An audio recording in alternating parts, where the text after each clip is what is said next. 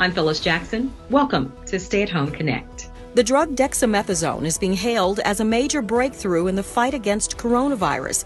Researchers in the UK held clinical trials involving 2,100 COVID-19 patients. They say the inexpensive, widely used steroid reduced death rates by 1/3 among the most critically ill hospitalized patients on ventilators. Researchers stressed that among COVID-19 patients requiring no respiratory support, dexamethasone provided no benefits. The FDA revokes the emergency use authorization for hydroxychloroquine and chloroquine. The organization says both medications are unlikely to be effective in treating COVID-19 and have led to serious cardiac adverse events and other major side effects. Music Midtown 2020 has been rescheduled due to the coronavirus. The massive music event will be held September 18th and 19th of 2021. Current ticket holders don't need to worry. Organizers say the tickets will be valid for the new dates. Full refunds are available for those who cannot attend.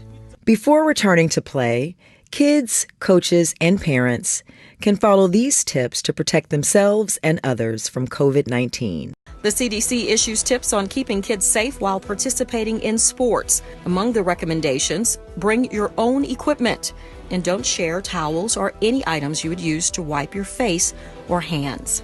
The City of Atlanta designates this week as Cheek Week to spread the word about the need for Black and African American donors to donate bone marrow. Atlanta City Council member Andre Dickens issues a statement regarding Cheek Week, calling it an SOS to the Black and African American community, as well as all from ethnically diverse backgrounds. It reads in part, "Please step up and help save a life, because we are the cure. We have the power within us to help change one more disparity affecting Black lives, and it starts with a simple cheek swab." Thanks for joining us. Have a great night.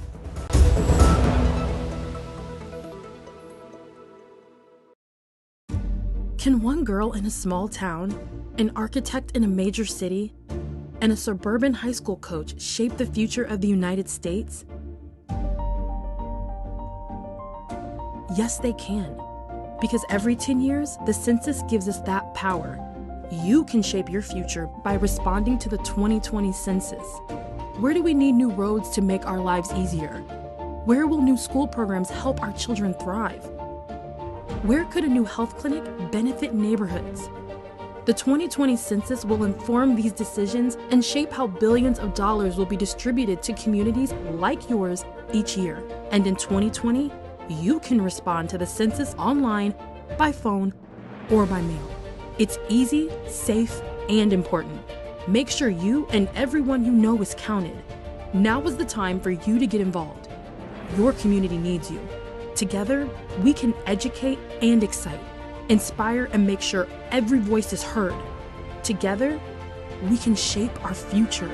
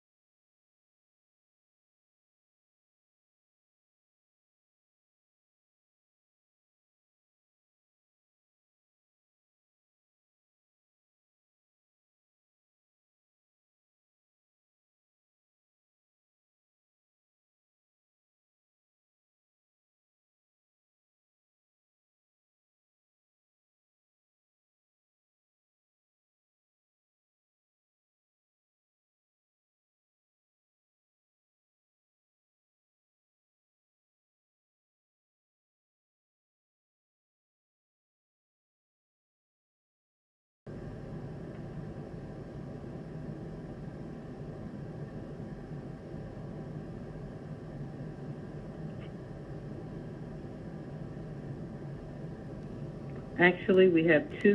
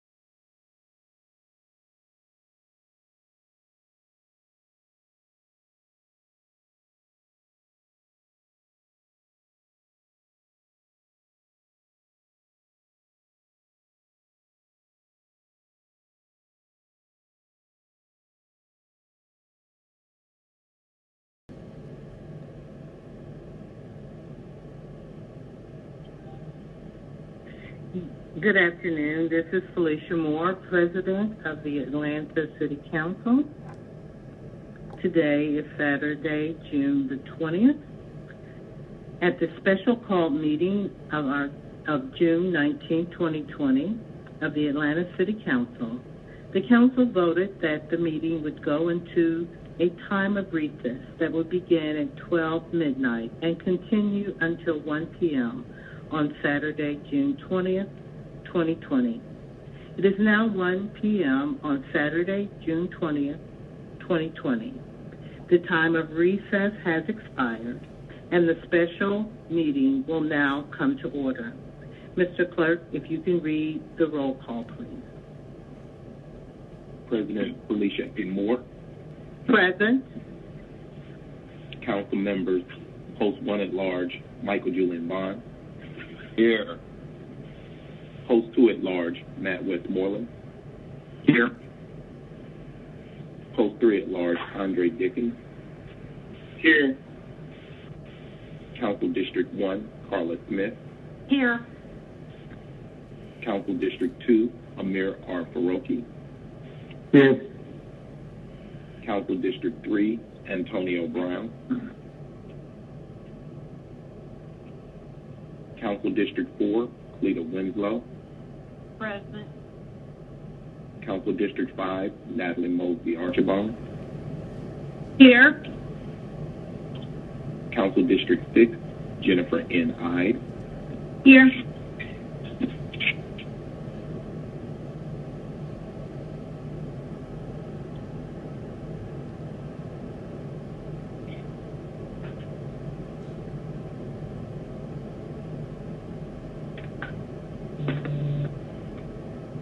Andrea Boone, present. Hold on 1 second, please. I don't know what happened to the clerk. Let him have time. Maybe he got dropped.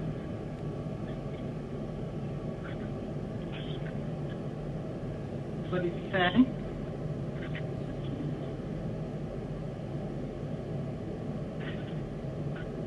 Hold for the clerk. His line dropped. He will be right back.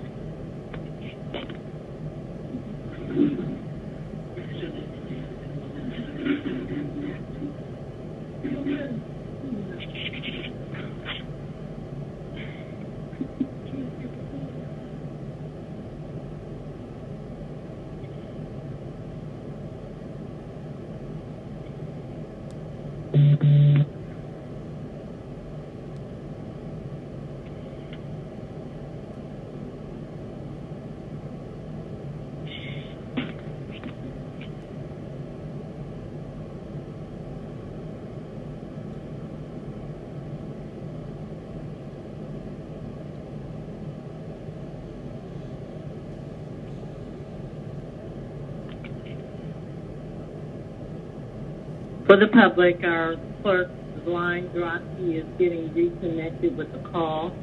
And when he does come, I will ask him to start the roll call from the beginning so that we are sure that we caught all members. So please hold.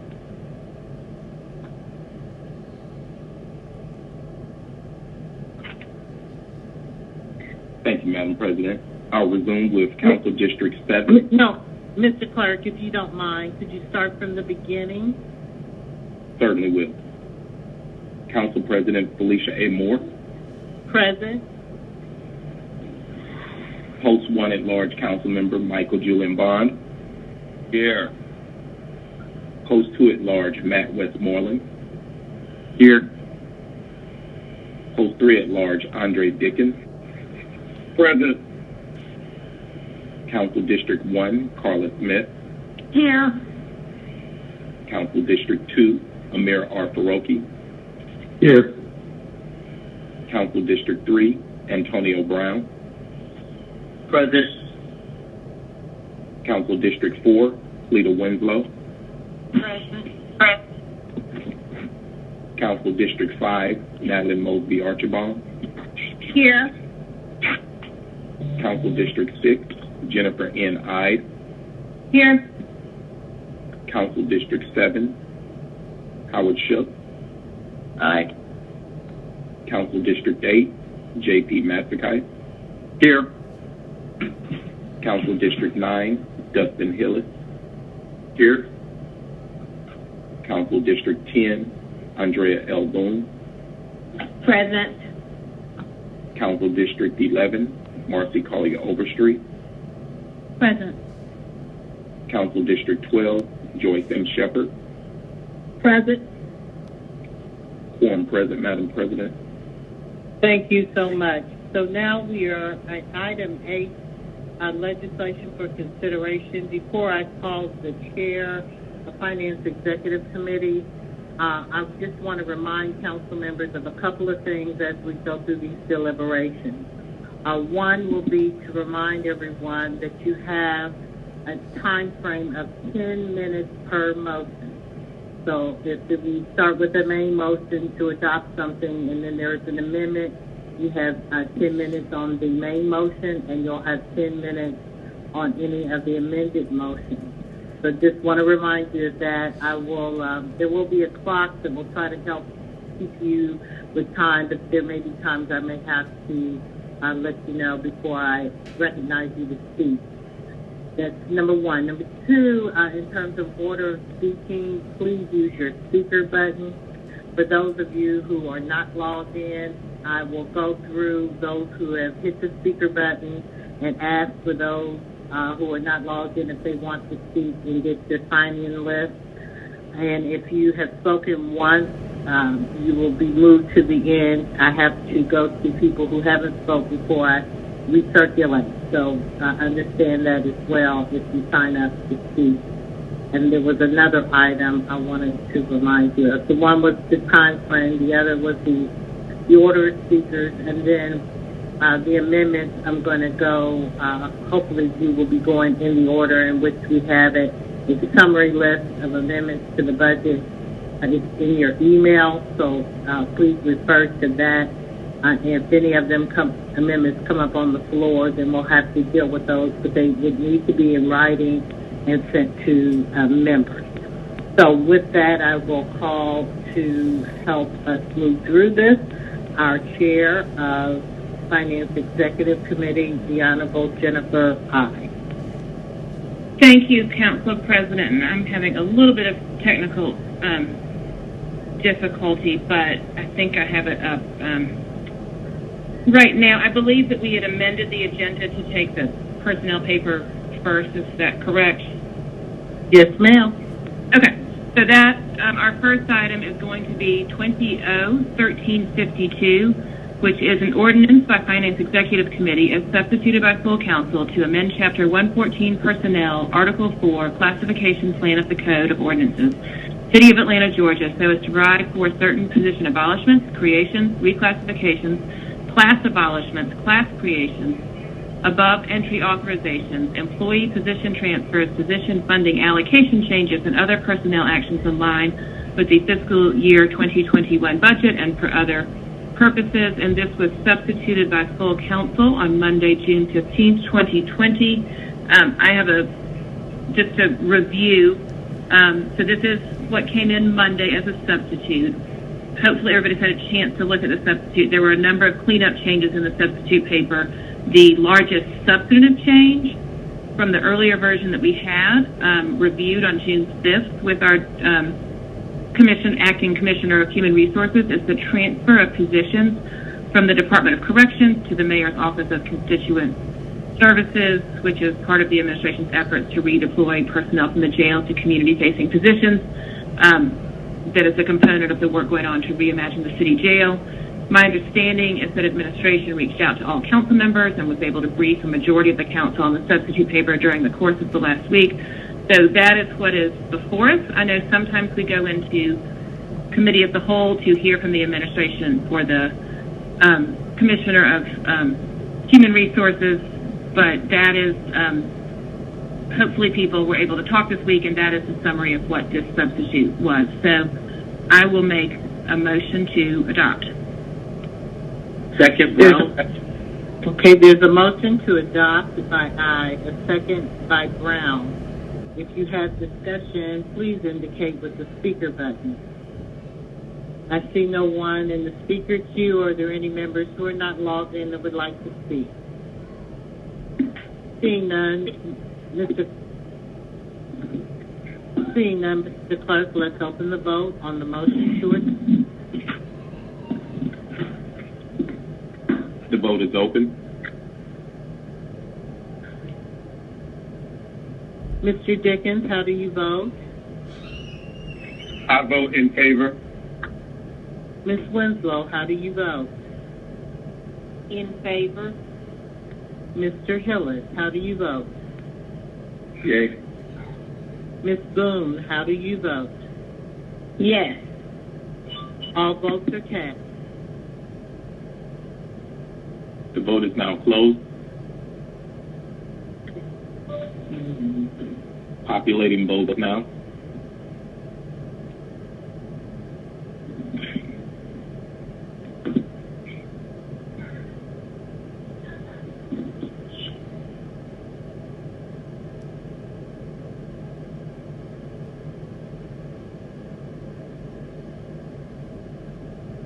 Fifteen yeas, 0 nays.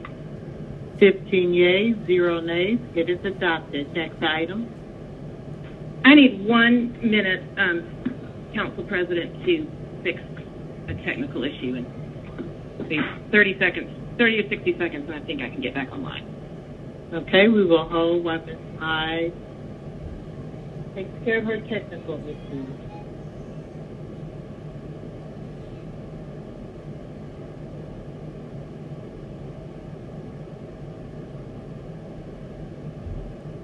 Madam President, Yes, Mr. Clerk. if I could just make one brief announcement while we wait. Yes, please do. Today's meeting of the Atlanta City Council is being held in accordance with OCGA 50-14-1. Thank you, Madam President. Thank you.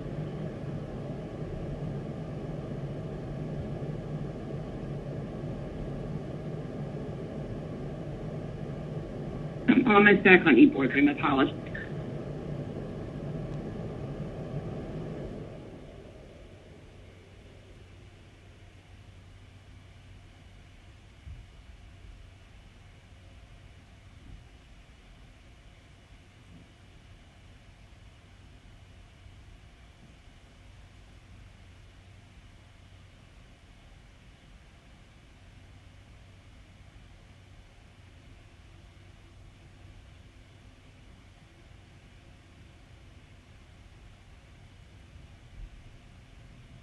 For the public, we're waiting on our chair to be reconnected. Please hold.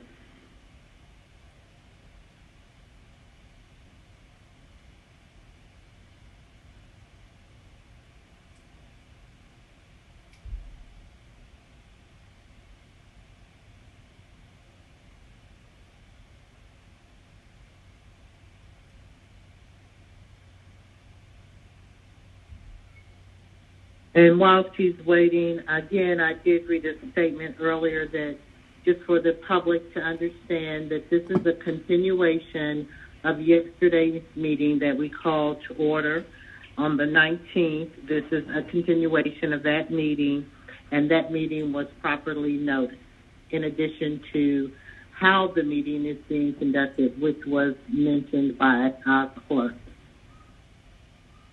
Madam Chair, how you doing? I am getting there. My technology picked a bad day to fail me, but I'm almost back in.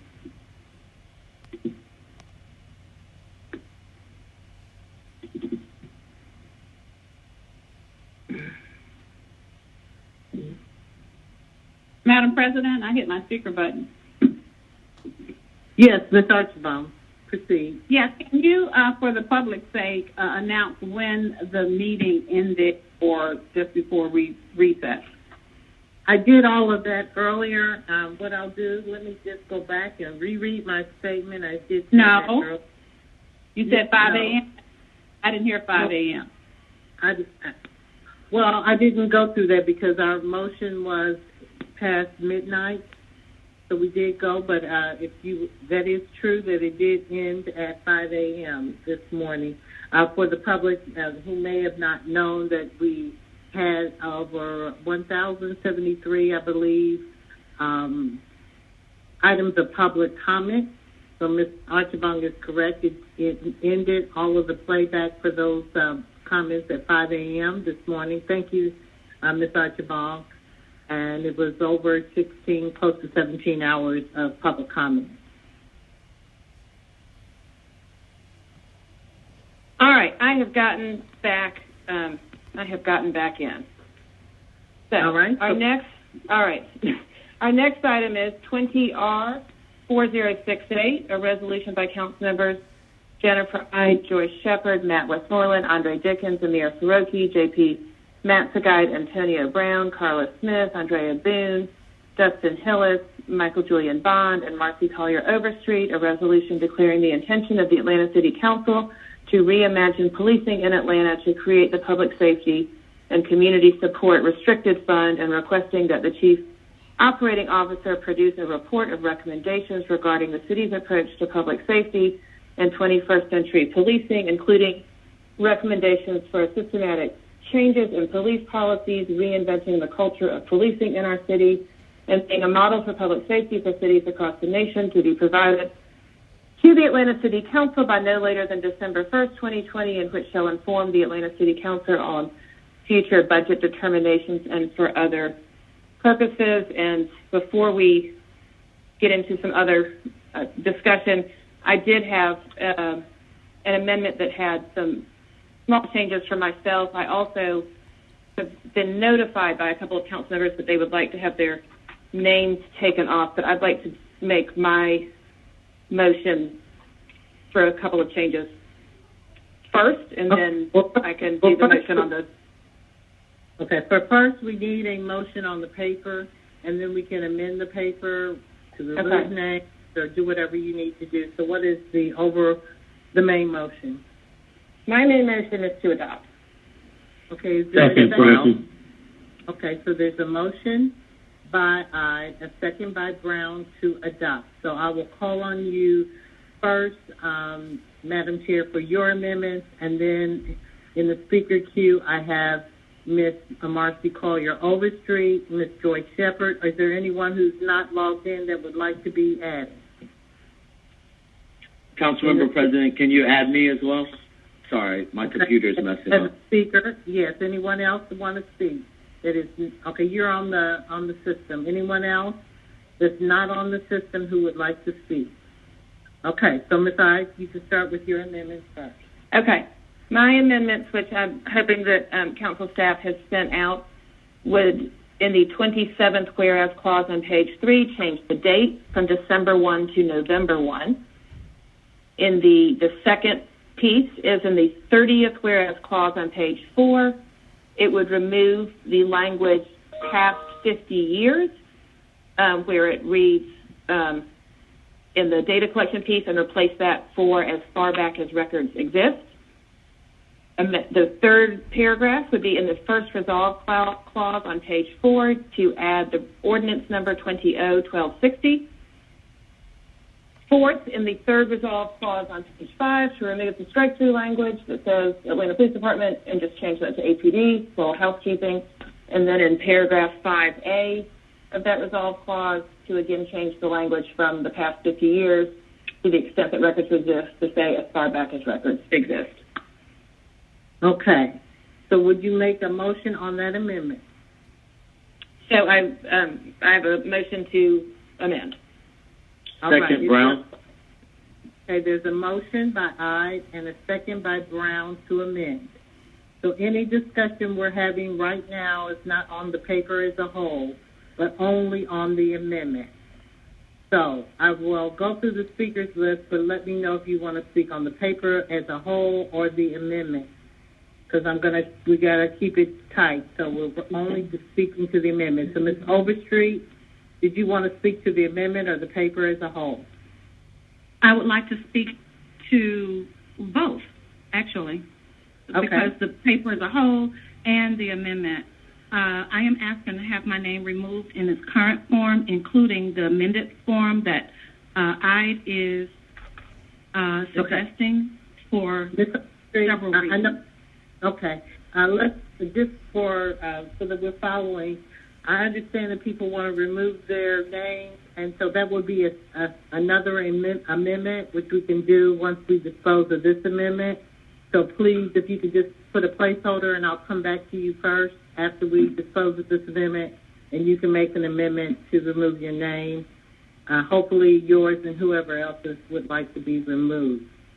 Mr. Brown, Okay. Mr. Brown, is your comment on the amendment or the paper as a whole? We're only speaking to the amendment. Mr. Brown. Mr. Farokhi, did you want to speak to the amendment? No, to the paper as a whole. Okay. So we have the amendment before us. I have no one to speak to the amendment. Let's open the vote on the amendment. And this is Winslow. This is on the side amendment. Yes, ma'am. Okay. How do you vote, Ms. Winslow? Ms. Winslow, how do you vote on the amendment? No. Mr. Dickens, how do you vote on the amendment? Yes. Mr. Hillis, how do you vote on the amendment? Madam President, I apologize. I'm also having technical difficulties with both my phone and my computer. I would request that the amendment be reread in order to establish my vote. Okay. Ms. Boone, how do you vote on the amendment? I would request that we please read that again. I am having technical difficulties here. Would you read the amendment again, and then I will get Mr. Hillis and Ms. Boone's vote. Thank you. Yes, I will. So the amendment does 4 different things. Number 1, in the 27th whereas clause that has a date of December 1 for the Chief Operating Officer's report, it changes that from December 1 to November 1.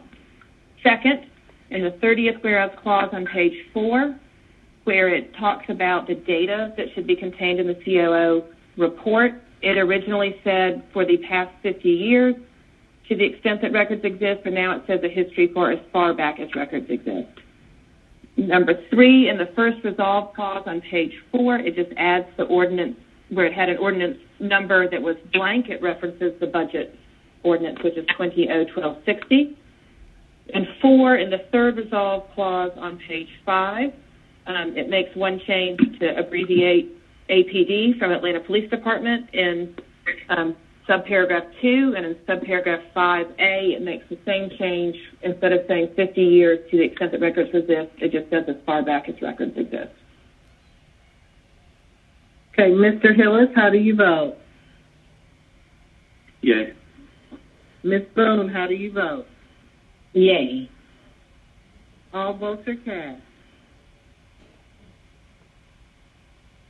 The vote is now closed.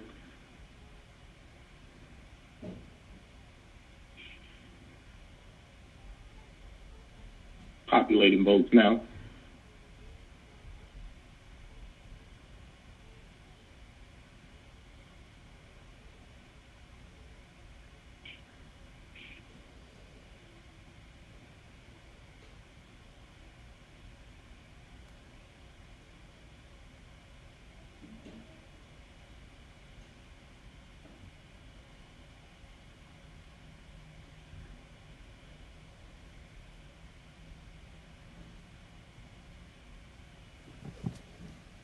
populating votes.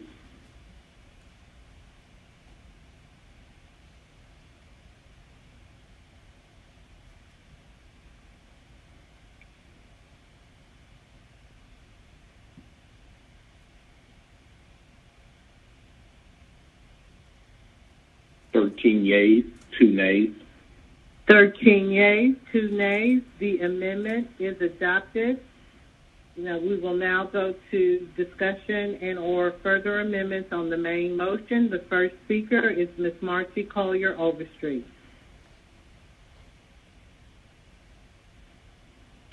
Are we speaking on the main motion? You have amendments and or discussion on the main motion. Yes, ma'am.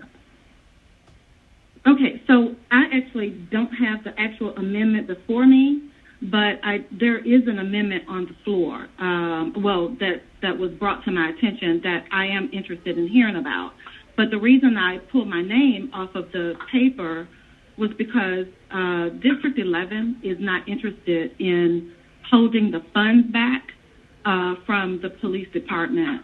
I've not spoken to one district constituent that would like to have less police officers on in our district. What they are saying is they want a better relationship with the police officers.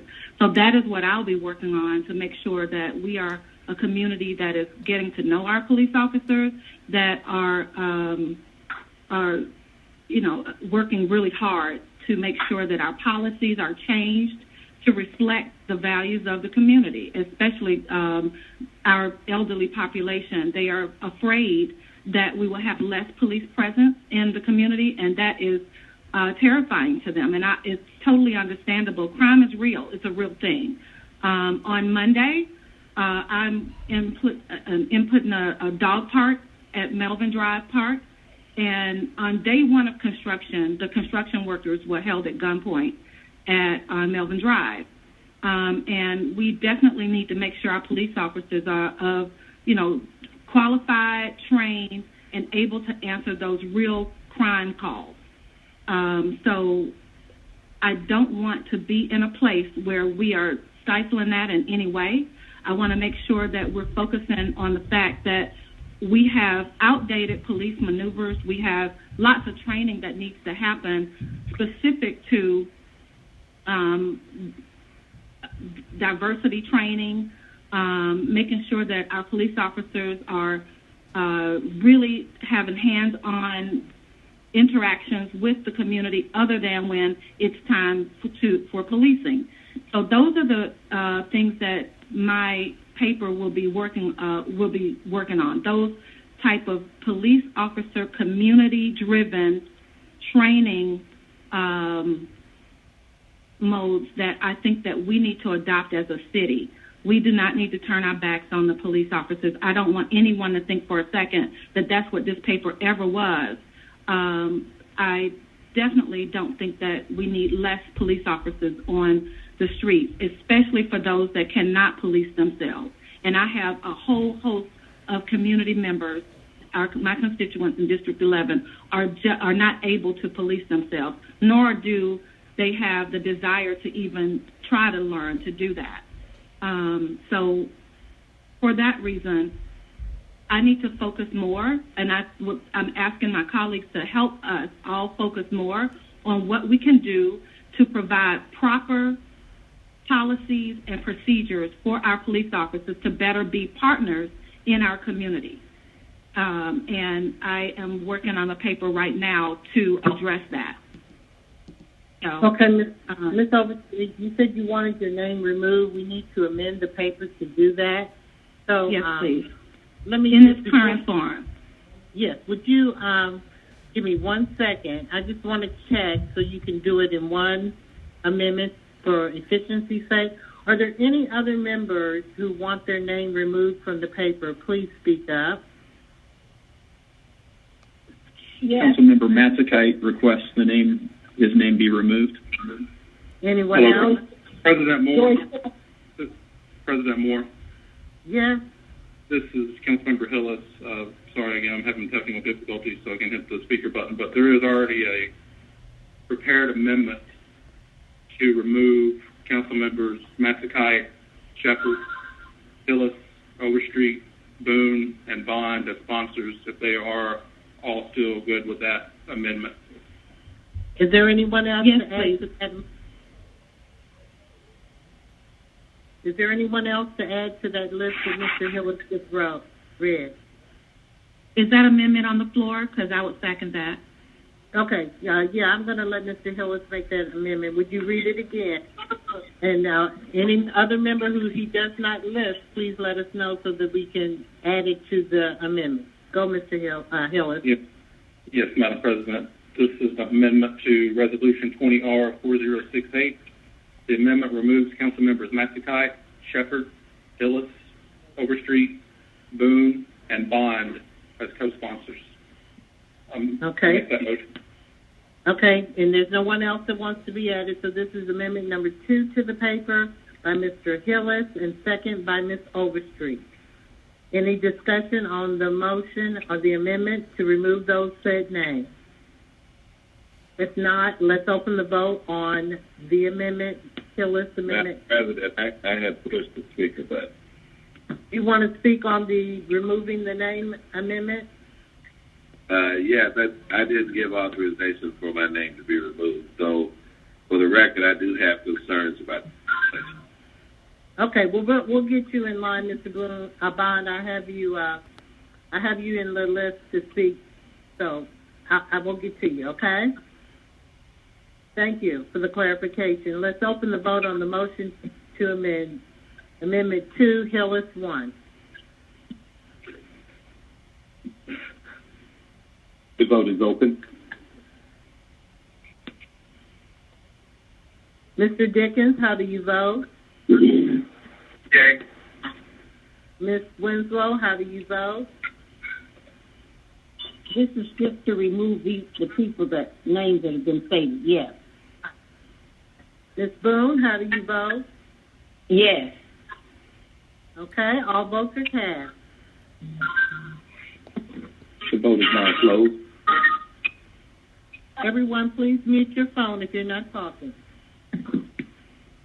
Populating votes now.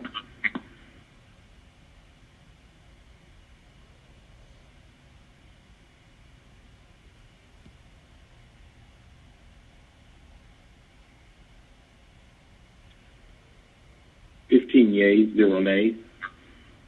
15 yeas, 0 nays. The amendment is adopted. Now, are there any, I have people in line, but I would like to know, just for efficiency purposes, are there further amendments to the paper? If not, I will go in the order that I have. Are there any members who are not logged in that would like to speak so that I can put you on the list? Okay, so this speaking will be to the main motion, which is Council President, can I? Yes. Can I just? This is Councilmember Ide. Councilman Brown had sent me an amendment. I don't know if he still wants to make it or not, but he had sent one to me. Okay, he's next to speak, so I'll get his. Okay. So I have Brown, followed by FAROKHI, Matsakite, Bond, and Shepherd. Again, is there anyone else who wants to be in the speaker queue that is not online? Please mute your phone if you're not talking. Okay, Mr. Brown, you're up. Thank you, Madam Chair. So I would like to bring forth an amendment. This amendment revises the second "be it therefore resolved" clause to amend recommendations 1 and 3 and add a new number 5 and renumber to reflect 5, 6, 7 as amended. The first amendment to number 1 is a review of best practices, where we've added funding allocations and people-centered public safety from around the world. So we're just adding the funding allocation piece as a part of the review of best practices.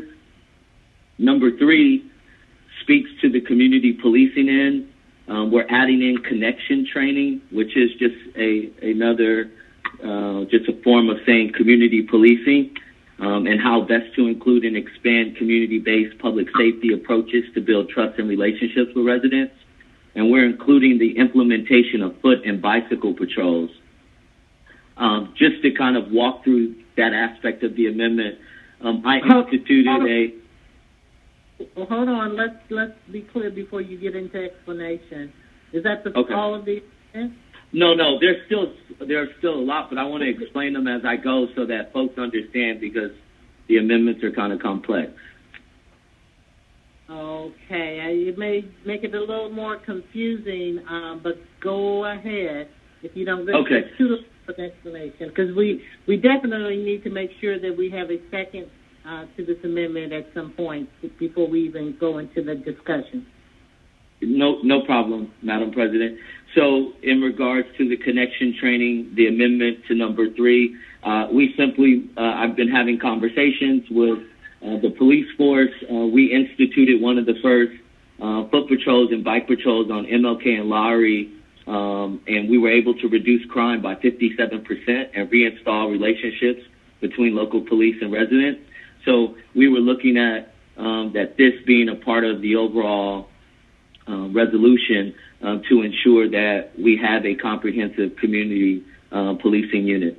And then number 5 is the permanent expansion of pre-arrest diversion and the preparing adult offenders to transition through training and therapy. So it's the PAD program and the PAT3 program, and they're both currently functioning programs within our public safety unit. And, Councilmember FAROKHI and I are working on an amendment, a budget amendment in regards to that, but this is just simply ensuring that this is a part of the resolution and being specific of the areas in which we're focusing when we look at reimagining public safety.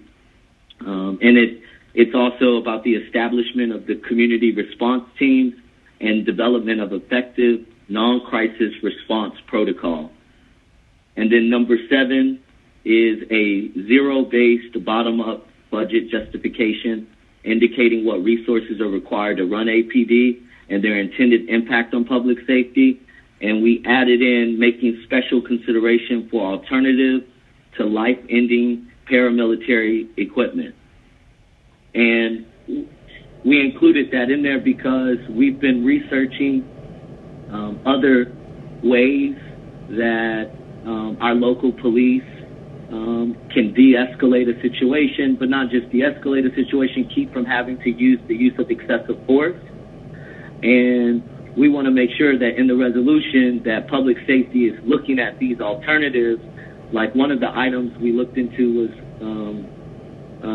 a tool that could stop an individual from running without hurting themselves and without having to use a taser or having to use a lethal weapon.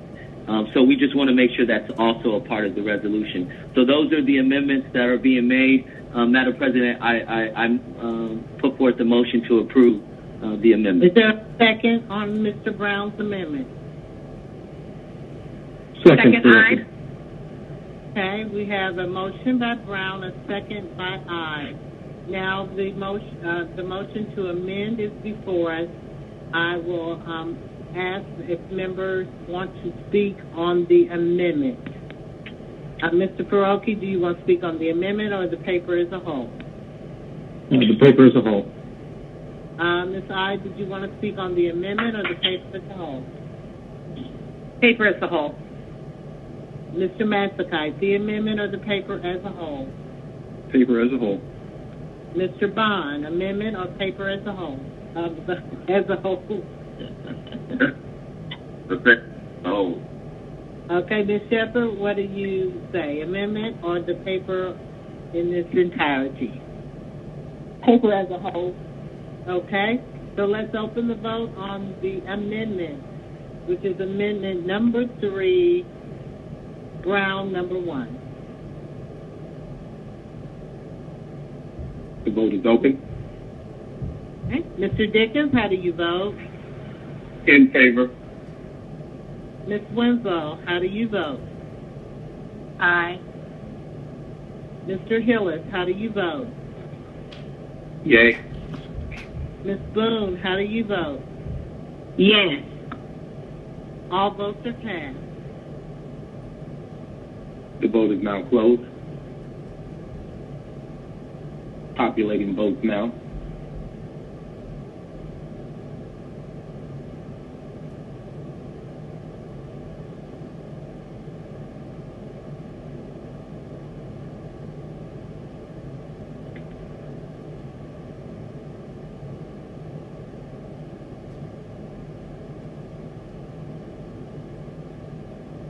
The vote is now closed. 13 yeas, 2 nays. 13 yeas, 2 nays. It is adopted. And if everyone could please hold, I need to consult with the parliamentarian. Hold, please.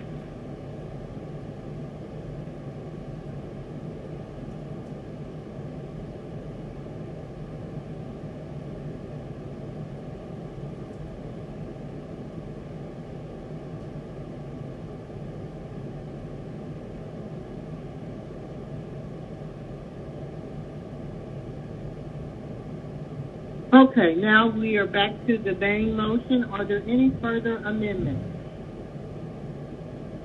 Any further amendments? Okay, now we will go to the speakers list. I have FAROKHI, aye, Masakai, Bond, and Shepard. Anyone not on the system who would like to be in the lineup? Okay, we will go in the order that we have. Mr. FAROKHI, you're up. Thank you, Madam President. I figured we rise in support of this resolution and want to commend Councilmember Ide for creativity, initiative, and architecting this. I just want to say briefly, look, we need police in our city. I don't think anyone on council or at City Hall disagrees with that.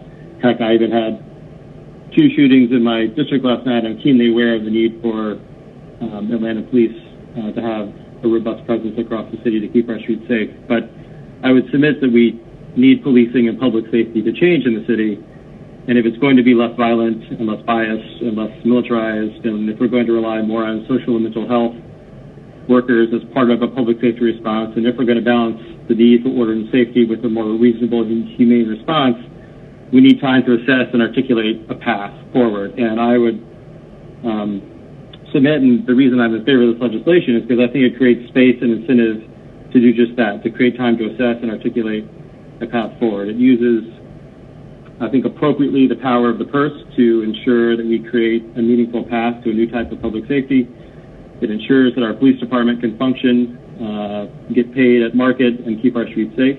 If there's any hesitation or confusion, it may be making sure that our police department understands that this is not a resolution that will result in December rolling around and then council deciding we're going to, fire half the department and no one can pay their mortgage and they're out of a job. That is not the intent or outcome that will occur if we pass this resolution. So I would just say I think this is a thoughtful piece of legislation that creates some incentive for the council to work with the administration on really digging deep and redefining what public safety looks like in our city, what our police department looks like and how it functions. It's legal, it's smart, it can be effective, and I encourage all of us to vote for it. Thank you. Thank you. Our next speaker is Councilmember Ide.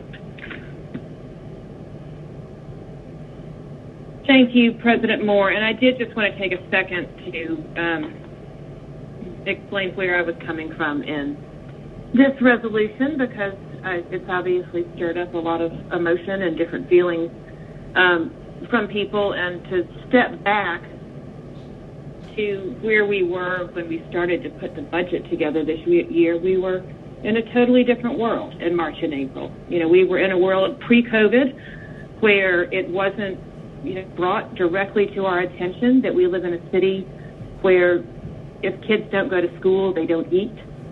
When recreation centers aren't open, that children don't have a place to be off the streets, that seniors may not have a place to socialize at all or be fed. And I think that all of this was very eye-opening. And then we got to the events of the last month, and I have to say,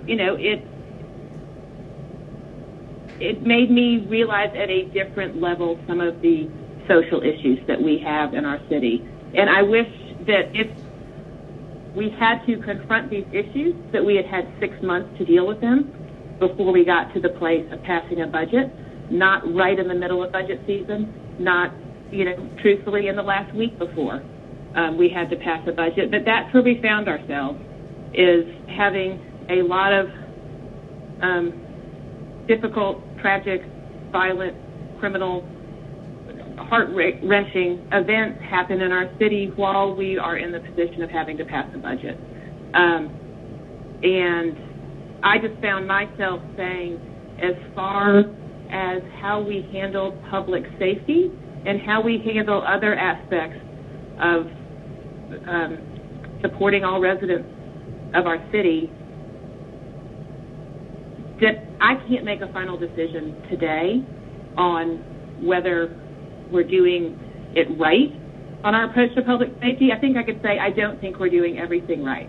I think there may be some things that we want, there are ways that we want our public safety police officers to act differently. So there may be some policy reforms. I also think, though, and I'll go back to what Mr. Brown had said, that, caught some people's attention when our police chief stepped down, and he said, I think all of the elected officials need to step down. And what I took from that is that we all have responsibility. There are things that our police are doing today, and they're doing them because the elected officials asked them to do them. So it's not their fault. If there are places where we think we're over-policing, our police are doing that because we have said to them, we have created we have made something a criminal act, or we have said this is how we respond when items come into 911. And so I spent a lot of time thinking about, it's not just necessarily that there are police officers, a few people who aren't following the rules. It's that we need to think about what the rules are, and we need to think about where our allocation is. And so the paper that I've put before here, which doesn't have a percentage, it doesn't have an exact amount, that would all be done in a budget amendment. But what it does is to say we need some more time to look at all of this. I intentionally, knowing that this is, Atlanta Police Department is a very operationally heavy department, and that's why I actually put this on our chief operating officer to do it. I didn't want to spend the time of putting together some blue ribbon panel that we all pick our political friends to be on, and we take months and months to meet once a month. I put it back on the operational folks to say, please, let's, just as we're doing with corrections, we have been looking at corrections, we've been looking at some of the things in our court system, let's do that with our police department. Let's take a step back and a look at it. And where council sits in the process of really having a seat at the table on issues is when budget time comes around. And so by saying we are going to put some part of police money, we're not taking it away from you right now. And we may not take it away at all, but we're going to hold some of it, really to hold our feet to the fire, to hold the administration's feet to the fire, not to punish the police, but to make sure that the mayor and her staff and council come together and figure out how to do public safety right in Atlanta. And so that's the idea behind putting some aside to say there's a carrot and a stick here. We need to do our work. This is much more about the elected officials doing our work than about our police officers doing our work, because our police officers, for the very, very vast majority, are doing exactly what we've asked them to do. So that's what my paper is about, is to say, we're never done with the budget. We can always come back and do budget amendments mid-year, but really sending a strong signal that for the Atlanta Police Department this year, we're not done. We have work to do. The council has work to do, the administration has work to do, and we're going to acknowledge that we have work to do. And there may be policy changes that come out of that. There could be some restructuring that comes out of that. We may say we're not going to respond to homeless cases, calls about homeless people anymore with armed officers. We may, have the mayor's new department that some of the corrections people may move into, maybe they respond. So I don't know what it is, because we need to have the experts and the data in front of us to make that decision. I wasn't prepared to make any transfer of funds today because we need to do the hard work first. So that's what the paper's about. It's not intended to send a message to anybody who works in APD that we think you're doing a bad job, that we're going to stop paying you as of December 31st. It's meant to say the elected officials And the people that work for us need to do the hard work of figuring out if we're doing public safety right and if we need to make any changes. Thank you. The next speaker, Mr. Masakai. Thank you, President Moore. I also support continuous improvement throughout the city, including the police department.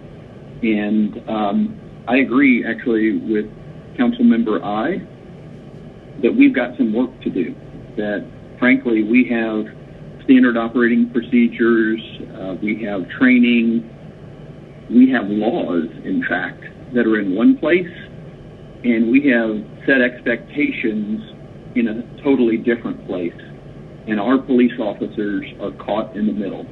And that's a horrible place for them to be. And we need to do some work, some serious work, to be sure that expectations match the training, the laws, what we're asking our officers to do. And so I agree that we have to do some work. We have to continue to evolve our police force to reflect the times in which we live. And so I completely support that. However, I'm not in favor of this amendment because I believe that we can do this work and reimagine and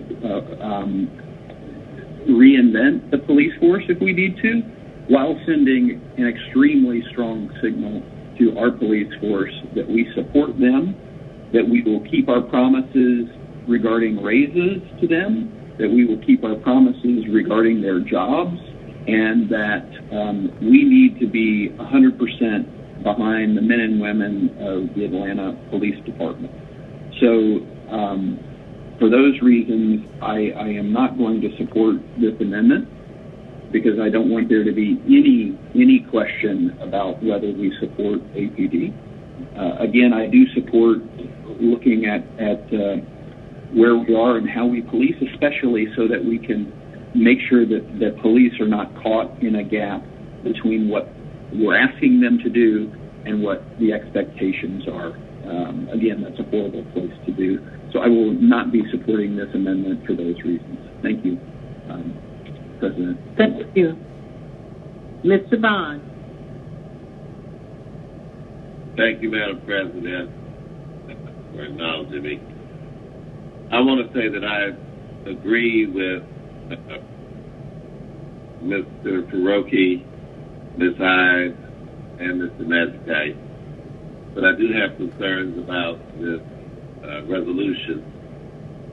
I am concerned about us keeping our commitment to the men and women of APD that we committed to a couple of years ago to make sure that they have the salary and compensation that they have earned and that they deserve, notwithstanding all the issues that have been articulated here. But, we're asking people, the vast majority, who have not engaged in behaviors that have warranted news coverage or indictments or investigations, that continue to go out every day and risk their lives on behalf of the public that supports them and on behalf of the public that does not support them. And yet they show up to work every day. And so what I'm concerned about is the implication, perhaps, that there is that this resolution would indicate either to the council or in any quarter that we're not going to keep that commitment. I've raised concerns with, fellow council members and those in the administration that it would be improper not to keep our commitment on the salary increase for those APD officers who have not yet received it, while there have been others that have. If we can imagine how difficult it is to be a policeman, a police officer during these times, imagine what it's like to do all of that and then you're working next to someone who already been compensated and had their salary increased, but yet for some might view as arbitrary reasons, you don't have the salary and you don't have your increase and you're out there doing the same job. And so with all the morale questions that are lingering for the work that the Atlanta police are doing on a daily basis in their regular job, and then the extra duty to manage the protest, and of course all that goes along with that you have the schisms within the department that some have been compensated appropriately while others have to wait. So my question is either to law or finance. Does this resolution indicate in any way that what are the budgetary implications of this resolution towards those salary and benefits? So I would ask either Mr. Counsel for Finance or Ms. Hickson if either of you have an answer to Mr. Bond's question.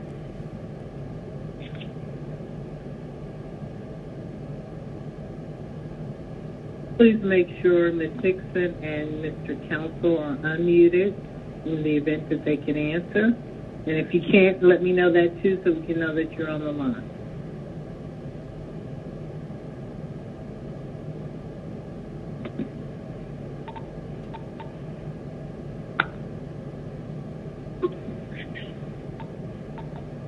Hold on, Ms. Hickson. Council President, this is Nina Hickson. Can you hear me? Yes, we can. Yeah. Okay. The resolution itself and the language regarding the budget implications does not have, as you well know, the force of law. Anything that would be done in terms of the budget would have to be done by way of ordinance. And so the resolution on its face is not problematic, but it depends on how one attempts to effectuate the budget part of it. And what one would have to remember is that there's first of all an obligation to do a balanced budget. Secondly, our code, unless it is waived by the council, requires that there be funding that is spread out over a 12-month period. And so the bottom line is the resolution on itself is not problematic, but the methodology that would be used would have to conform with what the law requires. And the law requires a balanced budget, and it requires that there's enough to spread out over the 12 months unless that particular provision of the code is waived. Madam City Attorney, thank you for that response. My further question, so that would obviously include salary allocation for any department, including police, correct? That is correct. So we would be, unless we chose to waive the code, we would be obligated to, regardless of whatever extra conversation was being had, we would be obligated to fund whatever the salary rate is for a 12-month period while these conversations took place. If the code provision regarding 12 months is not waived, then yes, there would be an obligation to fund what you intend to have for the next year. Or at least have that in your budget. Well, thank you. Well, I close out my comments. I don't feel there's anything wrong with the council making a policy statement, but I would have grave concerns about amending the budget in any way that prevents people from being fully compensated for the entire year. I think that we should all be engaged in seeing how we can improve our community policing, how we can improve our relationships with the broader community. I think it's a must-have, and I think it's really a never-ending conversation. But I think we have to take into account the people who are doing this work on a daily basis and literally are risking their lives when they put on the uniform on our behalf, regardless of how they were trained or what our rules or what our political positions are. Their actual lives are on the line. And to leave them hanging in a limbo situation for any period of time, whether it's a month, 6 months, to wonder about their security for their families, I think is unfair. So I hope my name was not removed, because I did not authorize my name to be on an amendment to remove it. I don't have a problem with supporting the resolution, but I will not support any budget amendment that would take away the compensation that we as a government promised a couple of years ago, that we have fulfilled roughly by 2/3 or 3/4 margin to this department. Because as we all know, in politics, you're only as good as your word. And if you don't keep your word on this point, how can we imagine that the people who go out and risk their lives every single day, on every single shift, can have confidence in what we might do in 5 or 6 months? So I will support the resolution today, but I will not support any amendments that will harm or devalue the commitments that we have already made to these people who risk their lives every day. And so I hope my name wasn't removed, and if it was, I'd like for it to remain. And that will close my comments, Madam President. Okay, Mr. Bond, you qualified that when the amendment was being made, and I just verified with the clerk that your name was not removed. Okay? Are you done, Mr. Bond? Okay, so we go now to Ms. Shepherd. Thank you, Madam President. As I listened, and I originally put my name on the resolution also, but over the last week, I have deliberated with people in my community, did a much more polling. There's a small percentage of people in my community who are saying defund the police department.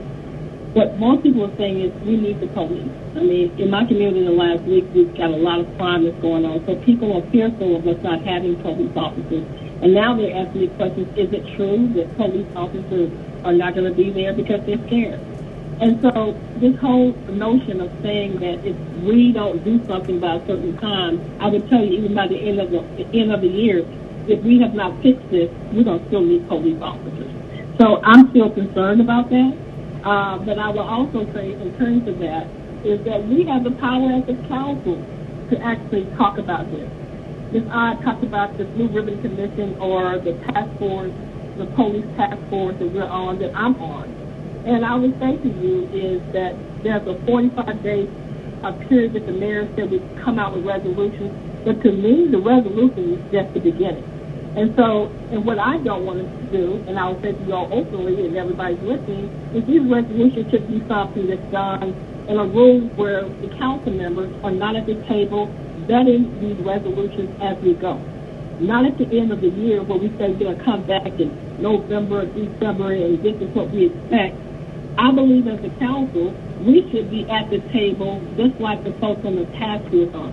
Because when I'm interacting with the task force, there is expertise on there, but there's also a lot of not enough knowledge to know how the laws work, what's going on.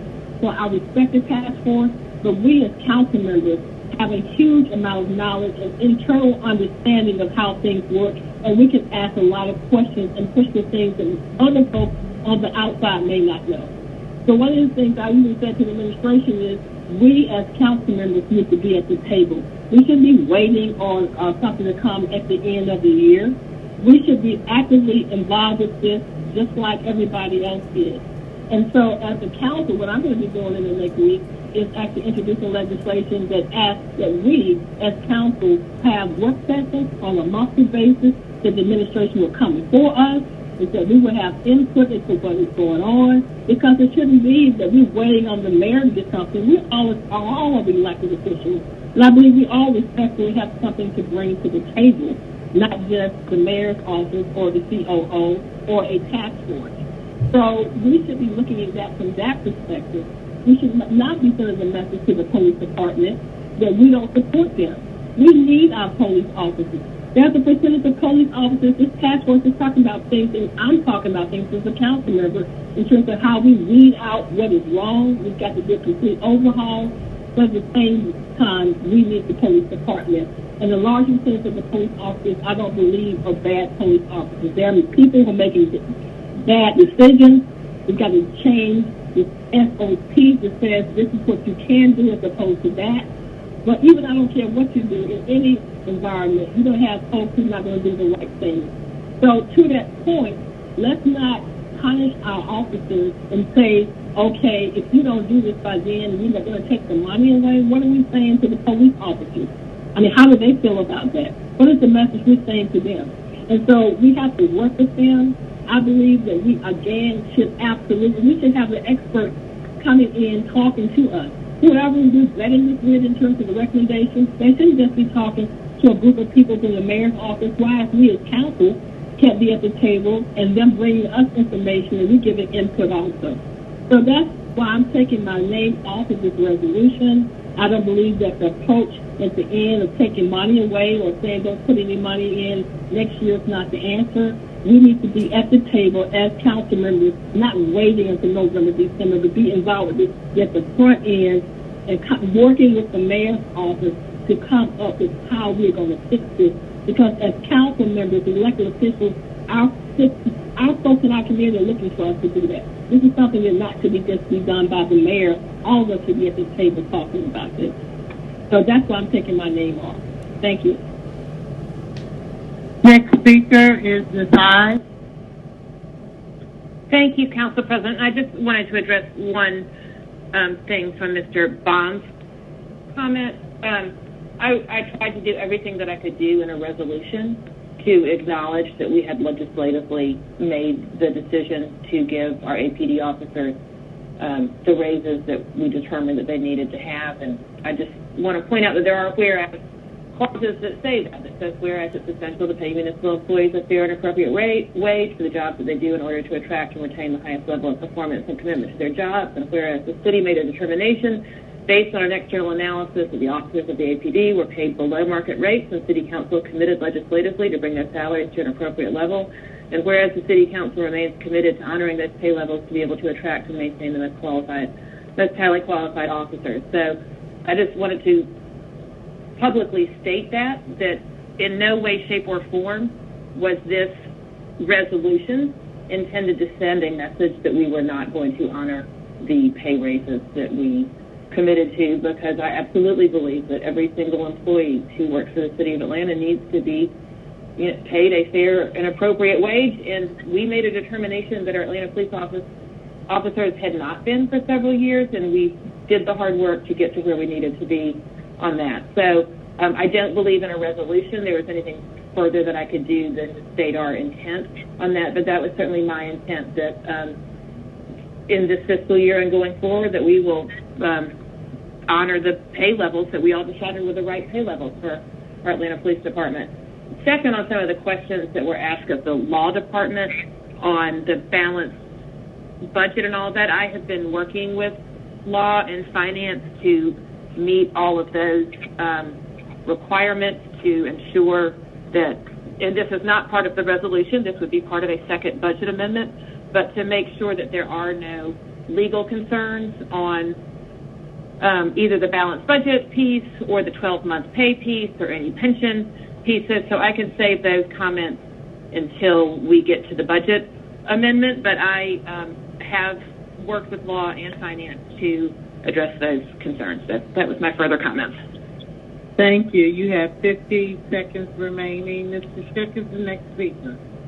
Thank you for that, Ms. Hyde. I'm good, Council President. That's it. Mr. Shook.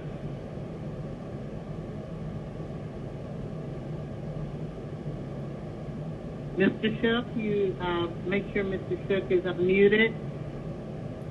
And if everyone else will make sure that you are muted. Here's some background noise. Okay, we'll go to Mr. Brown. Thank you, Madam President. Let me start by saying how appreciative I am of my colleagues for supporting my amendment.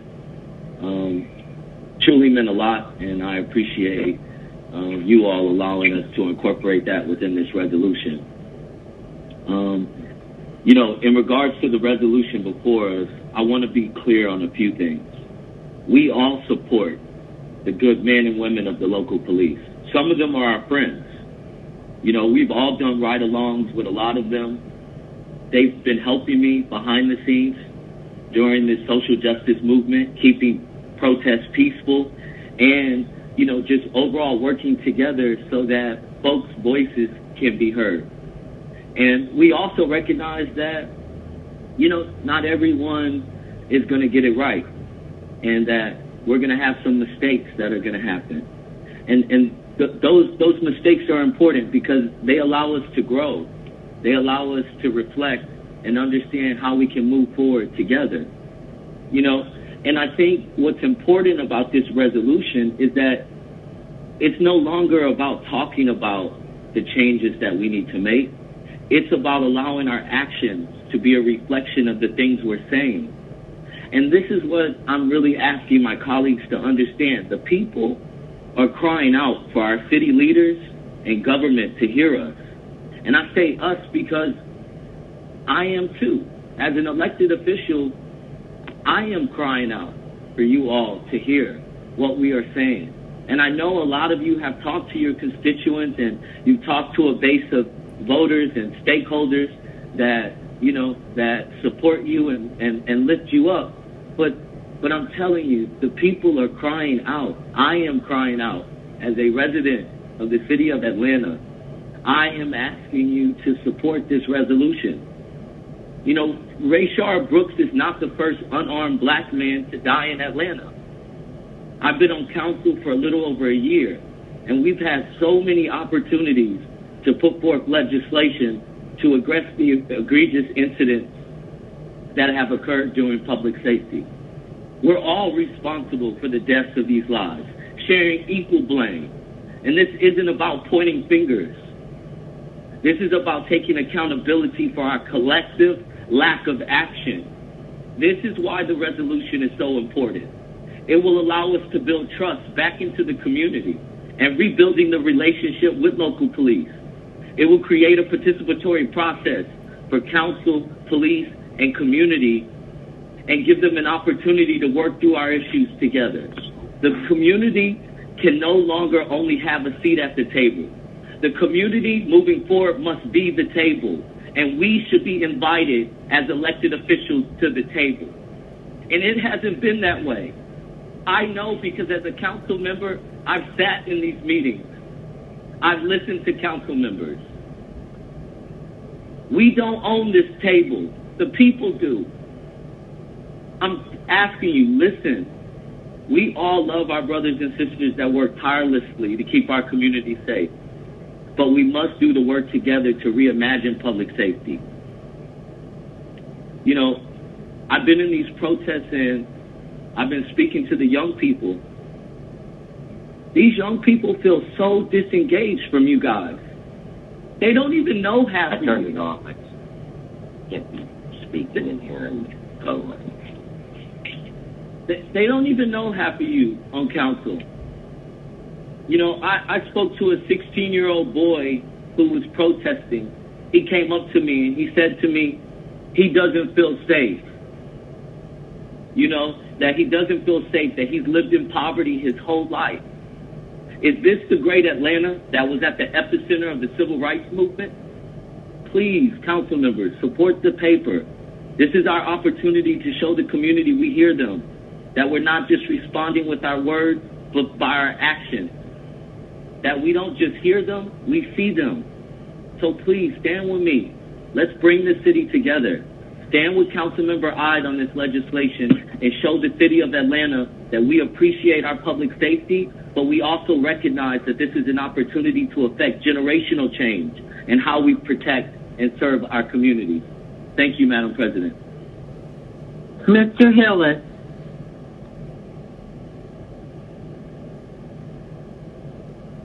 Mr. Hillis. Mr. Hillis. Okay, we'll go to Mr. Westmoreland. Madam President, I'll defer to Mr. Shook. I believe he was on mute earlier, and happy to let him go first since he queued up before I did. Go ahead, Mr. Shook. Yeah, thank you. I was on mute. I apologize. I can't support anything that even suggests an additional uncertainty around whether, APD is going to continue to be paid or not. Nor can I support anything that could be open to suggestion that we underappreciate or disrespect APD. I am, the mayor as chief executive, as chief executives can do, is way out in front of us in terms of ordering a review. Let no one doubt that she is sincere. And the idea about a bottom-up budgeting just for police, I think every department ought to be subjected to that. Thank you. Thank you, Mr. Westmoreland. Now with Councilmember Hillis, who I think is attempting to get unmute, but also was in line before me. Mr. Hillis.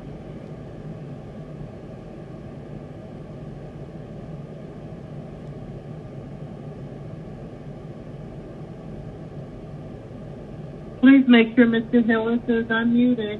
Mr. Hillis? Mr. Westmoreland, please go ahead. Will do. Thank you, Madam President. Colleagues, you all know that I spent 4 years teaching at Carver High School, and on Wednesday afternoon, I got a call from a former student of mine. He's a 26-year-old. And he said, Mr. West, I am scared to be in Atlanta right now. And I am scared for my 1-year-old son for what's going to happen when he grows up. And that conversation sat with me all day and all night and into the next morning. And about 24 hours after that, I went and I stood in the room at roll call with Councilmember Mazzakite for Zone 2 and looked into the eyes of a dozen officers getting ready to go out on yet another 12-hour shift, and thanked each of them for their service, for all they do for the city, period, but especially over the last 3 weeks where they have spent countless hours protecting tens of thousands of protesters who are exercising their right to speak and assemble. I support this resolution. There are several cities across the country that have taken action this month to cut various amounts of money from their police budgets immediately. And the reason why I think this is the better approach is because of what many of you have spoken about already. And it's one that says we are going to take the next 4 months and collectively, as a body, in concert with the administration, being led by our public safety chair and our finance chair, and have a conversation about what policing should look like in Atlanta. It's not a conversation you can have in 4 days. It's not a conversation you can have in 2 weeks. It's a conversation we have to get right. It's a conversation that does and will involve funding and conversations about, are we asking too much of our officers? How do we better support our officers? What do our men and women need in addition to the raises that this body has shown over each of the last 2 budgets and will do so again today? They have an incredibly difficult job.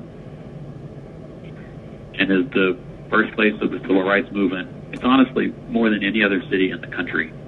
We have a responsibility to create a world-class public safety system where all of our citizens feel the system protects them and all of our officers feel safe and supported. And that's the conversation that needs to take place over the next 4 months. Councilmember Shepherd is right that this resolution is just the first step in a much longer, broader conversation, but it has to happen. It has to happen in Atlanta more than anywhere. And this conversation is starting us down that road of making sure that everyone feels protected and that everyone feels supported. I'll be supporting it today, and I am looking forward to the conversation in the months ahead, because we have to have that conversation for the student who called on Wednesday, and we have to have that conversation for the officers I stood with on Thursday. So thank you, Councilmember I, for your work and for your comments, and I look forward to voting in favor. Mr. Hillis. Thank you, Madam President. Can I be heard now? We hear you. Thank you. Okay. We hear you. Thank you, Madam President. This is much of the stuff in the paper is direly needed. The review needs to happen. The changes need to happen. The heartache that I have is, although I guess I'll speak in terms of the resolution, it is speaking out of one side of its mouth, that it is saying that we're going to restrict 50% of the budget that's in the 20th whereas clause. Yet some council members are saying it's not our intent to touch their salaries. Yet their salaries make up for 87 to 89, somewhere in that percentage range, of the general fund budget for APD. So I have a problem with what, as it is now, what some of the whereas clauses say, versus what we're saying is that we don't want to touch their raises, and I don't think anybody has discussed wanting to furlough police officers. So if it's appropriate at this time, I would like to offer an amendment, if that's okay with you, Madam President, to address that. Yes, if it's a proper, if not voted on the main paper, so if you have an amendment, please go. And Mr. Pace is sending this out if it has not hit your emails already. This amendment amends 20R 4068, the 20th whereas clause on page 2, to amend the 20th whereas clause to insert the bolded language provided below, whereas it is the intent of the City Council to restrict the non-personnel APD budget for Q3 and Q4 of FY21 and place such amounts into a public safety community supported restricted fund while a review of the city's approach to public safety and policing is conducted. And number 2, the 34th whereas clause on page 4, to amend the 34th whereas clause to insert the bolded language provided below, whereas it is the intent only non-personnel funds will be moved from the public safety and community supported restricted fund to the APD budget and or other department by budget amendments legislated through the City Council throughout fiscal year 2021, following the receipt of recommendations from the Chief Operating Officer and the City Council's consideration of all information presented. And number 3,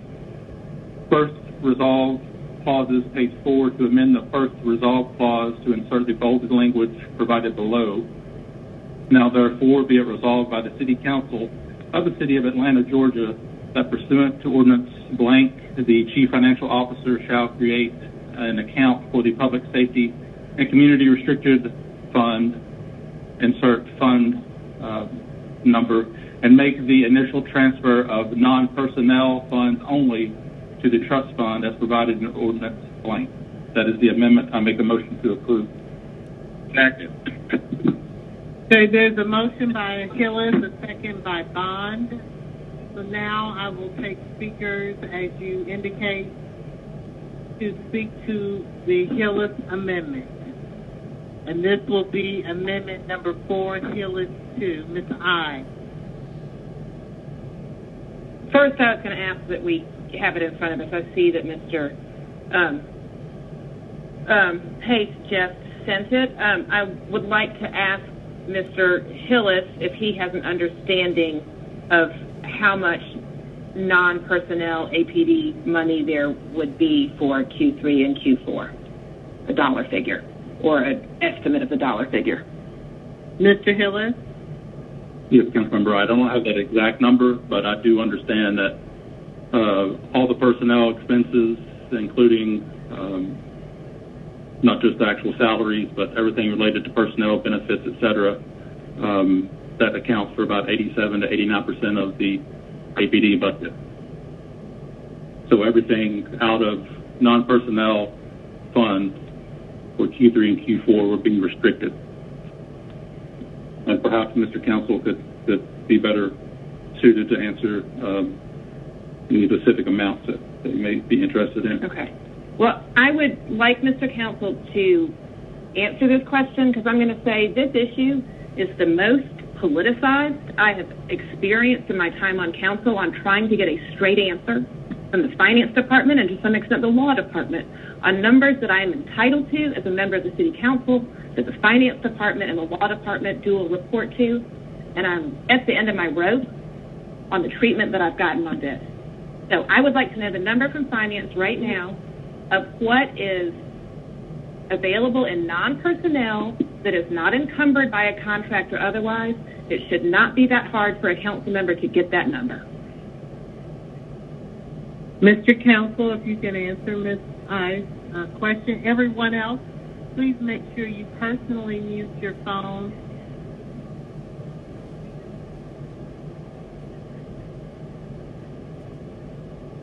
Mr. Counsel, make sure that he is unmuted.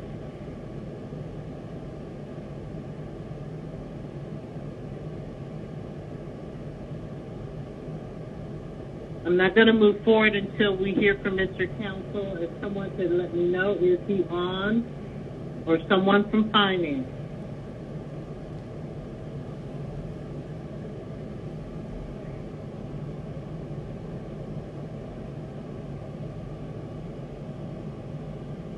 We will wait, because a member does have the right to ask that question if she deserves an answer. So, and I will say to my colleagues, the amount that I have been told this morning, and I have been trying to get confirmation, and I have no idea why it's so difficult, because I've asked this question myself, what we could take from non-personnel first, and the number that I was given is 1.9 million, which is a tiny, tiny fraction. I don't know if that's the correct number, because nobody will respond to me. Well, they're going to respond. We don't seem to, the staff is trying to figure out if someone from finance is on the call.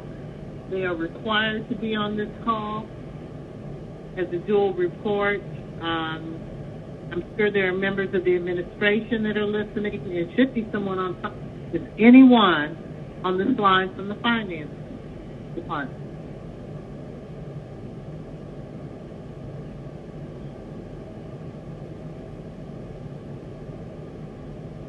Joshua Williams, I understand you've been unmuted. Do you know where the Chief Financial Officer is? Sorry about that. I was trying to get to my unmute button. I spoke with Roosevelt earlier. I believe he is on the call. Let me see if I can reach out to him here shortly again so that he can provide clarity. Line unmuted. Thank you. Yes, ma'am. We will hold until we hear from Mr. Counsel.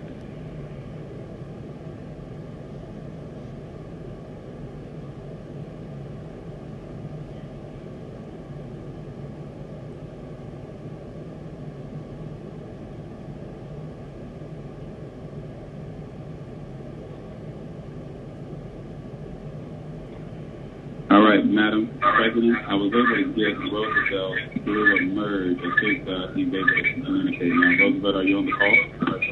Yeah, can you hear me? Okay, I think that hold on. Someone, you are going to have to disengage. It's not working. Please. Line muted.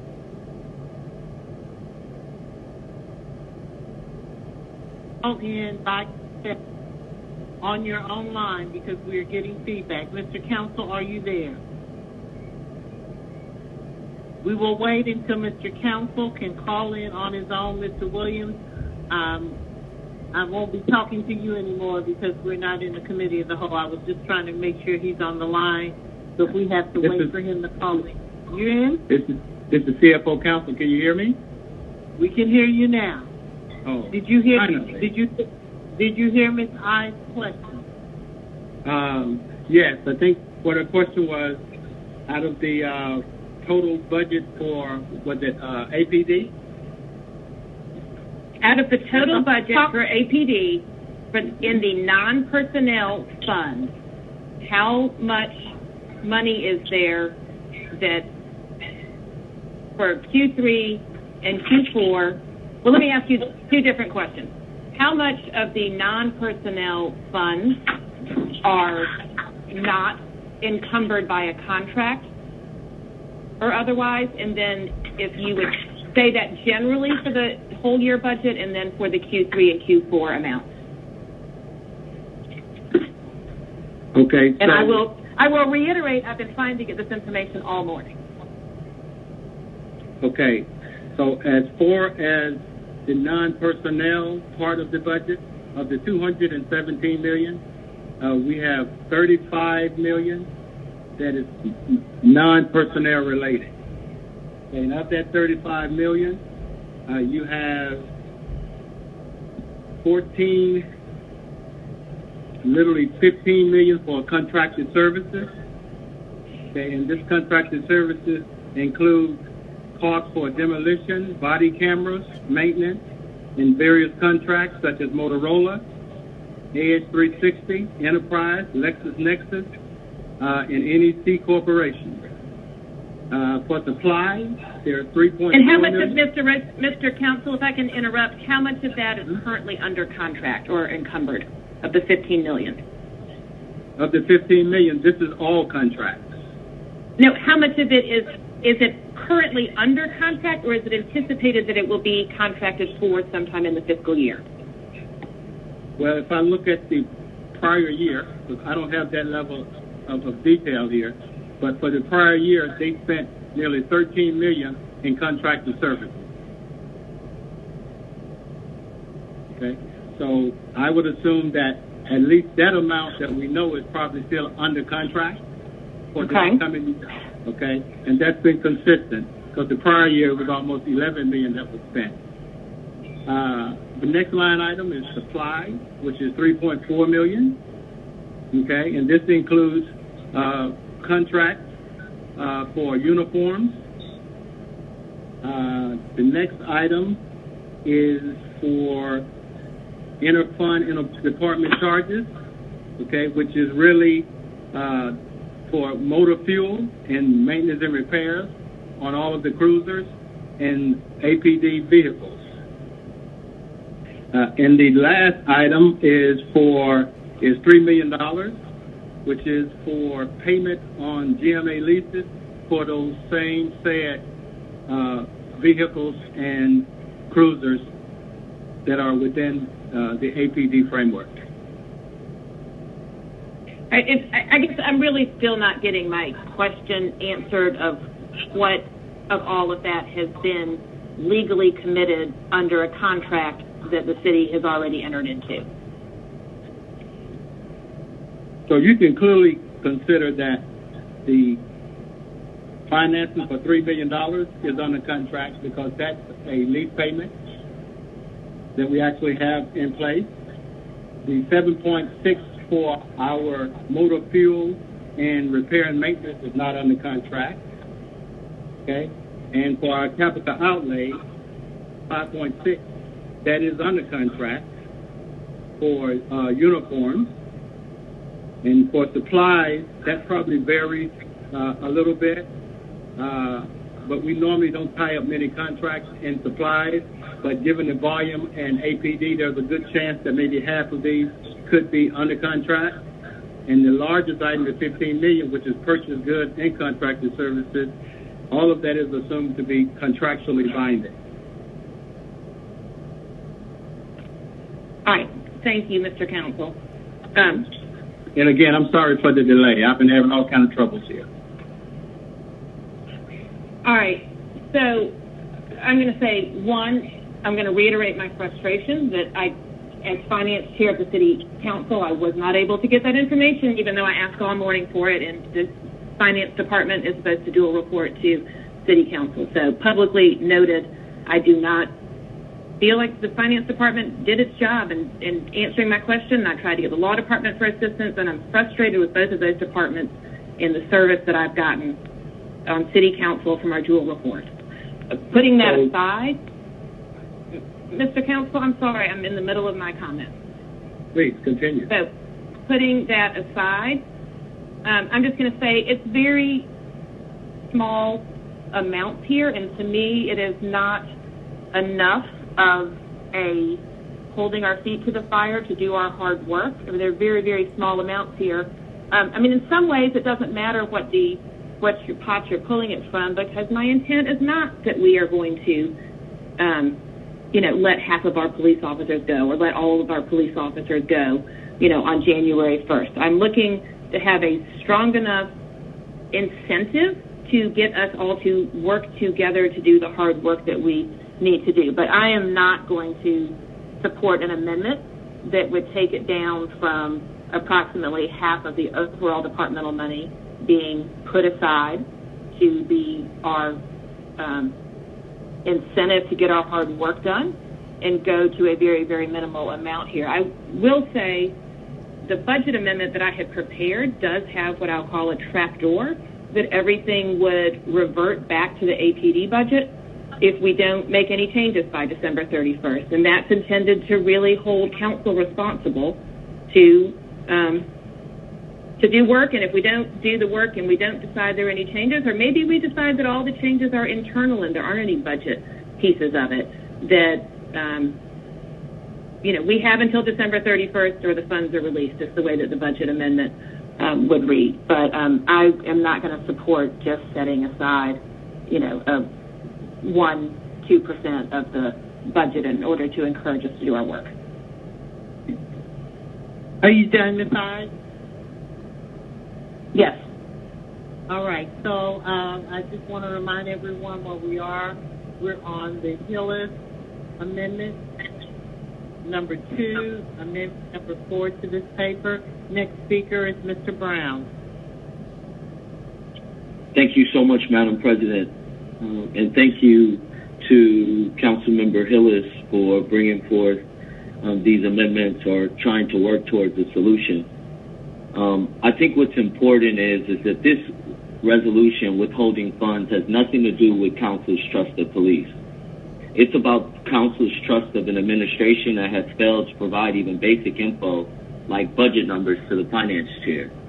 And I think that the reality is that if we're going to say that we hear our community and we hear our residents, and that we want our actions, not just our words, but our actions to be a reflection of the change that we want to see of our public safety because of the countless unarmed black lives that have been lost in this city, right? No matter where you come from in this city, no matter where you live in this city, we can all agree that what happened to Rayshard Brooks should never happen again in this city, or what's happened to Oscar Kane and many other individuals that have lost their life in this city.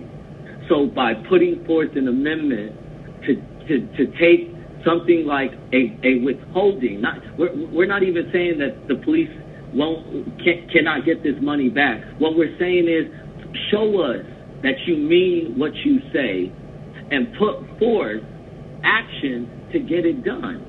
We can't afford for this to happen again in this city. And the amendment, if we're just going to say 1 or 2% of, of this fund, this budget for the police department, I mean, what message are we sending? We're definitely not sending a message that we're listening. And this can't be a one-sided conversation. We have to understand both sides of this and find common ground. And it has to be equitable common ground.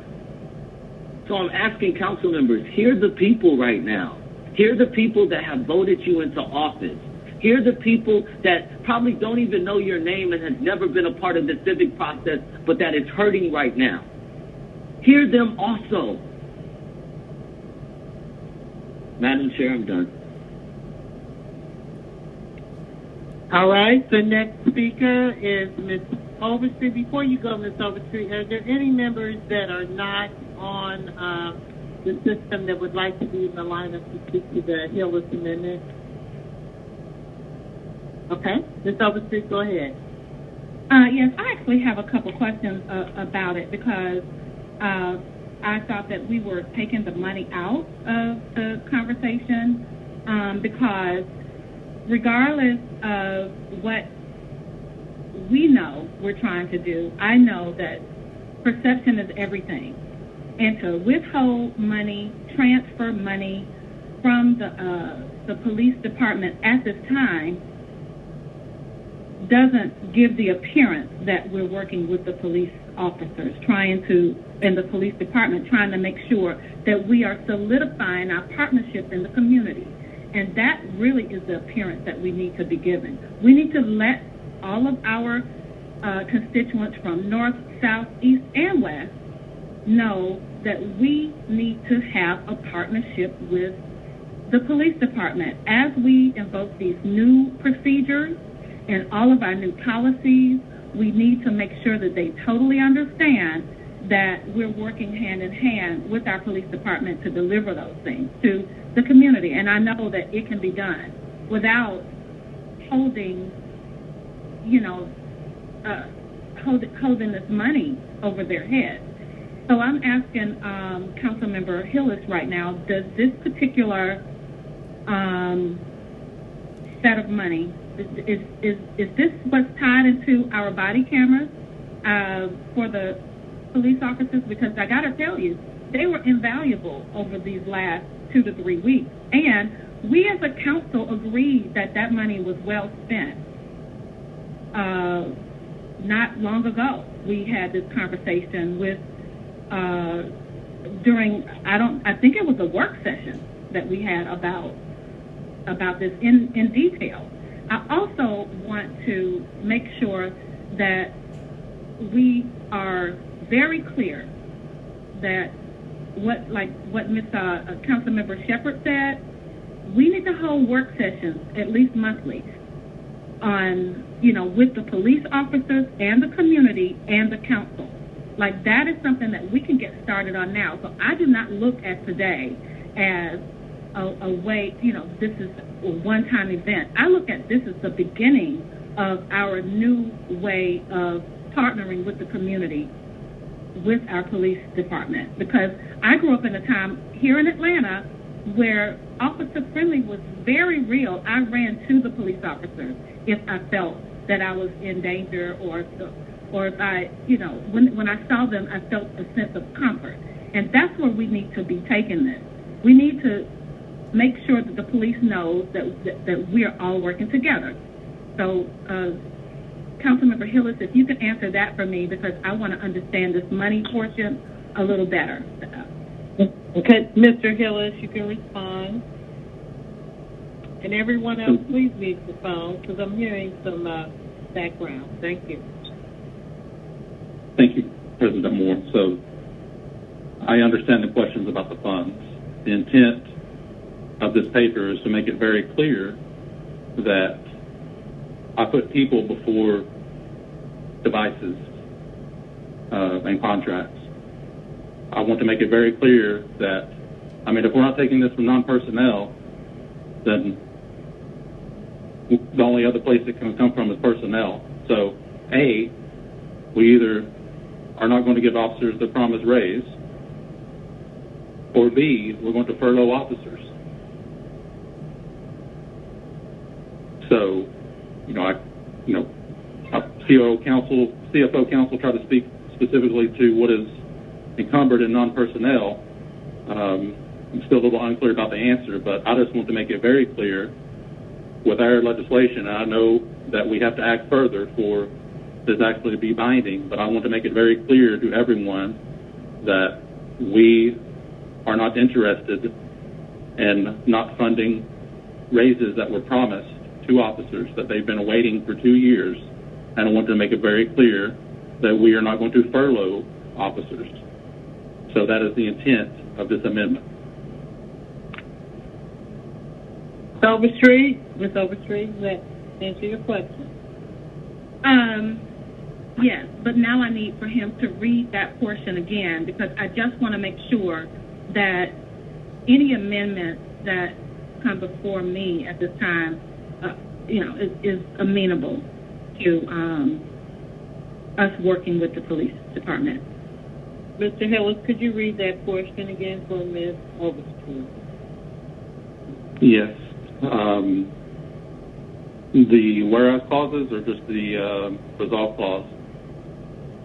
So we had a lot of discussion. Could you just read all of it? That way everybody's on the same page. Yes. The whole amendment. So this amendment makes 3 changes. Number 1, the 20th whereas clause, page 2. To amend the 20th whereas clause to insert the bolded language provided below, whereas it is in the intent of the City Council to restrict the non-personnel APD budget for Q3 and Q4 of FY21 and place such amounts into a public safety and community-supported restricted fund while a review of the city's approach to public safety and policing is conducted. And number 2, the 34th whereas clause on page 4, to amend the 34th whereas clause to insert the bolded language provided below, whereas it is the intent only non-personnel funds will be moved from the public safety and community support restricted fund to the APD budget and or other departments by budget amendments legislated through City Council throughout FY 2021 following the receipt of recommendations from the Chief Operating Officer and the City Council's consideration of all information presented. And number 3, first resolve clauses, page 4, to amend the first resolve clause to insert the bolded language provided below. Now, therefore, be it resolved by the City Council of the City of Atlanta, Georgia, that pursuant to Ordinance blank, the Chief Financial Officer shall create an account for the Public Safety and Community Support Restricted Fund, account blank, and make the initial transfer of non-personnel funds only to the trust fund as provided in Ordinance blank. And just to summarize, the only thing this amendment does, instead of just saying restrict the APD budget, it inserts the words non-personnel, only non-personnel, and non-personnel funds into those 3 areas to make it clear that we are not touching personnel dollars in the Atlanta Police Department budget. Ms. Overstreet, does that clarify for you? That does clarify for me. And you also added that those funds will be used only with council approval. Is that what I hear? To my understanding, that is already in the current legislation as it stands. Mm-hmm. Okay, thank you. Thank you. And again, everyone, make sure you mute your phone. I'm going to go to Councilmember Dickens, who's not on the system, who has not had an opportunity to speak. Mr. Dickens. Yes, no, my request to speak was on the paper overall, so not on this amendment. I got you. I will call you when we get to the paper overall. Mr. Bond, is your comment on the amendment? Yes, ma'am. Okay, proceed. Thank you, Madam President. I would just urge everyone to support this amendment. Part of being transparent is being honest and being realistic. This amendment realistically presents the case to the public. As I have been out amongst activists, as I've fielded calls from community folks and emails, there's a basic misunderstanding, as understandably as it would be, with many members of the public because they're not involved in this every day. And so when people see the number approaching or exceeding $200 million for the APD budget, one imagines that there might be plenty of room to reallocate those funds. But in reality, and as was detailed by the city attorney and then subsequently by the CFO, the majority of that money is for salaries, as the city attorney eloquently responded to my inquiry, that we're obligated to pay those over a 12-month period. If we examine our charter and look at what the city of Atlanta is actually responsible for in the way of services, public safety, sanitation, those are the types of things that are priorities for the city government. Parks and recreation, they're not a part of our charter. If you go back to the agreement between Atlanta and Fulton County in the late 1950s, Fulton County is actually supposed to provide park services. City of Atlanta is not. Any reimagining of our public safety functions that may come out of our discussions will impact other departments, I believe, of the city of Atlanta, and what is going to cause a reexamining of all of the required tax-funded services that we provide as a city. And so the reimagining is not at risk simply because there is not, an appropriate or an assumed amount of money that would fund it. So I would hope that we would support this amendment. Budget, trying to leverage the budget for a political outcome in this instance, I don't believe is effective.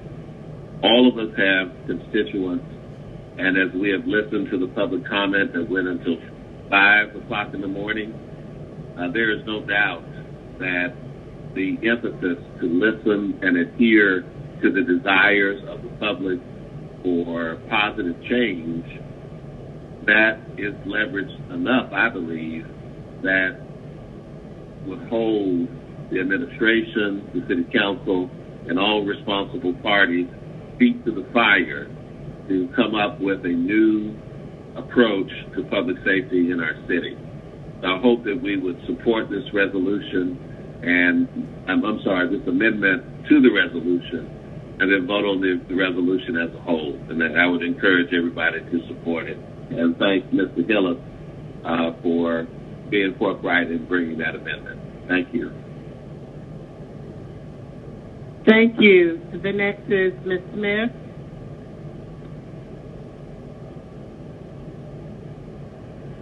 Thank you. I did not remove my name from the paper. I don't plan on removing my name from the paper. I know we're all tired. We have listened to, I don't even know how many hours, probably 50, 60 hours of public comment. I've heard very loud and clear from my district that they want to defund the police department. We all want reform. Everyone wants reform. I think the police department wants reform.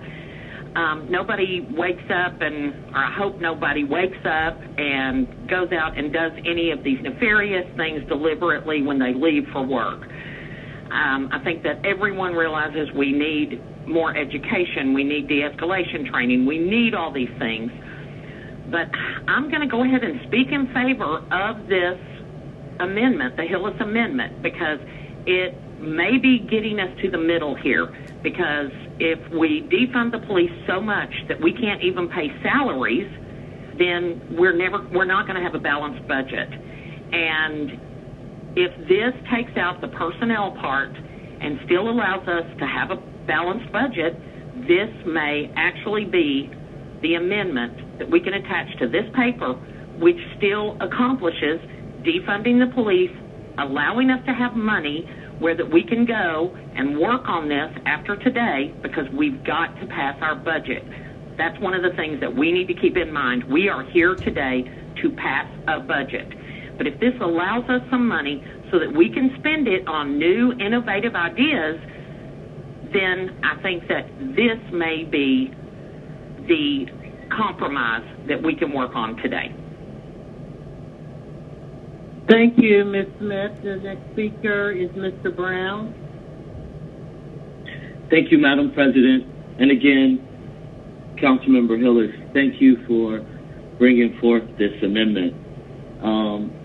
I would like to ask, if possible, Councilmember Hillis, I can make an amendment on the floor today that you all can support, that I believe, I think it's going to allow us to reach a place of compromise for both the people and our local police, because as stated before, we all support, the measures that we want to keep our city safe. I think that we got to keep the people at the forefront of the conversation. So if we can amend this current legislation, Mr. Brown, yes. We have an amendment on the floor, so let's dispose of the HILLIS amendment before we offer any additional amendments. Well, my amendment is to his amendment, if it's allowed, to see if whether or not they're willing to accept the amendments to his amendment. Okay, let me just double check with my parliamentarian. Hold on.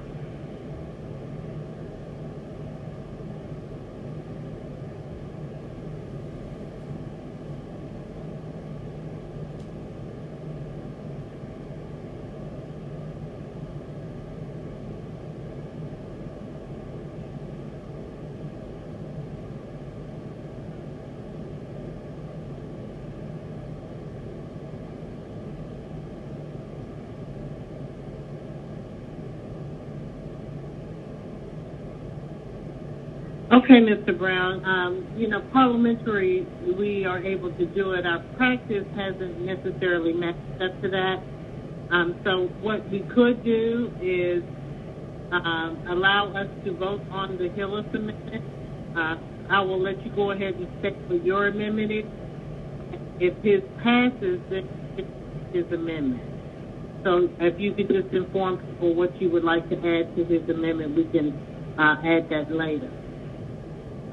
Okay, but Council President, you stated that the action in which I'm taking on the floor right now is allowed and permitted by the parliamentary. So yes, I would just ask. Would you hold 1 second? I'm going to check with the clerk's office because it becomes difficult. Because it doesn't make sense.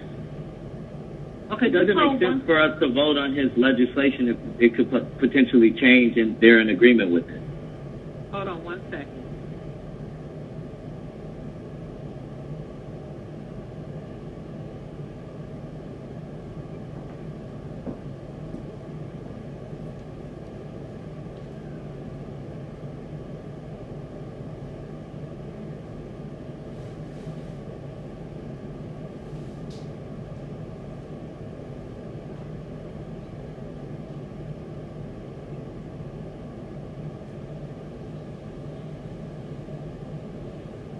Okay, Mr. Brown, I'm trying to take in all of what I can, and I'm going to have to rule as the president. But let me ask you this. What is your amendment? Could you tell me what your amendment is? Sure, Madam President. Yes. I'm sorry. Can you hear me? I can. Okay, so the amendment, Madam President, is to strike the language in the whereas clauses that Councilmember Hillis has identified in 1 and 2, and strike the language of non-personnel, and to keep it within the original context of the resolution, the APD budget, and add into both of the clauses, including number 3, language that specifically states that I know Councilmember Hillis expressed the purpose of the legislation was to ensure that the police pay raises, that everything that has been promised to them, that they can receive it.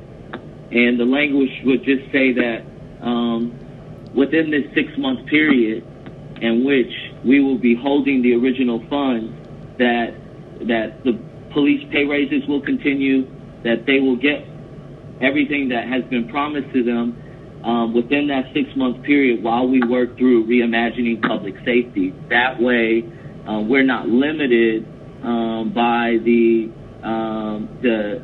impact to the original intent of the legislation, so that we still have funds in which we can utilize when we begin to have the conversations with the community to reimagine public safety, and everything in which the legislation was intended for can be addressed, because we will include it into the clauses when we strike the non-personnel aspect of it, in which has limited the legislation at this point.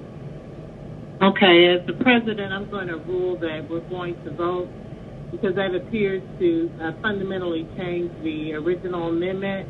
we're going to vote on the HILLIS amendment, and then we can vote on your amendment, which you will need to write out and to send to members via Outlook so that they can have it before them. Is that it? I can come back to you, Mr. Brown, after the motion. That's it. Okay, Ms. I. But I would still like to know if Mr. Hillis has a better idea of what that dollar figure would be, because in my conversations with the only information I could get from finance today seemed to be that there was around $1.9 million that would be able to be set aside from non-departmental. So I want to know if that's what he believes that the accompanying budget amendment would say, or if he's gotten some confirmation that it could be a different number. Mr. Hillis, if you could respond. No, going back to my original statement, I'm just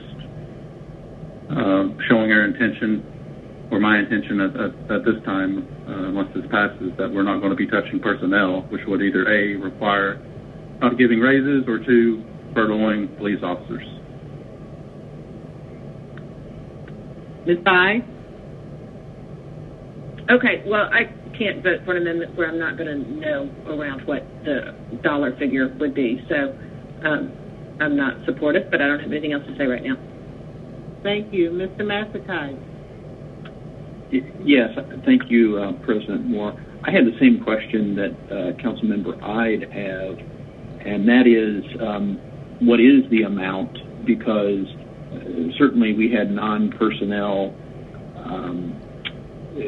category, and CFO Council had a $35 million figure, and then he ticked down with some numbers, and some of them were contracted and others were non-contracted. I would really appreciate an understanding of exactly what money we're talking about, how much is it, and what it is being, what it is earmarked for. If the CFO could speak to that, please.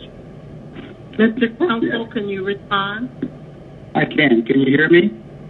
Yes, we can. Proceed. Okay.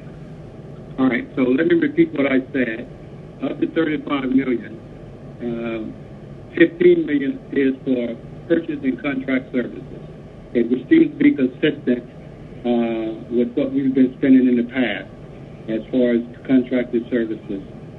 We had about $3.5 million that was in supplies, and most of that is actually for all of the APD uniforms for the officers. We had 5.6, which was in capital outlay, which was attributable to the maintenance expense for our body cameras. And then we had $7.6 million, which is the cost of motor fuel and maintenance and repair on all of the APD cruisers. And then we had $3 billion, which was for GMA contracts, GMA lease payments, I should say, on all of the APD cruisers and motor vehicles. And so, as you can see, the only thing that is not under contract from a material perspective is the motor fuel and repairs and maintenance. But that is a critical service. And so in some ways it is obligated because it's necessary for us to incur those expenses for the vehicles for APD. So I just want to be clear that all those things that you just outlined in that $35 million, are those sort of what is on the table, if you will, to be in the third and fourth quarter, to be spent or not spent in another way? Well, what I just gave you was the cost for the total year for each one of those line items, and what I consider to be what was obligated either way. And so if you want it broken out by quarter, for the contracts, it would be necessary to understand the time frame in which those contracts hit. But for costs like fuel and maintenance repairs, that is a continuous service throughout the year. Yeah, I was just trying to get a handle on how much money and for what it's earmarked for that we're talking about. Mr. Massacre, if I could, Mr. Council, we keep going around in circles, and I think you just need to give the council a direct answer. Of the budget, $217 million budget, $35 million of that budget is for non-personnel issues. It was asked more specifically what was not contract. And the best that I can figure based on what you have said, we're talking maybe about $10, $15 million that may be able to be used, but they are already obligated for other operating expenses. Correct? That is correct, with the majority of that being the fuel, motor fuel, and repairs and maintenance for the cruisers. Okay, so that is encumbered for that particular purpose. And that's the only thing that the HILLIS Amendment would be looking at.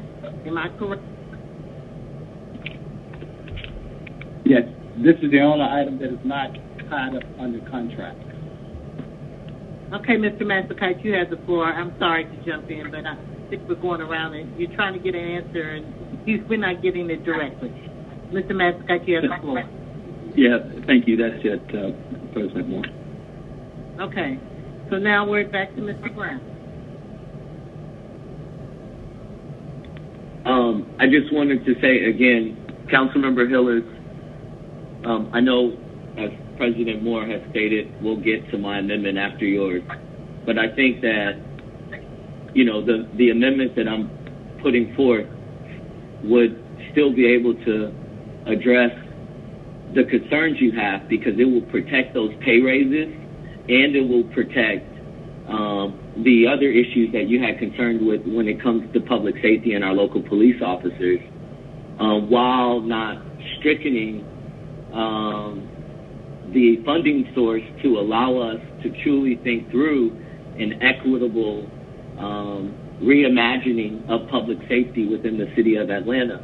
So I'm really hoping that council members, we can reach a place of compromise where we can protect our police officers, but also send a message to the community and the city at large that we hear them and that we're working towards addressing this and moving forward as a city together. Thank you, Madam President. Thank you. Any members not on the system that want to speak? All right. Dickens wants to speak. Okay, Mr. Dickens, proceed, and everyone else, if you have not muted your phone personally, please do so. Yes, thank you, Madam President, and I apologize if there's a lot of road noise in the background. I am driving my mother, a senior, from somewhere, and this was already planned for this Saturday, so unfortunately, I didn't know we were going to have a council meeting on Saturday, so I apologize for the road noise and try to be brief. So, Mr. Hillis, I appreciate your amendment, and I thank you for calling me earlier today to get to share with me that you were thinking of doing so. And I expressed at that time that I thought you were moving in a good direction, but I wanted to kind of think on it some more. And part of it was to see what the numbers were going to fall out to be. And as you can see, as everyone can see, it's tough to get that number carved out to what's a personnel and non-personnel, what's contracted and non-contracted. And it just now, as much as I'm trying to figure out a way to support it, if it comes down to being $2 million or $3 million or even $5 million, it just is so short of reimagining. You can't reimagine something that's almost $300 million and only take $2 to $5 million to reimagine it, right? And to kind of think through what all needs to be done and to send a strong signal that we want reform and we want change. At the same time, I respect the concern, because it's the same concern that I have as someone who has voted for every police raise that we've had in my 7 years on council, and even have been instrumental in helping to push for some of those. And I know you've been an extremely vital part of that police raise push, Mr. Hillis, and everybody actually on this council has been committed to making sure that our officers are compensated at a level that they deserve, because they put their lives on the line for our citizens, for everyone, visitors. As Atlanta is only less than 10% of the metropolitan area in terms of population and size. We have the police for everybody in certain instances. So trying to figure out a way to make sure we continue to give them what we've agreed to, which is the raises, particularly in the first half of the year and throughout the year. But we do need to spend time over these 6 months of reforming how we do police. I see our officers when I'm down there at protests or wherever, and I see the challenge that they have in wanting to,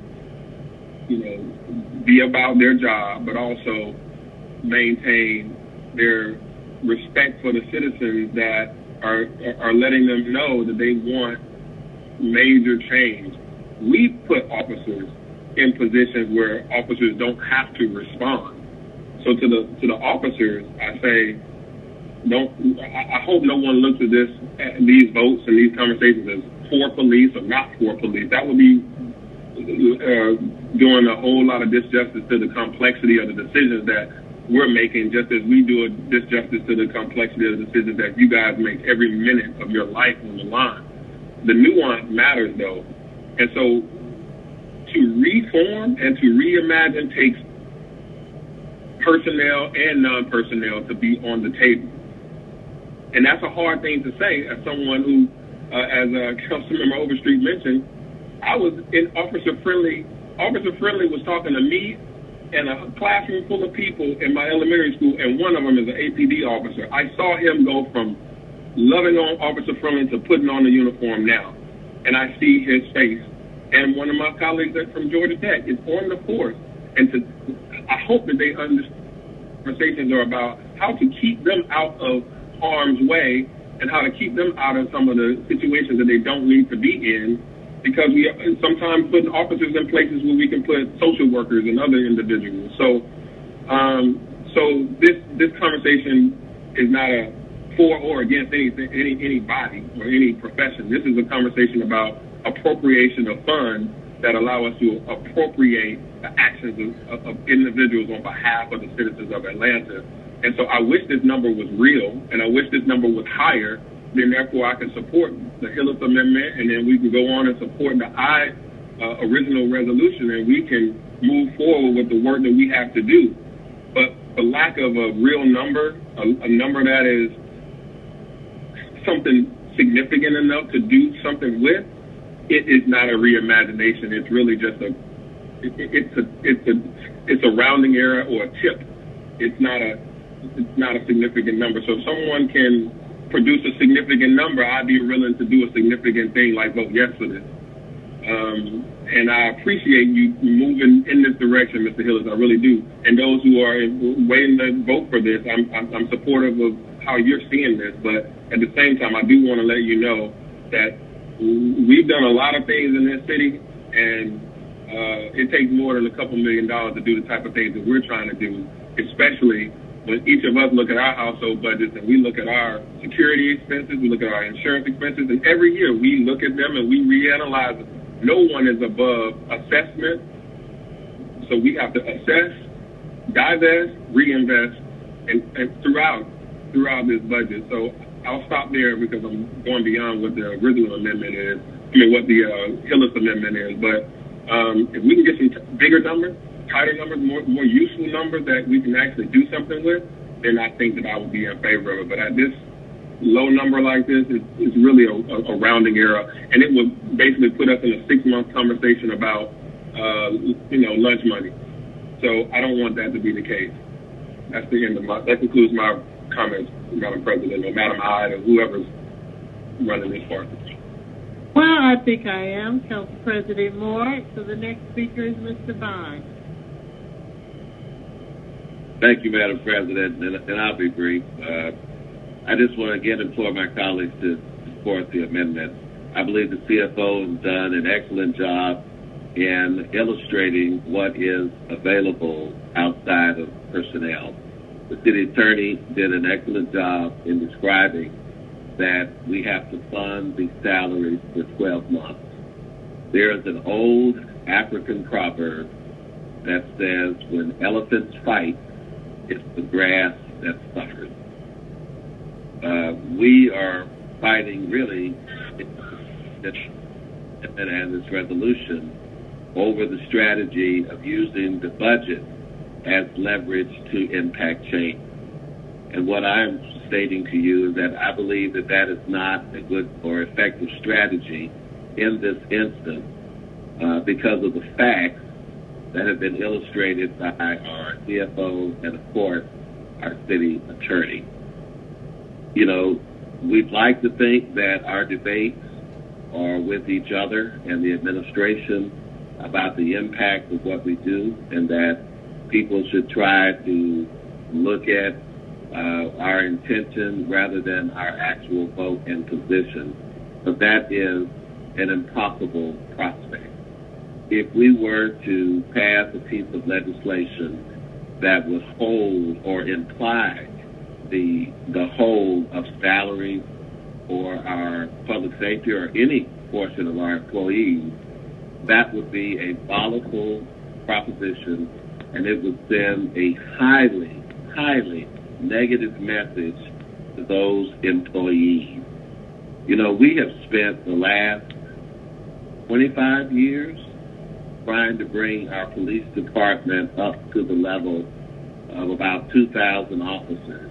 Every analysis and study that has been done since 1994 has said the city of Atlanta, in the best situation, needed about 2,000 officers to effectively patrol and maintain public safety in this city. I would submit to you that that has not changed. We reached that goal roughly about 5 years ago, and we're currently beneath it. We still, but that does not prohibit us from reimagining how we want public safety to be performed in the city of Atlanta. Can you imagine the morale impact if we were to tell people, well, we're only going to fund your job for about 6 months for certain, and then in 6 months we'll kind of let you know what the situation is?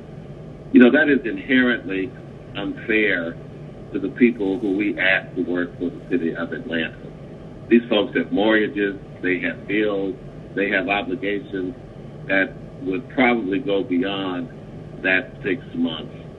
That is just an unfair, and in my opinion, an unrealistic expectation to put upon people that we ask to risk their lives, not going out patrolling, by simply putting on the uniform of the Atlanta Police Department. There have been gross and horrible tragedies performed by individuals who are employed by that department. There is righteous rage in the community for change. I believe the best course of action is to adhere to the outcry, and that outcry is enough keeps people to speak check without having us legally run afoul of our own procedures and laws as it relates to the obligation that we have to fund these employees for the balance of the budget year. So I would just ask that everyone support the amendment and then ultimately support the resolution so that we can have a definitive policy statement that can be unequivocally clear and unambiguous in its intent and intention of the Atlanta City Council. Because to pass the resolution without this amendment sends a horrible mixed message to the people who are risking their lives every day on our behalf. Many of them are my friends. Most of them I don't know. But I appreciate all of them who put their lives and their families at risk simply by being employed as an Atlanta police officer. And to close, I want to say reimagining public safety isn't just going to, regardless of what it's done, isn't going to just impact the Atlanta police budget. As I stated earlier, in the cooperative agreement signed by the City of Atlanta and Fulton County back in the late 1950s as to which services that they provide, the delineation is clear. Social services, case workers, social workers, that's in the province of Fulton County. If we were to provide those services underneath our existing agreement and charter, we could be sued. Okay, thank you. We could be sued and liable for misapplying our tax dollars. That's not to say that we shouldn't have the conversation about what we would like to see done differently in Atlanta. If we were to change our police services, it would certainly impact the other departments that we fund. So I would hope that we would support the amendment and then ultimately support the resolution, and so that our actions can be clearly and undistinguishably defined. Thank you. Thank you. I have in the lineup Mr. Shook and then followed by Mr. Dustin Hillis, and hopefully we can get to a vote, members. Mr. Shook. Call the question. Okay, Mr. Shook has made a motion to call the question. Is there a second? Second. Second by Mr. Bond. Motion by Shook, second by Bond to call the question. Mr. Clerk, can we open the vote on calling the question? Please hold.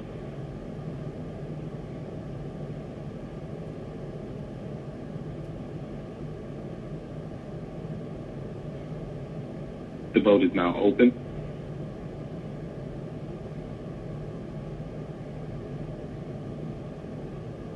Mr. Dickens, how do you vote? No. Excuse me? No. Ms. Winslow, how do you vote? Counsel. Ms. Winslow, how do you vote? Yes. Mr. Dickens, nay. Ms. Winslow, yes. All votes are cast. The vote is now closed. Populating votes.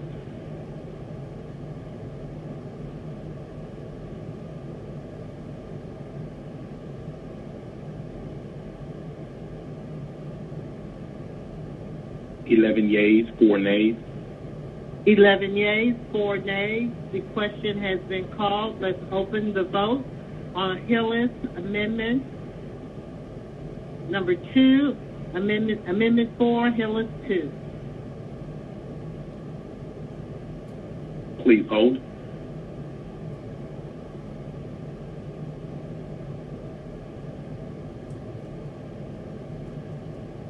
The vote is now open.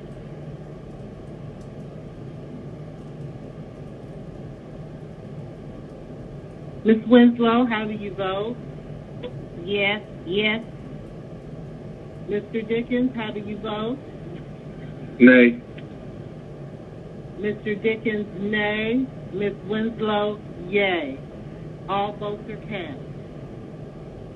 The vote is now closed. Populating votes now.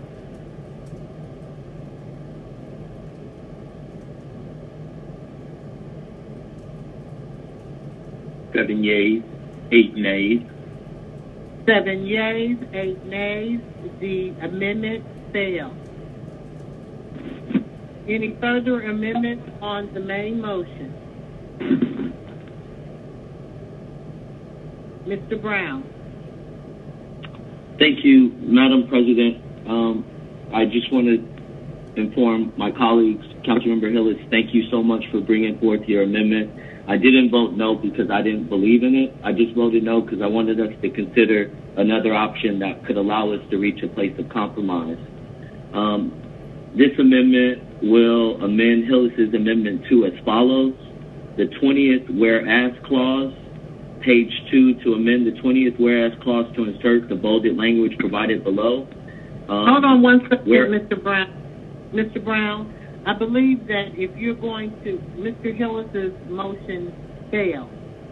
So your amendment would need to encompass all that you want in the amendment that was even included in his amendment. So I'm going to give you a minute because none of his amendment is on the floor. So I'm going to give you a second, okay? Let's just hold for 1 second. All right, so you make sure you encompass everything that you want. Everyone, please hold.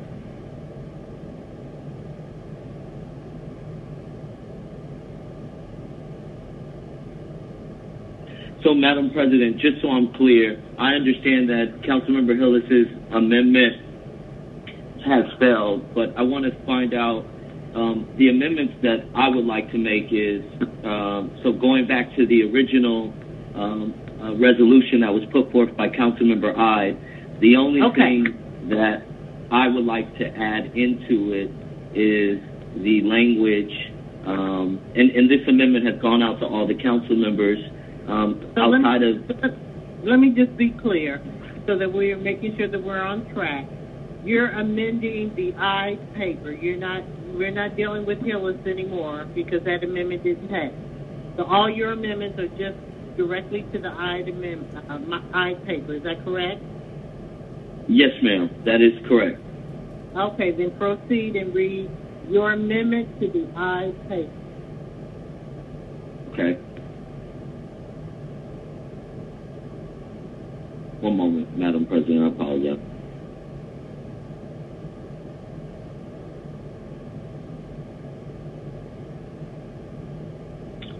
Okay, Madam President, so my amendment is going to focus on 3 it's going to be within the whereas clause, I'm sorry, the first resolve clause, page 4, to amend the first resolve clause to insert the bolded language within the amendment. Now, therefore, be it resolved by the City Council of the City of Atlanta, Georgia, that pursuant to ordinance, the Chief Financial Officer shall create an account for public safety and community support restricted fund and make the initial transfer to the trust fund as provided in ordinance.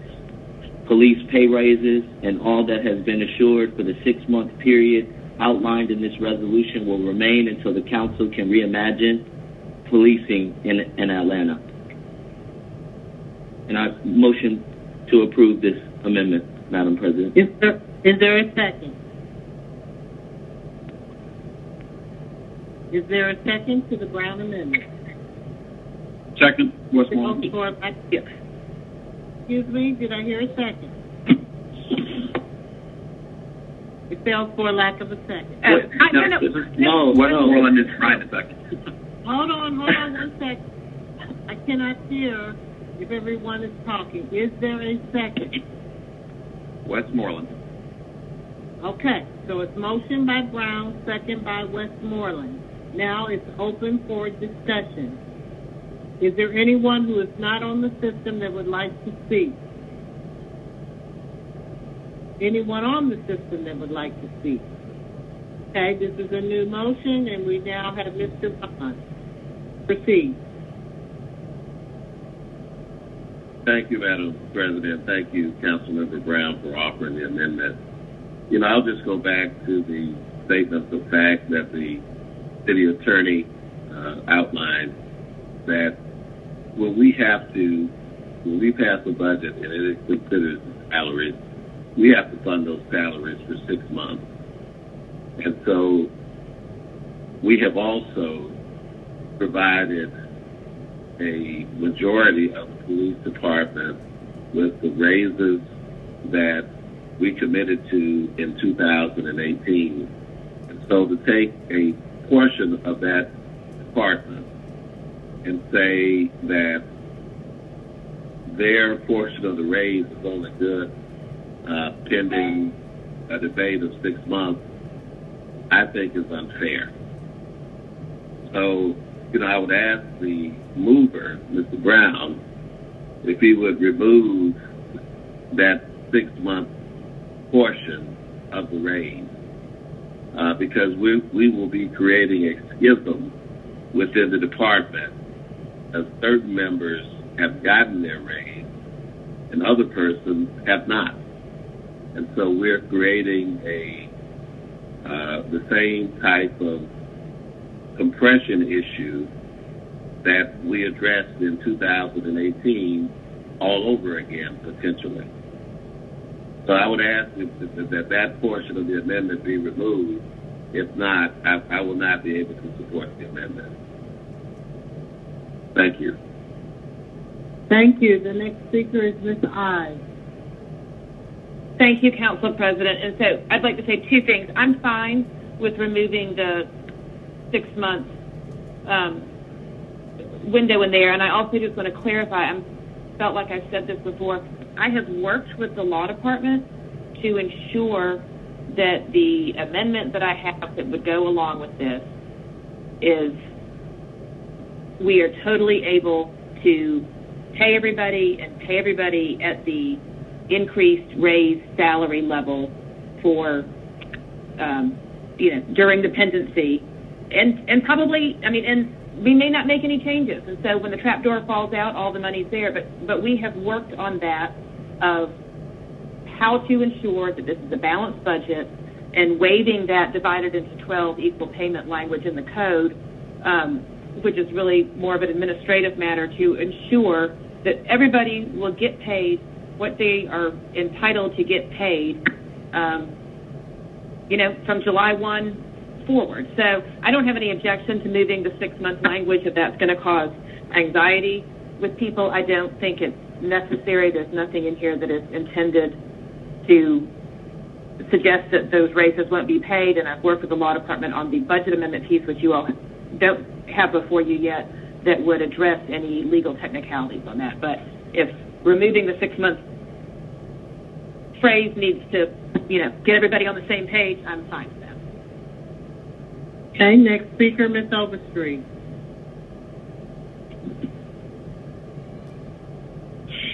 This is very,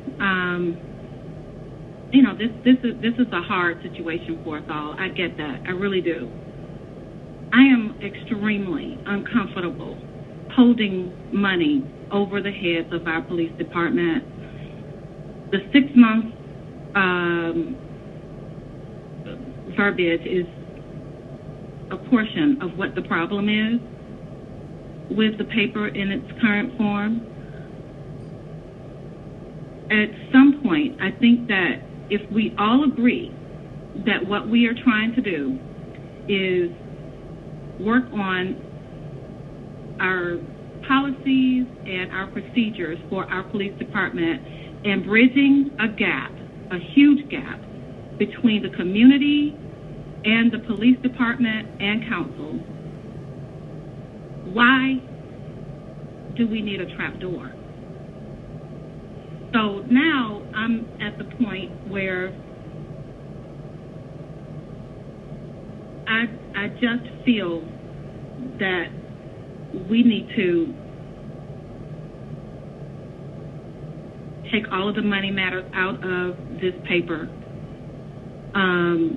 whether it be 6 months or 12 months, and we need to really focus on the things that are important to the community at this point.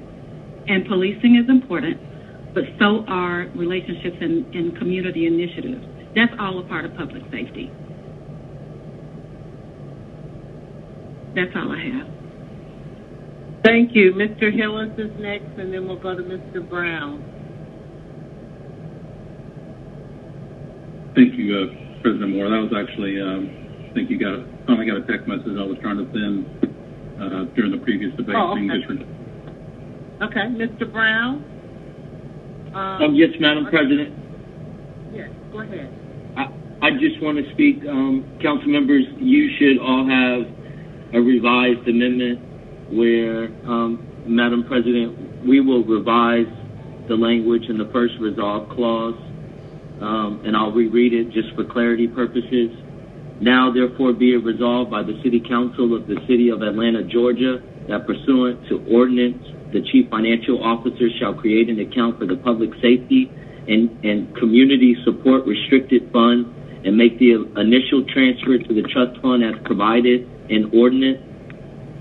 Police pay raises and all that has been assured will remain until the council can reimagine policing in Atlanta. Okay, and I think that addresses the concern. I will take that on unanimous consent. Is there any objection to the revision to the amendment that's before us? Any objection to the revision to the amendment? Hearing none, on unanimous consent, we will vote on the revised. Madam Chair, what does this do? This is Councilmember Winslow. I'm sorry, Mr. Brown. Okay, so we're putting it in a trust fund. So my question is, we're putting it in a 12-month trust fund. Is that what I'm hearing? Ms. Winslow, I just want, Ms. Winslow, just to be clear that we're talking about the same thing, because I don't want, as I'm presiding, to lose sight. There was a question about the 6 months, and members said that they didn't want that, and so Mr. Brown has revised his amendment to remove that language so that we are voting on his amendment without that language. That's what the revision is. So I'm just asking, does anybody have an objection to him revising it based on what members said that they wanted to see? And no, Madam so are you objecting to his decision? I was trying to understand. I heard 12 months, so I didn't know if that was part of his amendment to replace the 6 months with the 12 months. That's what I was trying to understand from him. Councilmember Winslow, no. So the amendment, it basically codifies pay raises for our police officers. The pay raises that they've been promised, it codifies it and protects it during the period in which this resolution will allow us to create a participatory process with community and local police and how we reimagine public safety. That's all it does. So it doesn't change anything. It's just a statement. No, that's incorrect. It's more than a statement. It codifies the pay raises so that the money that is being placed aside into the trust fund account ensures that during the period in which we are reimagining public safety, that our police officers continue to receive their pay raises and anything else in which they have been promised already. And that's what the amendment does. So it's more than a statement, it's an action item. So what I'm asking for members is not whether you support his full amendment or not, just to allow him to revise his amendment, and then you can vote the amendment as revised up or down. So my question to members is, do you have a problem with him revising his amendment? Is there any objection to the revision of the amendment? Okay, so that amendment, as he has revised it, is before us. If we want to discuss the revisions and or the full amendment, please indicate with your speaker button. Mr. Brown, do you have anything else? No, Madam President, thank you so much. Okay, Ms. Overstreet, now we are speaking to the revised amendment. Yes, and that is, I'm along with Councilmember Winslow, that is a valid question that she has. I need to know specifically, does this remove holding of any money of any kind from our police department? Does it segregate the money from where it is housed normally in any way? Because, this is like I just want to be sure about that. And I think that's the same question that Councilmember Winslow was asking. I just want to make sure that we are not using the money to hold our progress as a city, and also to hold people to the fire, whether it be the police department, the council, the administration. Want to make sure that we're all agreeing to work together without that trapdoor. Okay, on the revised amendment, Mr. Brown, can you answer Ms. Overstreet's question related to your amendment? Yes, Madam President. So, Ms. Overstreet,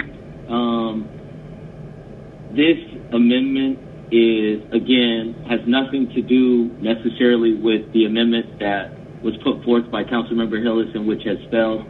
This is speaking to the overall resolution, and we are speaking directly to the argument that was made when the original resolution was brought forth before this body, in which Councilmember Hillis and other members expressed the importance of, if we are going to take funds and place them into an account, a trust fund, to show that as a body we hear the people, but we also understand and realize the importance of keeping our local police moving forward as well, that we can meet at a place of compromise where we're still protecting, within the period in which we're reimagining public safety, we're still protecting the pay raises and we're codifying it within this amendment.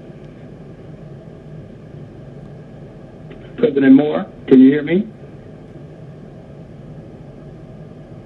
Hello? Hello? I can hear.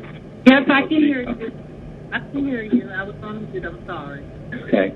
This is CFO Council. When we talk about a trust or a fund, you cannot set up a trust or fund within another fund.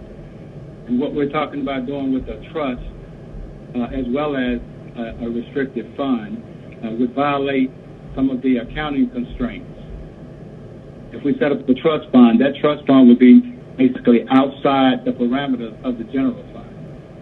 So we will be moving the money out of the general fund into a trust fund. Same thing with another fund, a restricted fund. So you cannot set up a fund within a fund. Mr. Counsel, that's not the amendment before us. I did allow you to come in, but we can deal with the language or how they propose. It could be a reserve for future appropriations. There's other ways to do it, but that's not before us right now. So I'm going to go with the members that are signed up. Mr. Westmoreland, followed by Mr. Hillis, followed by Ms. Winslow, and then Ms. Hyde. Mr. Westmoreland. Everyone else, please mute your phone. Thank you, Council President. Mine was more a question than a comment, and it was to the point that you just made, which is that the only thing we are discussing at this moment is adding a sentence to this resolution that says nothing will happen to the pay raises that we have promised and been honoring over the last 2 years. So just wanted to make sure that that is clear and that is what we are speaking to right now. Yes, if everyone can stay on the amendment. Mr. Hillis and Ms. Winslow. Thank you, President Moore. So really, this amendment, the way I read it, only addresses police pay raises, which are a minuscule amount of the total personnel cost in the Atlanta Police Department budget. So, I mean, is anyone really going to care that they're getting their pay raise come July if this is going to be furloughed come December? So that's, I appreciate, calling out the raises and saying those are going to be protected for sergeants and lieutenants and the rest of the investigator and SPO raises. But I don't really think that's going to matter to them if they don't have an assurance that they're going to have a job come the end of the year. Thank you. Ms. Winslow?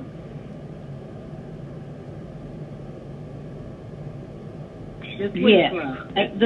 The question I, and I'm not sure if I heard Mr. Counsel say, and he may have answered my question, but I didn't hear it. Why are we holding it in or can we hold it in a trust fund? That was my first question. Ms. Winslow, what I would like for us to do is to answer that question.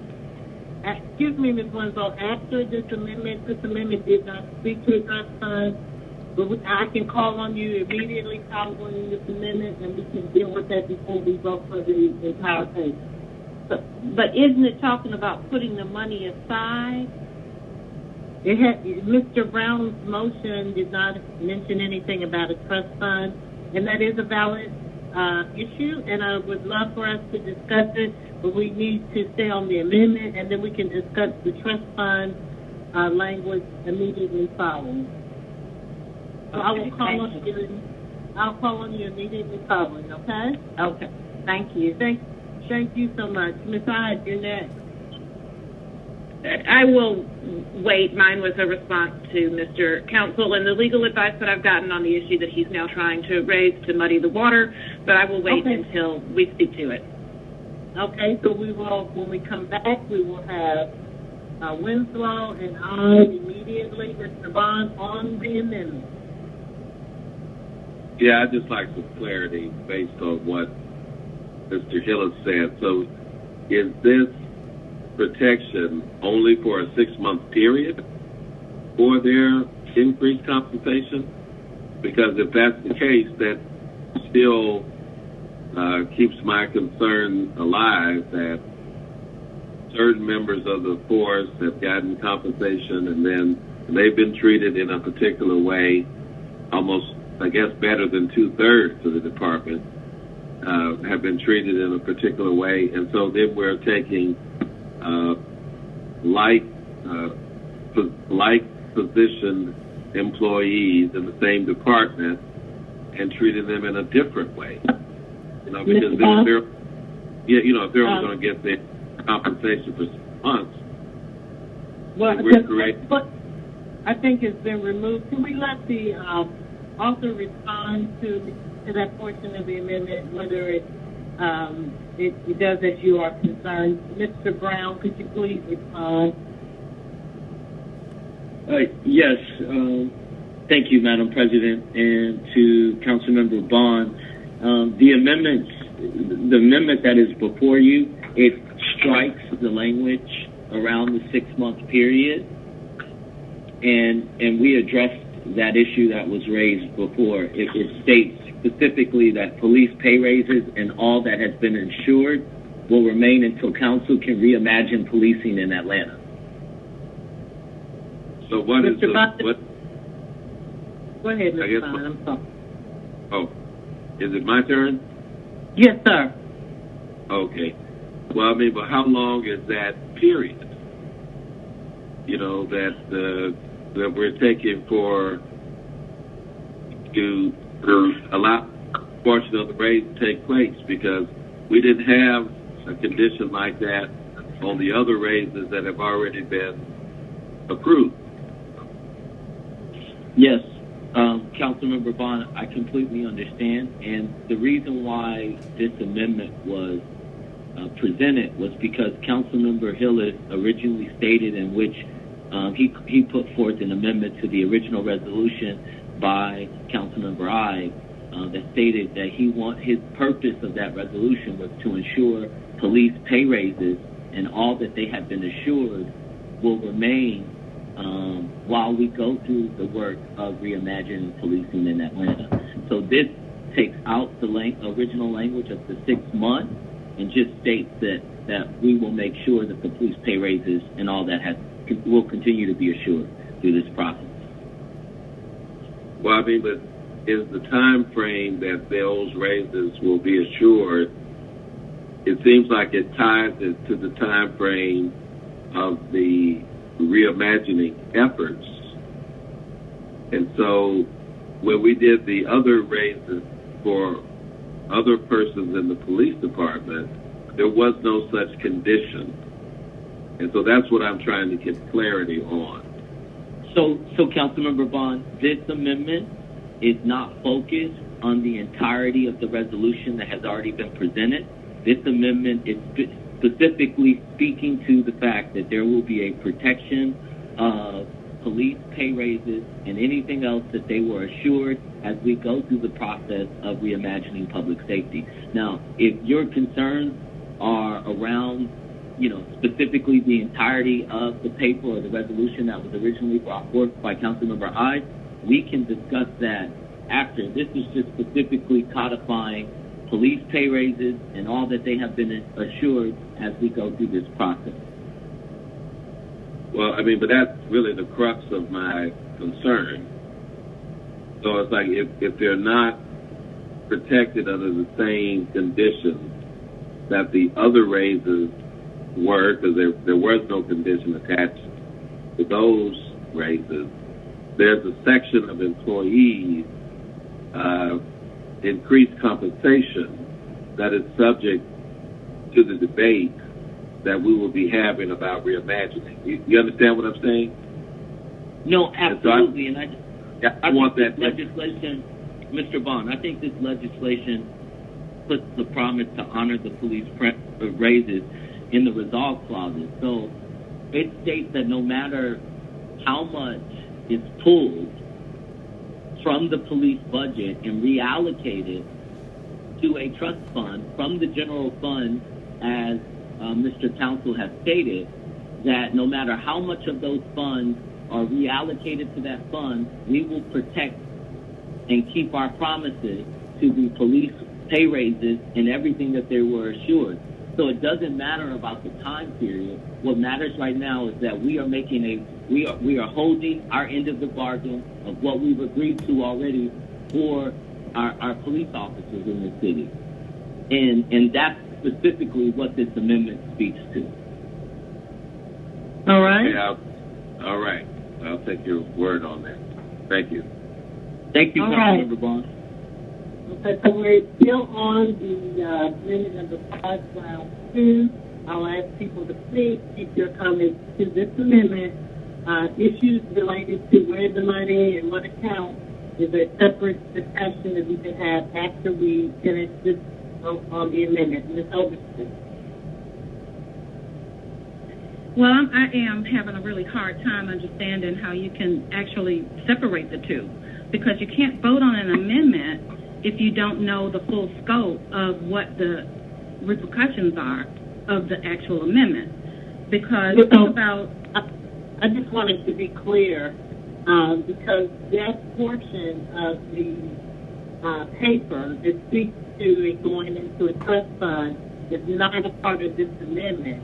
So there can be a further amendment when you have discussion as to whether it'll go in a trust fund or somewhere else. We have to stay on the amendment as we have it, and that portion of the paper will be before us as soon as we dispose of this amendment, and you all can debate that. Well, didn't Council, CFO Council speak on this portion of the amendment? Yes. I have a question about him. Ms. Overstreet, he was speaking, but he was speaking out of turn because that was not related to this amendment. That's why I told him to listen. And when we come back, Ms. Winslow has the same question you have. She's going to raise that, and I'm sure we're going to get into a full discussion about it. Okay. Then I understand. Since he was out of yes, then so was my question. Thanks. Okay, but we're going to get to it. Ms. I on the amendment. But I have. Yes. I have another question, Council Member. Okay, hold on. It's I on this amendment and only on the specifics in this amendment. But it's on this amendment. Thank you. Ms. Winslow, it's not your turn, Ms. Winslow. It's Ms. Oh, it's not? Oh, I heard you say my name. That's why I said that. I said I'm going to call on you. I said I'm going to call on you after we dispose of this amendment so you can address your other concerns. Ms. I. Okay, so I just want to make sure I'm on the right page on this, that all Mr. Brown's amendment does is add the sentence that says police pay raises and all that has been assured will remain until the council can reimagine policing in Atlanta. All that being said, the pay raises have already, through legislation, been established. So this is reinforcing a statement of intent and putting what was said in the whereas clauses, repeating it in the resolution clauses. But those pay raises have been codified. They are in our legislation. There seemed to be a little going around and around about that. This is all my understanding of this amendment, if you can confirm this, Mr. Brown, is all this does is reaffirm council's intent to honor our pay raises to our APD officers. Absolutely, Councilmember Ott. Okay, Mr. Brown, you're recognized and you said it. All right, so let us open the vote on the amendment number 5, Brown 2. Everyone, please mute your phone if you're not talking. Please hold.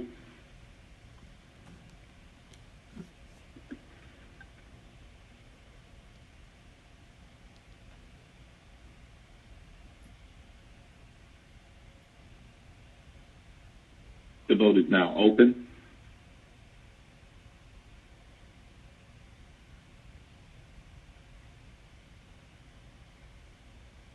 Ms. Winslow, how do you vote? No. Mr. Dickens, how do you vote? Yay. Dickens, yay. Winslow, nay. All votes are passed. The vote is now closed.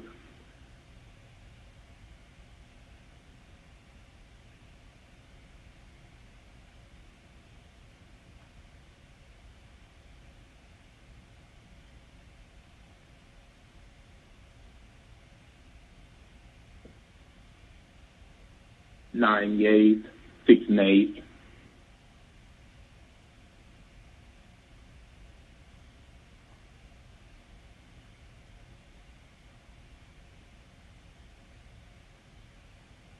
Again, 9 yeas, 6 nays.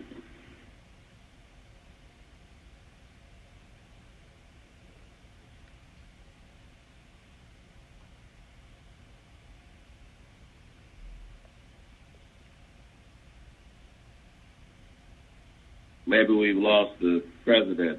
Is anyone on from her office? I'm here. I'm Oh. here. I'm sorry. We did hear you. Forgive me, people. I try to mute my phone when I'm not talking, and I was talking to you and you didn't hear me. So it is 9 yeas, 6 nays. Amendment 5, number 2, Brown 2, has been adopted. Now we're back to the paper as a whole. The first speaker is Ms. Winslow. Okay. So, and I don't know if this is for human services or if this is for the finance person. Maybe it's for somebody in human services. I mean, can we legally tie people to their salaries based on a plan and a reimagining anything? And so that's my question. Because there's certain standards that, you know, just like police officers have, other people in the city have, in terms of them getting their raises and all that. Okay, you said legally, so I'm going to ask our law department if they can respond. Okay, thank you. Ms. Hickson. Can we please make sure Ms. Hickson is unmuted so someone from the law department can respond to Ms. Winslow?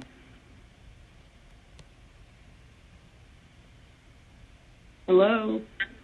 Yes, we hear you, Ms. Hickson. Okay, very good. And I would ask Ms. Winslow if you would repeat your question.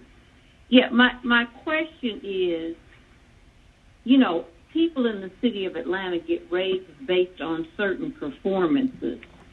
And so now we have a resolution before us that says, you know, this reimagining piece is going to be, you know,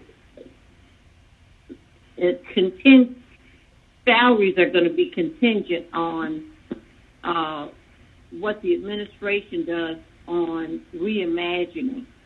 Okay, the police department. So my question is, that concerns me, and so I'm wanting to know legally, can we do that? Or are we in danger of possibly being sued for tying something on the tail on the donkey when people may not be able to get raises if something doesn't come through with this reimagining thing in a certain number of days or weeks or months. To answer your question, legally, yes, you can do what's being proposed first because there is no contract or any right to the raise, and so there's nothing that would prevent the action as I understand that's being proposed. So I think that answers the question from a legal perspective. Okay. Thank you, Ms. Dixon. So they'll still get their salaries and their raises and their promotions irrespective, right, of the reimagining. That's my question. Because I don't know what reimagining is going to look like, I don't think anybody has expressed an intention to tie the raises or promotions to anything related to the reform.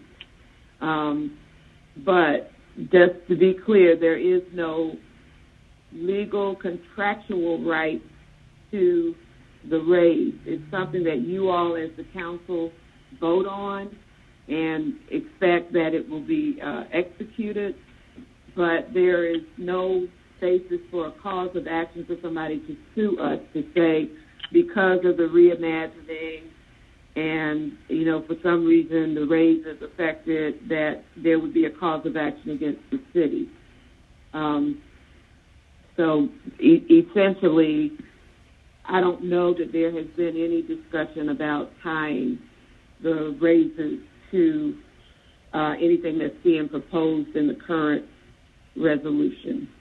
Okay. All right. Thank you. Thank you. Next speaker, Mr. Shook. Call it. Call what? No question. Okay, there's a motion to call the question. Is there a second? Second, Brown. There's a second by Brown, a motion by Shook to call the question. For the public, because sometimes they don't know what we're doing, we're limiting debate and going straight to the motion if it passes. Mr. Clerk, would you open the vote on calling the question? President Moore? Yes. It's full council, so that supersedes. Well, Mr. Council, you cannot speak right now. We're in the middle of the vote. Thank you. The motion is to call the question. It's non-debatable. The vote is open. Please vote. Ms. Winslow, how do you vote? Yes. Mr. Dickens, how do you vote?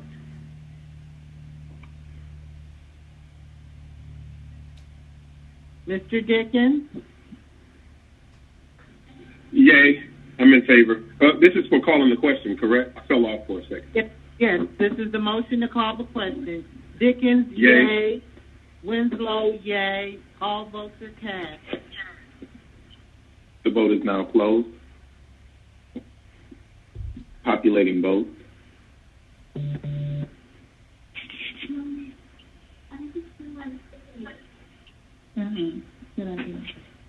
Please mute your phones if you're not talking. 15 yeas, 0 nays. 15 yeas, 0 nays. The question has been called. Mr. Clerk, let's open the vote on 20R 4068. Please hold.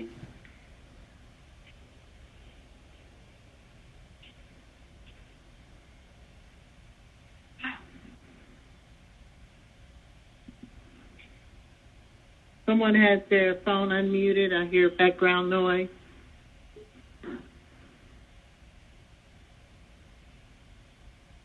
Please continue to hold.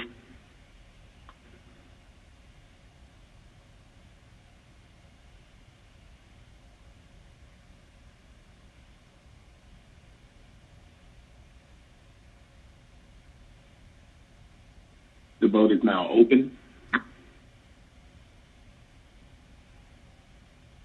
Mr. Dickens, how do you vote? In favor. Ms. Winslow, how do you vote? No. Mr. Shook, how do you vote?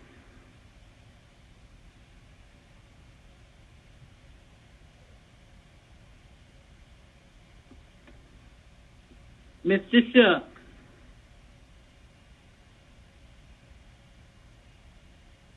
Okay, we're not hearing from Mr. Shook, so Dickens was a yay, Ms. Winslow was a nay. Mr. Shook, one more time. All right. All votes are cast. No. The vote is now closed.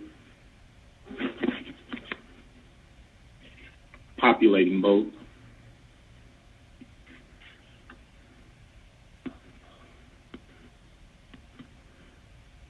I'm sorry, Shook was knocked off. I'm a nay. Shook is a nay. Please indicate that on your population. Duly noted.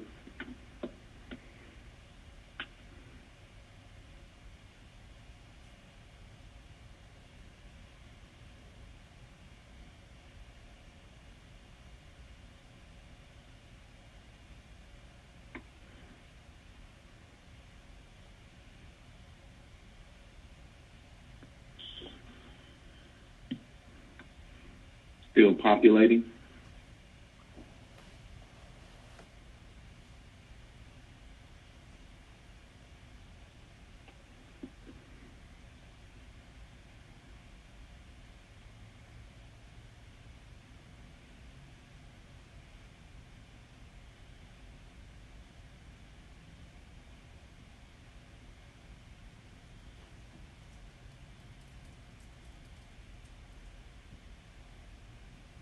If we can go back to the vote screen, please, staff.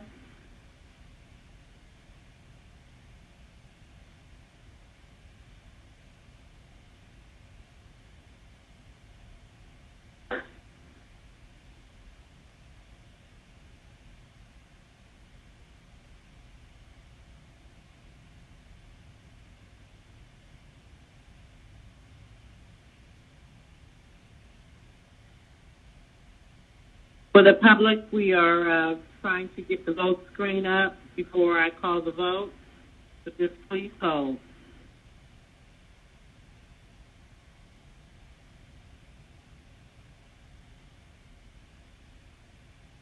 Will all members please recast the vote?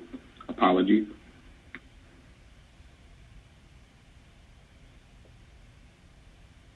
And you have the votes to populate, Mr. Clerk. Certainly do.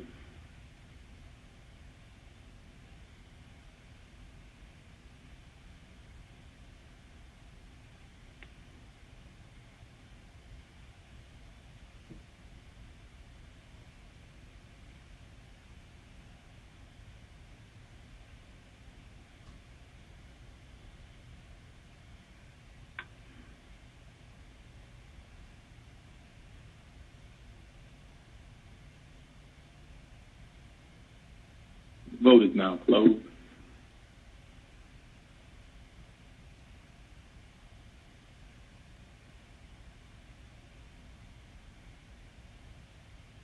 Populating votes.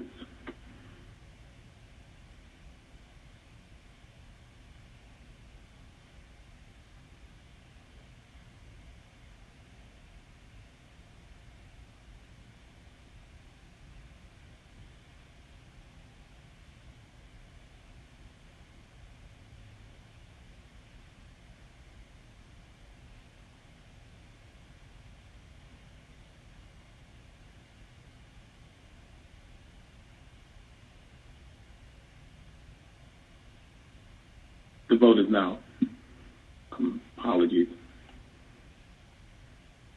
One last vote being populated.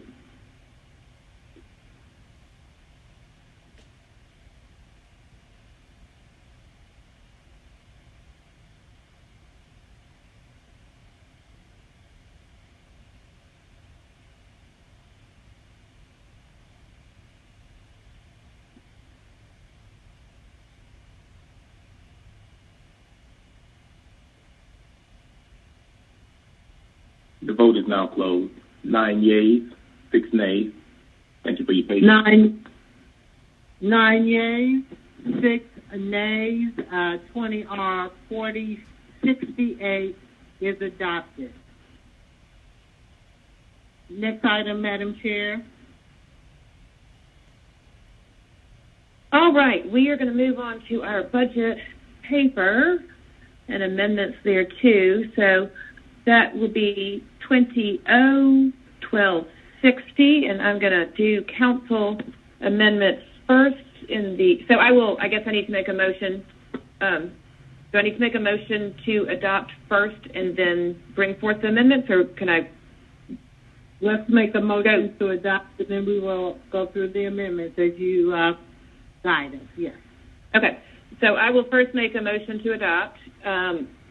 Is there a second? Do you need me to read the caption? Let me read the caption. Yes, please.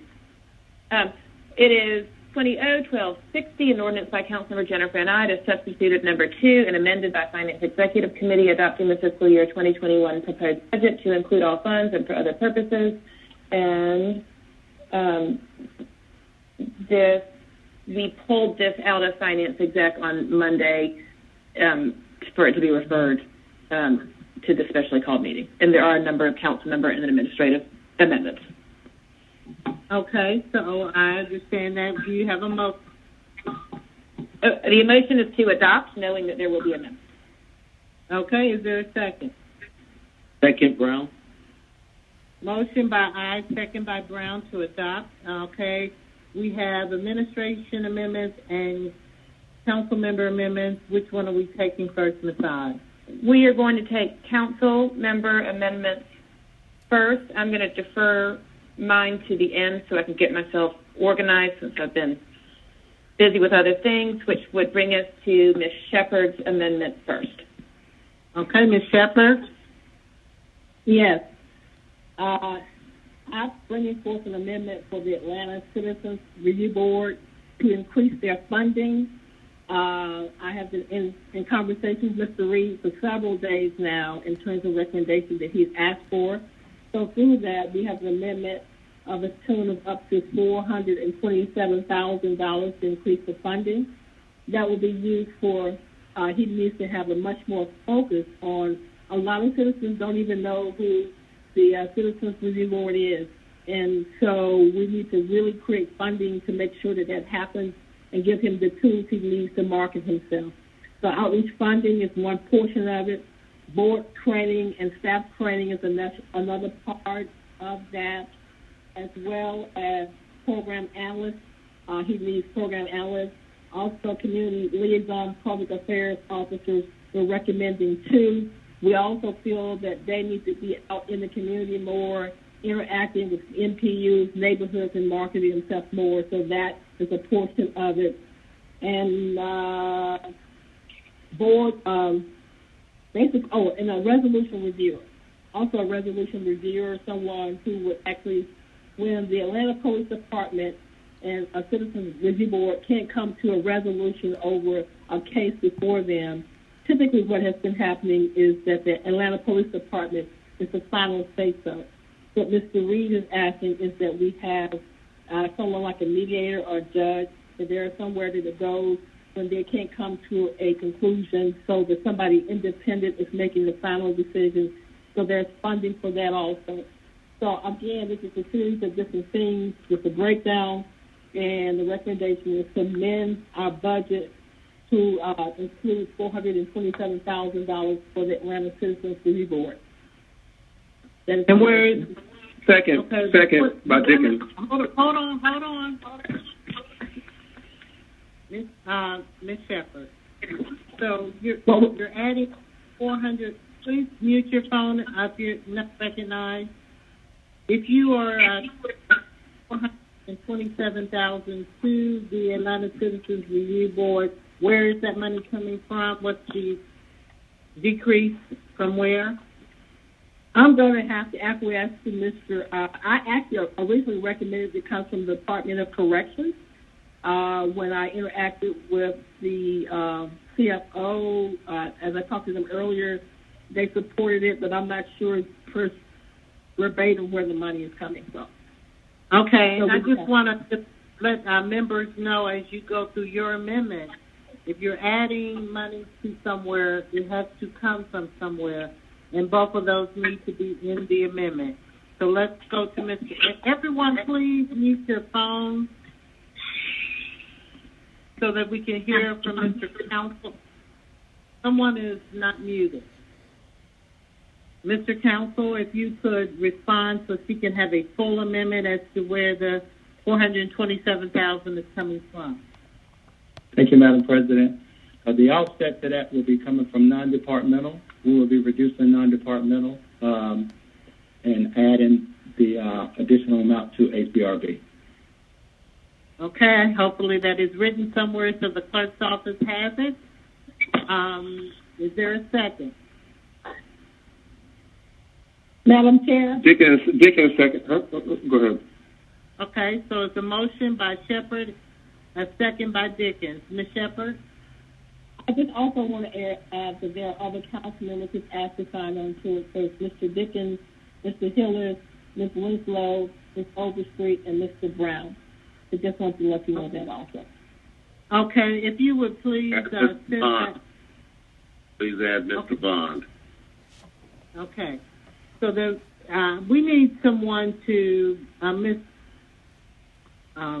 Shepherd, if you could just send a quick email to the clerk's office with those names. Bond. Who else? Well, actually, Ms. Moore, it's actually on the budget amendment, except for Mr. Bond's point. It's already part of the budget. So without on unanimous consent, we will. And I would like to join. And Archibald. We will add Bond, Ide, and Archibald on unanimous consent to their names on the amendment. I hope the clerk's office does have that. Thank you. So now we have before us Shepherd's amendment. Any discussion on the Shepherd amendment? Ms. Ide, do you have discussion? No. Ms. Archibald, do you have discussion on the amendment? I guess not. Let's open the vote on Shepherd's amendment. Amendment 1 to the budget, Shepherd number 1, to add $427,000 to the Administrative Review Board coming from non-departmental. If someone has a lot of background noise, that we would love for you to mute your phone. The vote is open.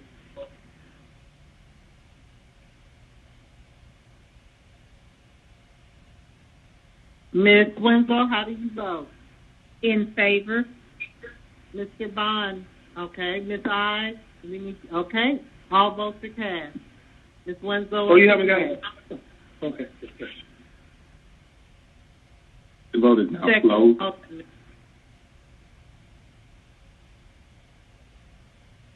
Populating vote.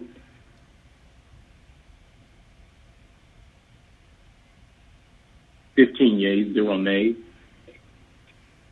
15 yeas, 0 nays. It's adopted. Thank you. The next one is Mr. Westmoreland. Thank you, Madam President.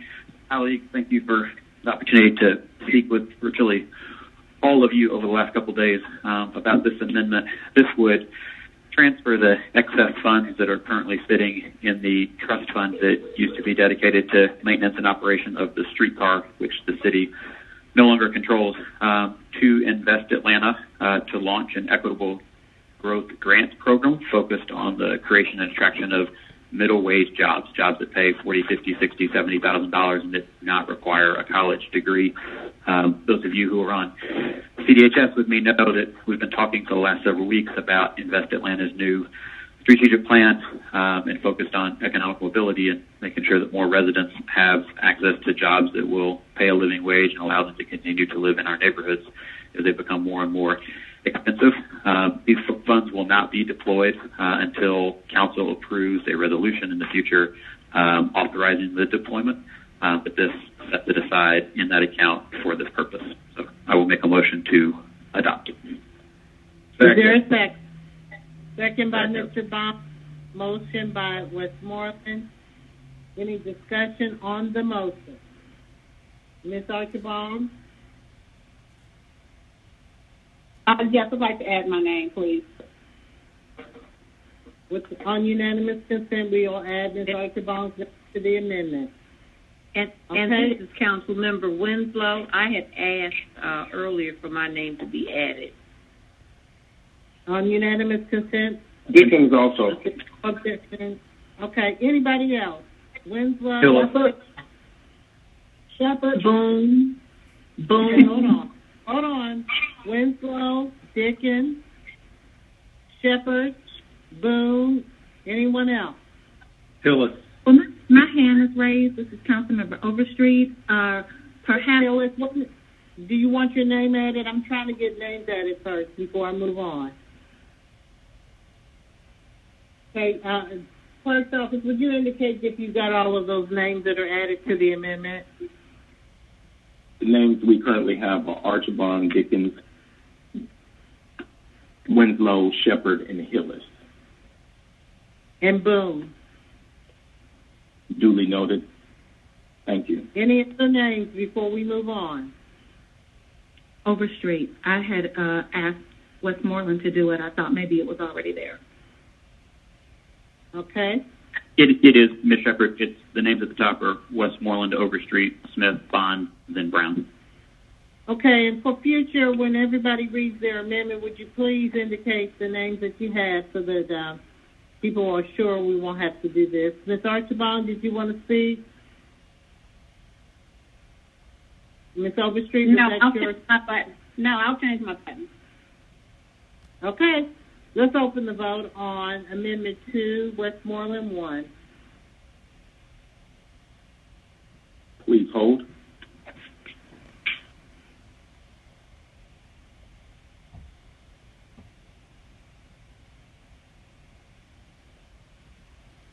The vote is now open.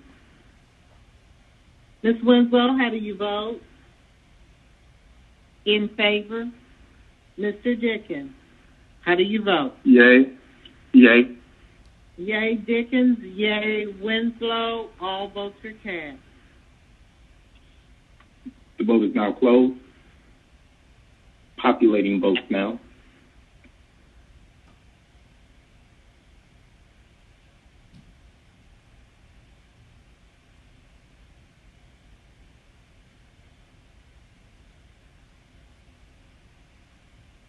Yeas, 0 nays. 15 yeas, 0 nays. Amendment 2, Westmoreland 1 is adopted. The next one is Mr. Hillis with sponsors Boone and Overstreet. Thank you, President Moore. This is an amendment by Hillis, Boone, and Overstreet to amend the FY21 proposed budget to allocate funding to the Atlanta Department of Transportation for traffic calming devices and speed tables. This would transfer $500 to the ADOT Consulting and Professional Services. And there's actually a correction to be made, is my understanding, to where these come from. I believe the Atlanta Department of Transportation has agreed to fund $350,000 from their department. And so only $150,000 would come out of the cash fund reserves. Okay. So make a motion. So $500,000, $150,000 from the cash fund reserve, and the balance coming from the Department of Transportation. That is correct. Is there a second? Second, Winslow, second. Okay, second by Overstreet. Motion by Hillis. Okay, Mr. Archibald. Is this going to be for citywide initiatives? Yes, Councilmember Archibald. Yes, this is for the same citywide program that we have funded for a number of years that initially was left out of the budget. The $350,000 that ADOT has committed is for funding those that have already been legislated and approved. But there are a number of other studies that are still underway, which is where the additional $150,000 comes in. But yes, it is citywide. Very good. Thank you. Ms. I. So what account how is this working with the existing ADOT money? I'm just thinking back to the ADOT's departmental briefings where the commissioner spoke about that this wasn't going to be included in the budget because he was having to trim his budget and he wasn't thinking that there was necessarily the data behind this was the biggest bang for the buck on safety. So what is he giving up in order to fund this instead? I don't know the specific account that it's coming or the specific account it's coming from, but I did get a commitment from them today, just a little while ago, stating that they had the money to fund what has already been approved, which is $350,000, and myself as a sponsor and the co-sponsors have requested the additional $150,000 be allocated as well for those that may be approved through studies that are already requested to commence or are under process. Okay, I'd just really like to know how this is impacting transportation's budget, since it was something that was specifically addressed in the departmental budget hearing, that there was a reason for not including it in this year's budget to focus on other initiatives.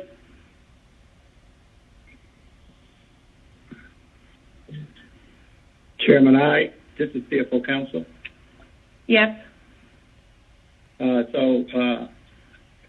The administration had a conversation with Commissioner Rowan, and he stated, that he could actually make this amendment work within the confines of his budget. I'm not sure what changed, but he assured us, that would be something that the department would be able to do. Okay, that doesn't totally answer my question. I'd like to know what we're not going to do when we're doing this instead. Hello? Excuse me, who's saying hello? This is Councilmember Dickens. I dropped off and I wanted to be in the affirmative on this image. Okay, we haven't voted yet. You're fine. Ms. I don't know that you can get an answer to your question. It doesn't sound like I'm going to get an answer to my question. Okay. So can we move on, or you have another? No, we can move on. Okay, Ms. Overstreet. Okay, are we still talking about the $500,000 in particular? We're talking about the HILLIS amendment. Yes. 500,000. So if I can shed just a little bit of light on that, we are in need of some traffic calming devices, like speed tables on several streets that are extra wide, and we've already spoken with ATL DOT about this funding, and I just think that councils really should consider supporting us on this paper, because it's extremely important that we pay attention to all of the streets that have been deemed very unsafe for just these reasons. These are the things that you guys have been clear during the year are important to all of us. So that's the only way for us to start addressing these issues, is to actually include that in our budget. So I think I was the second. Okay. Mr. Masakai. Thank you, President Moore.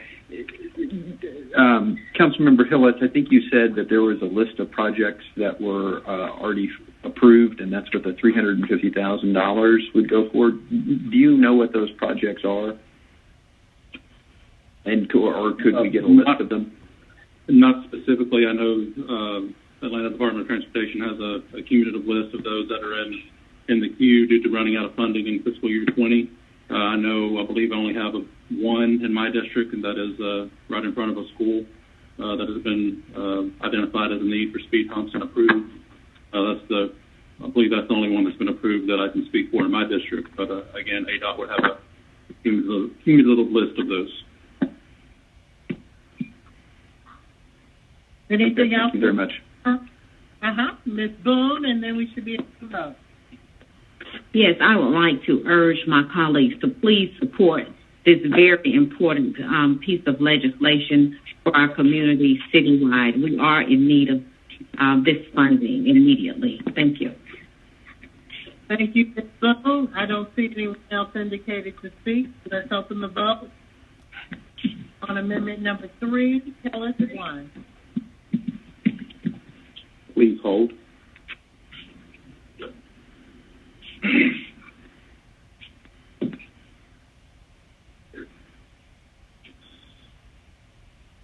The vote is now open. Ms. Winslow, how do you vote? In favor. Mr. Dickens? Yay. Dickens, yay. Winslow, yay. All votes are cast.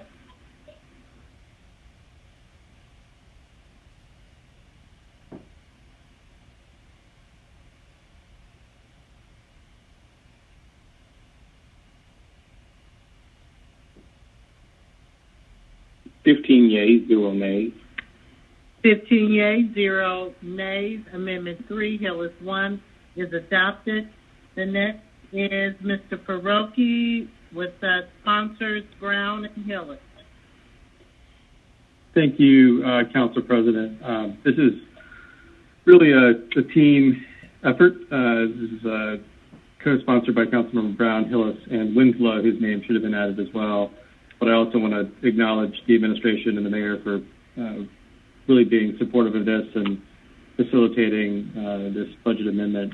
For the public, if it's okay, I just want to give some quick background on the pre-arrest diversion program. 3 years ago, my predecessor, Kwanzaa Hall, and many folks on this council who were in office prior to 2018 established with partnership with Fulton County, the Atlanta-Fulton County Pre-Arrest Diversion Initiative, and its purpose was and has been to reduce the number of individuals in jails by directing people out of criminal justice, especially those with mental illness, substance abuse, and who are facing poverty.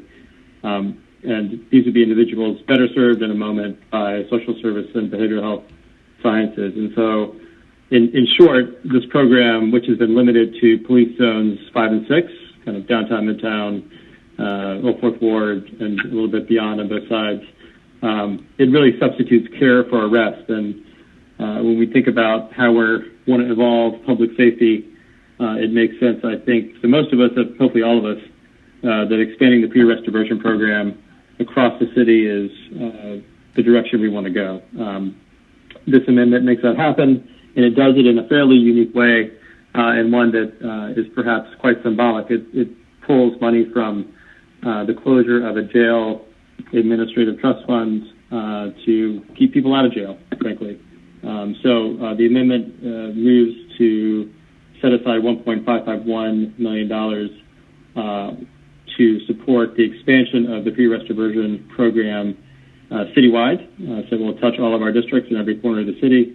It will hire 18 new people and provide some needed operational tools for the program.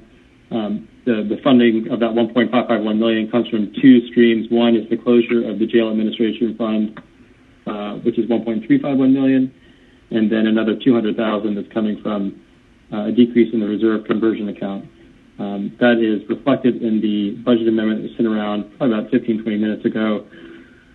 It probably means there's also an administration amendment, budget amendment number 43, which is there later. This merges the two and means we probably won't need budget amendment 43, but I would defer to Mr. Counsel on that when the administration produces and presents its amendments. So with that, I would just ask for everyone's support, and I make a motion to approve. Is there a second by Brown, motion by FAROKHI? We have several speakers. Is there anyone who is not on the system who would like to speak? Dickens. Okay. So we'll start with Mr. Bond. Thank you, Madam President, and thank you, Mr. FAROKHI, for offering the amendment. I would just like to add my name. Okay. Anyone else want to add their name? Please let us know now. Aye. So we have Bond, aye. Shepherd. Archibald Smith. I, Shepherd. Archibald. Overstreet. Overstreet. Smith. Smith. Westmoreland. Westmoreland. Dickens, but I thought mine was on there already. I couldn't hear it. I thought it was. It is not. Dickens. We'll add Dickens. Anyone else? Okay, on unanimous consent, without any objection, we'll add those names to this amendment. If that's what you signed up for, you can get off the speakers list. If not, we'll go to the next speaker, which is the third. Thank you. My question is around, I think this is a great expansion of that program, but I was wondering about adding 18 staff members from an account stream that say one time or both of them are one-time investments. So what's your thinking around that? Mr. Farokhi? Thank you, Councilman Archibong, and thank you, Council President. So it's a fair question. I think anytime we're closing down a trust fund or there's a single-use funding bucket that we're applying to something that will continue beyond the fiscal year, it's a fair question to ask.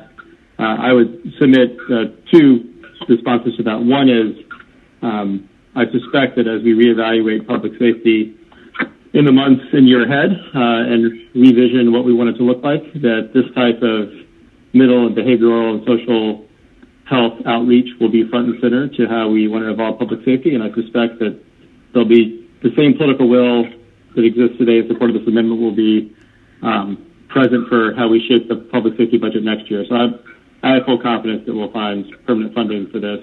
And that's because it's proven to work, which is my second point, which is, to date, this has been a pilot program, and with a limited footprint, I suspect that as we look at the next year of this, as it expands, we can almost look at it like a citywide pilot, and we can make the judgment next spring as to whether we want to see it continue citywide. So I think my sense is that we will find the money to do so in the public safety framework.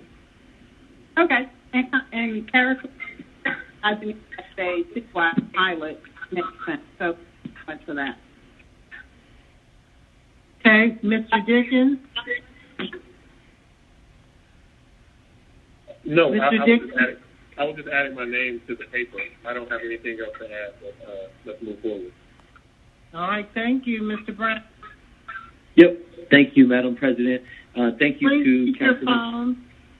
Please mute your phone.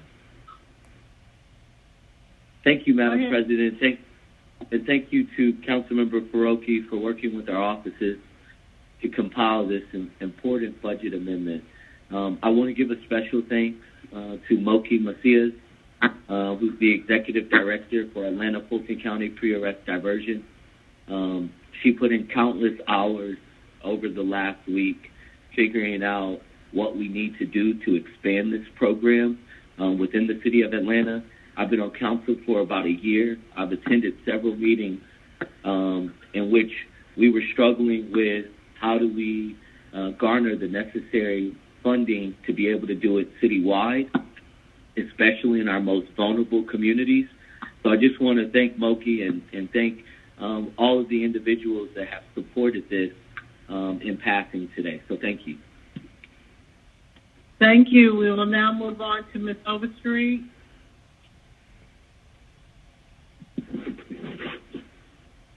I did not mean to have that. Sorry. No problem. Mr. Farokhi, and then we can go to the vote. Yeah, and I would also add, and this is very additive to my response to Councilmember Archibong's question.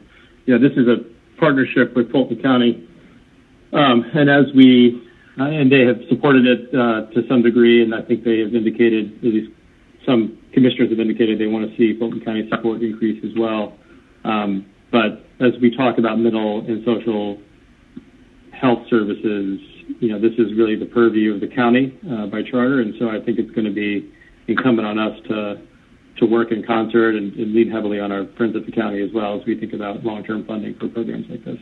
So my motion stands, motion to approve. Okay, Ms. Archibald? Madam President, I had a comment. Okay, go ahead, Ms. Winslow. Okay, but I didn't know if Councilmember Archibald was finished. Let her finish. Thank Okay, you, Ms. Winslow. I hadn't even started, so thank you, Ms. Winslow. And so I just wanted to say to Mr. FAROKHI, and I did mention to Moki today, DeKalb County is also responsible for Health and Human Services, and so I don't know to the extent there's any partnership funding or relationship building on the DeKalb County side. I always want to add that to the conversation. So that's it. Ms. Winslow? Yeah, and these additional people are going to be needed. When I talked to Moki, originally when this program came before the Public Safety Committee, they were just really planning on dealing with prostitution. But what she said they found out is that the police department and police officers were coming with them to do intervention with the homeless as well. Now we know that what is that? Partners for Home. I forget, with Catherine Marchman. That program, I just can't think of the name, does the main lifting, but this organization is helping out as well.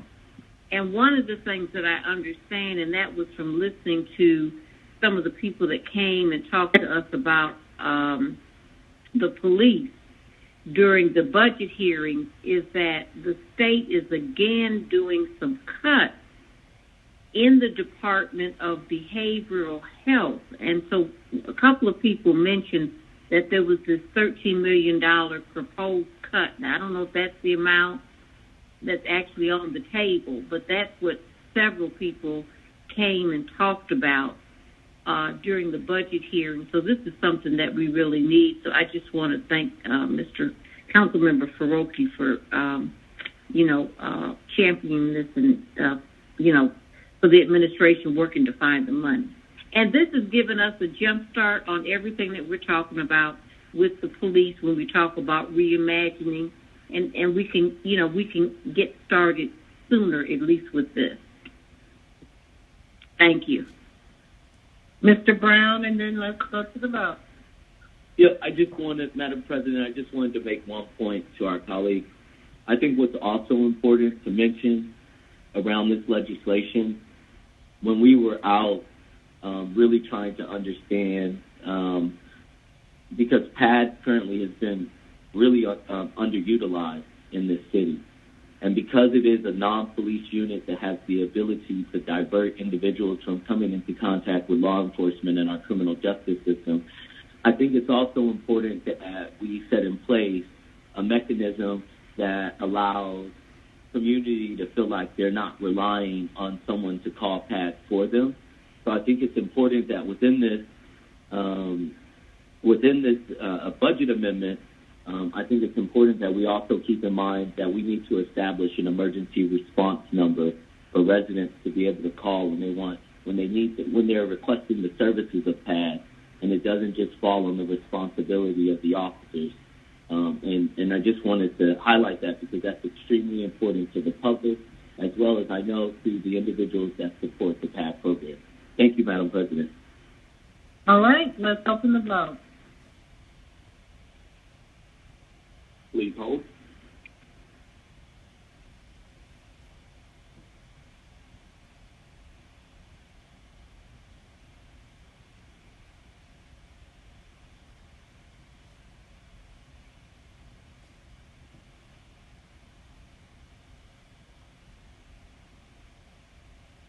The vote is now open. Ms. Winslow, how do you vote? Yes. Mr. Dickens, how do you vote? In favor. Dickens, yay. Winslow, yay. Mr. Bond, how do you vote?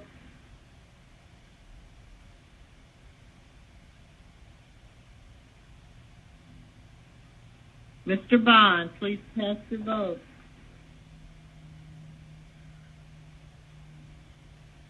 All votes are cast. The vote is now closed. Populating votes now. 15 yeas, 0 nays. 15 yeas, 0 nays. It is adopted. Amendment 4, FAROKHI 1. The next amendment is by Ms. Archibald, co-sponsors FAROKHI and Westmoreland. The vote is now closed. Council President, I believe I've withdrawn that amendment, please. Okay. Thank you. I think we're getting a playback from somebody's phone. Okay, and Mr. Hillis, you do not have an amendment, is that correct? And one, is that correct? Okay, so now we'll go back to you, Madam Chair. Council President, did you just say me? Did you just Yes, say I? correct. I'm sorry. I was switching to my headset. My first amendment, which should have been circulated just recently, is purely a sort of housekeeping amendment. I noticed that the budget ordinance itself didn't reference an attachment, and so I have one amendment that adds language where it says that this proposed budget and adds language that says attached as Exhibit A, and then it attaches the budget book that was submitted on May 3rd, 2020 as Exhibit A, just so that's all buttoned up of what the budget is that we're actually passing in this budget legislation. Okay, so would you make that motion?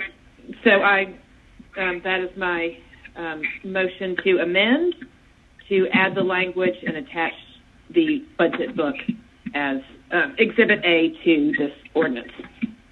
Is there a second? Brown.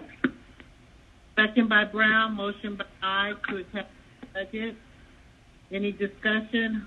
Hearing none, let's open the vote. On Amendment 5, number 1.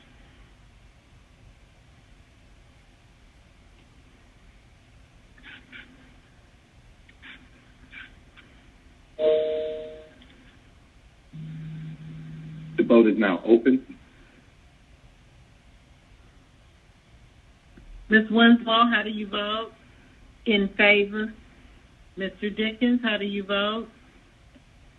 In favor. All right. All votes are cast. The vote is now closed. Populating votes now.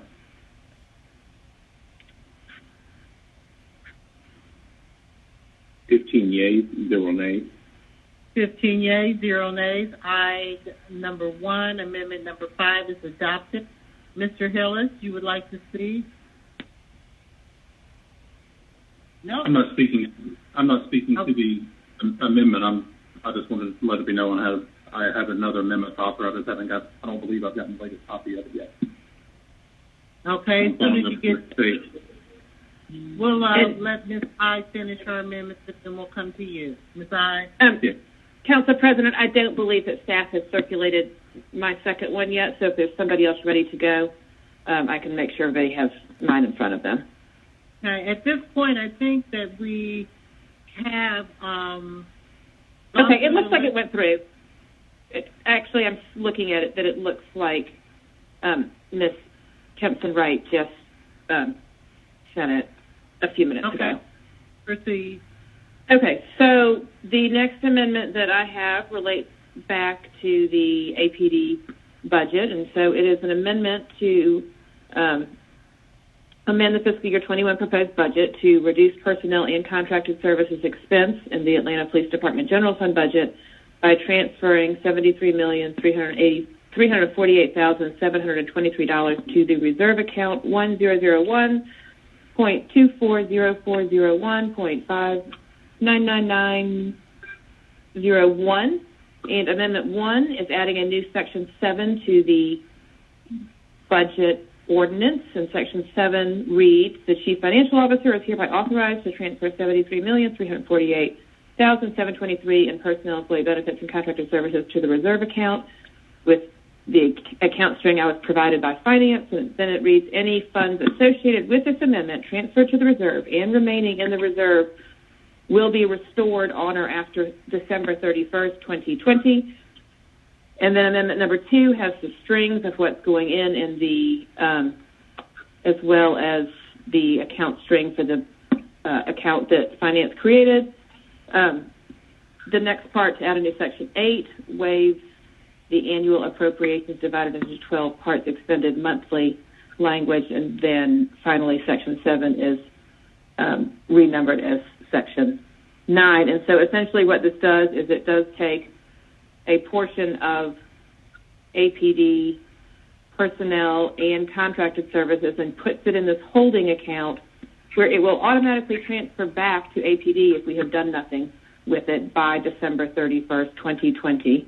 And the other language is language that I worked on with law and finance to ensure that we had a balanced budget and that we weren't that we were in compliance with the code on the appropriations. So my motion is put forth this motion to amend. Okay, Second, Brown. Motion by I, second by Brown. And this will be amendment number 6, I number 2. We have speakers. Is there anyone who is not on the system that would like to speak in the lineup? Please indicate, either text me or speak up before I start down the list. Okay, let's start with Ms. Shepherd. Ms. I. As you was reading, I couldn't get it all. You read a little fast sometimes or slow down. And I heard you do a brief, but can you go back very slowly and tell me again what you're talking about in terms of this? I heard the very tail end, but I was also trying to interpret your language as you read it. So can you go back, please? Sure, I'm happy to.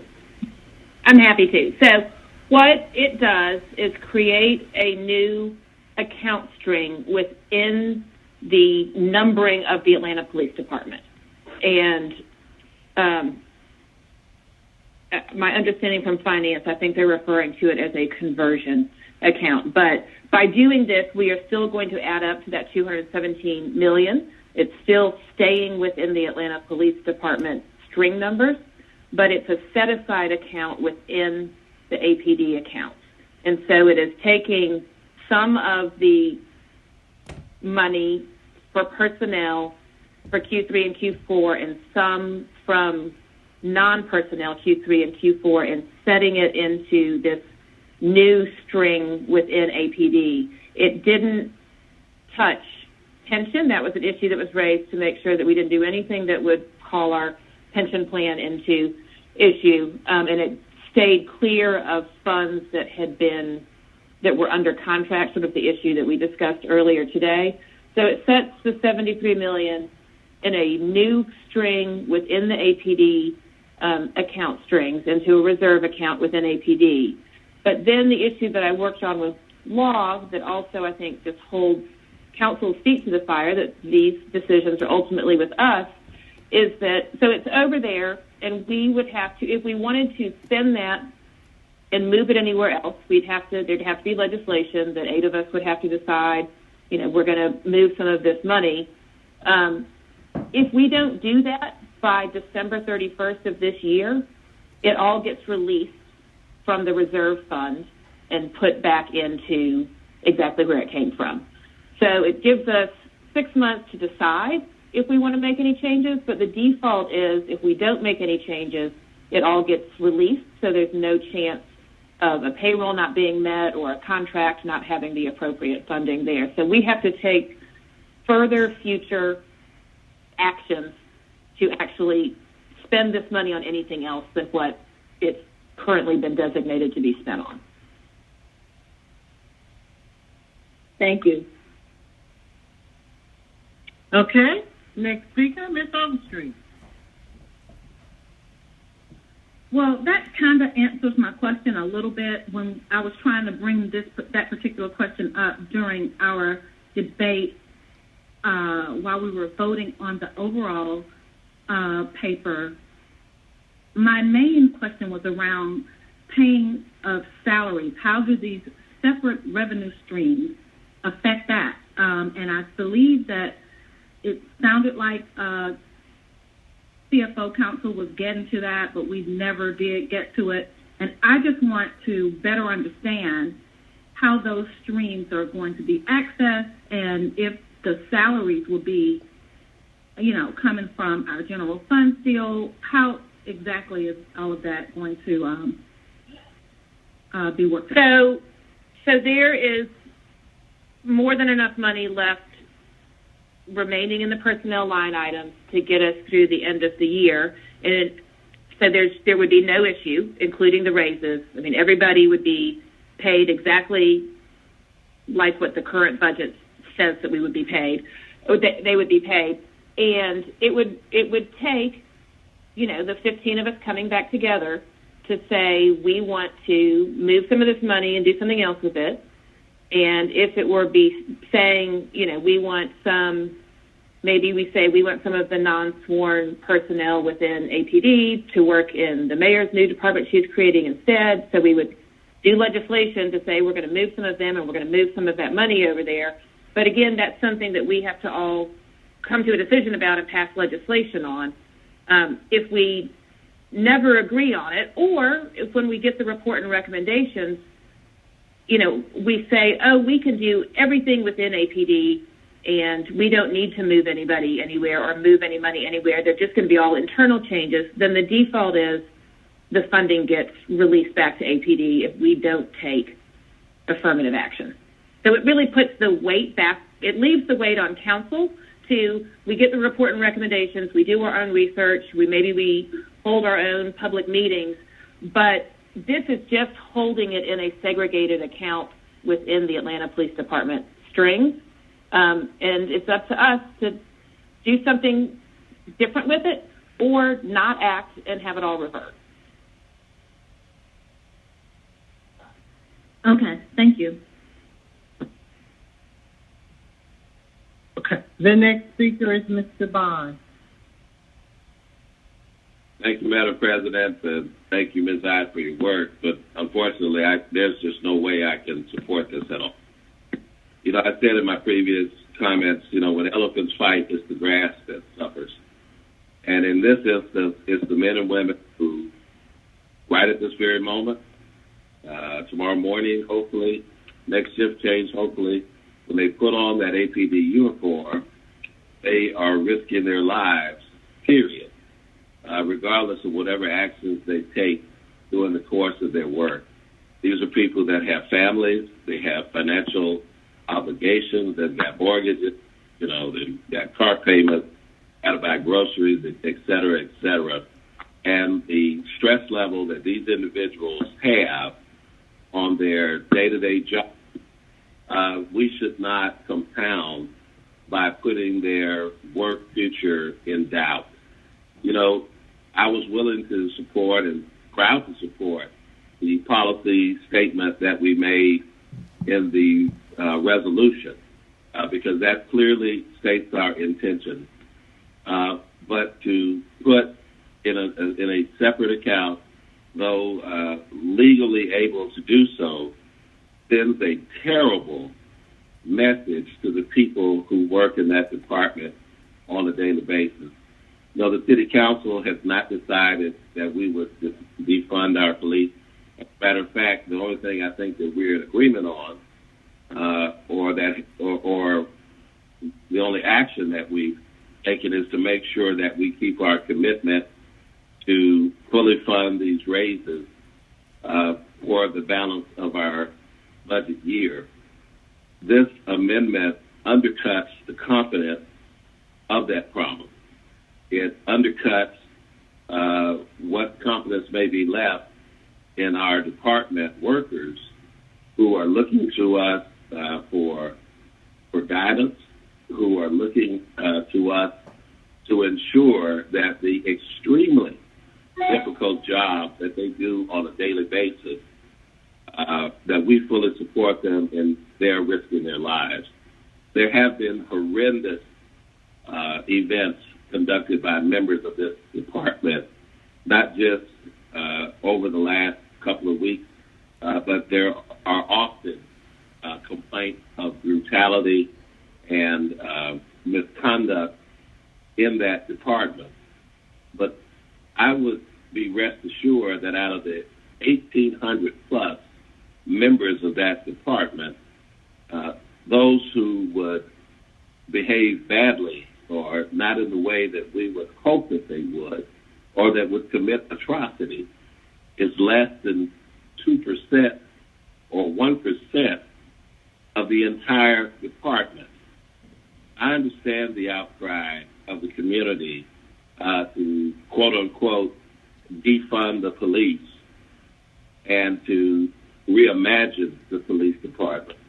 But I err on the side of reimagining the police department with the community, with the administration, council, to all be at the table as we do so that there's no misconstruing of what our motives are.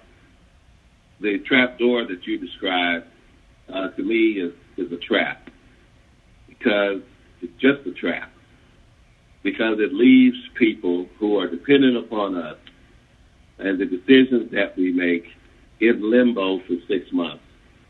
Now, I was very moved by your words today when you talked about how your eyes have been opened to situations that you hadn't seen before, that you didn't realize what goes on in the community. Well, I hope to open your eyes about something else.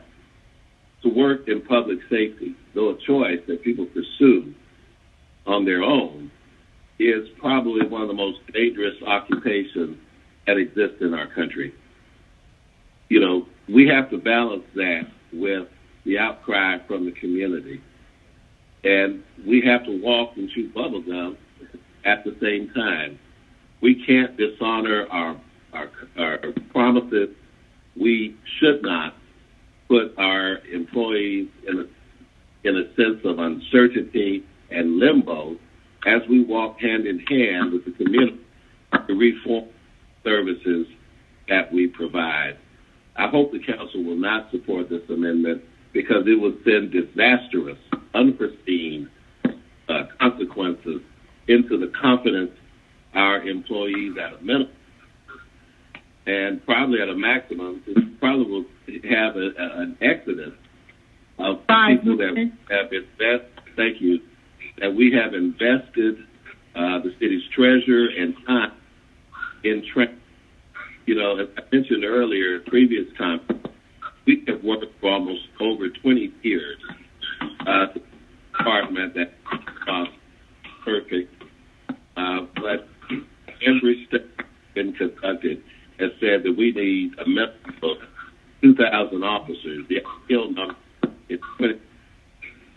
The ably police. Excuse me, Mr. Bond. But everyone put their phones on mute so we can hear Mr. Bond. Go ahead, Mr. Bond. Thank you, Madam President. You know, every study suggests that we have about 2,300 officers. We reached a goal of 2,000 a few years ago. We're now presently beneath that goal. And, you know, crime isn't going to take a holiday because we're engaged in reimagining how we police the city or how our police department might function. So I would hope that we would not support this amendment. We've already supported the resolution that makes our policy intentions clear, and I hope that we would not cloud that by undermining the confidence and the security of people that we ask to risk their lives to protect all of us. And that concludes my comment. All right, the next speaker is Mr. Brown. Thank you, Madam President, and thank you, Councilmember Bond and Councilmember Ide, for bringing forth this amendment. We've all stated that we support the good men and women of public safety. We have and will continue to stand by them, alongside them, and lift them up. This budget amendment doesn't undercut anything within what we've all already agreed on and stated on this call. And we've shown that because we've protected these same men and women through our last vote and approved resolution. You know, how many times have we been here? The people should be dependent on their elected officials to do the right thing. We have an obligation to not just talk, but our actions be a reflection of the change that we see. The community wants to know we don't only hear them, but we see them. This budget amendment creates purposeful action to the words we've outlined in the resolution. It's like, at this point, we have to stop talking about things as a body, and we have to start moving into a place of action. That's what the community is saying right now. So, Madam President, I motion to call the question. Okay, there's a motion to call the question. Is there a second? Is there a second? Shook. There's no, hold on 1 second. The parliamentarian's calling. Hold on.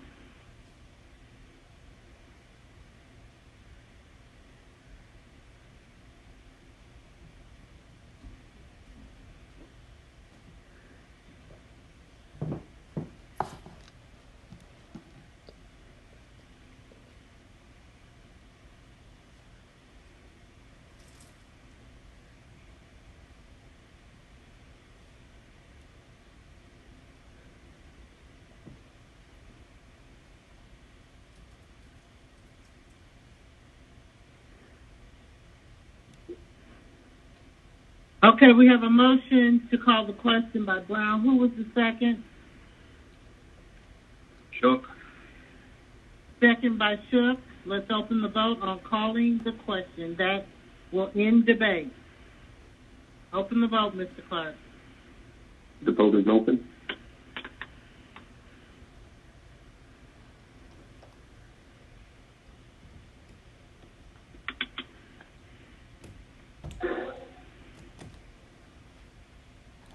Ms. Winslow, how do you vote?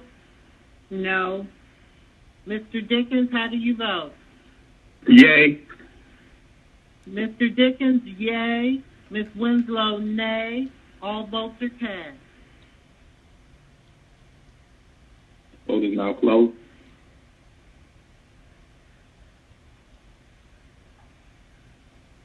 Populating votes now.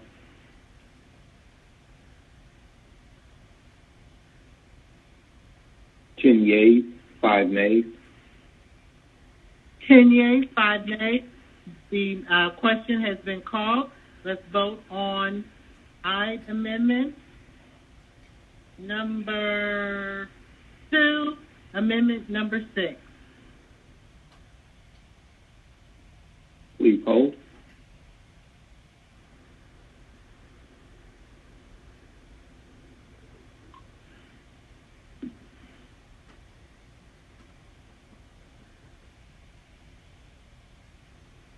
The vote is now open.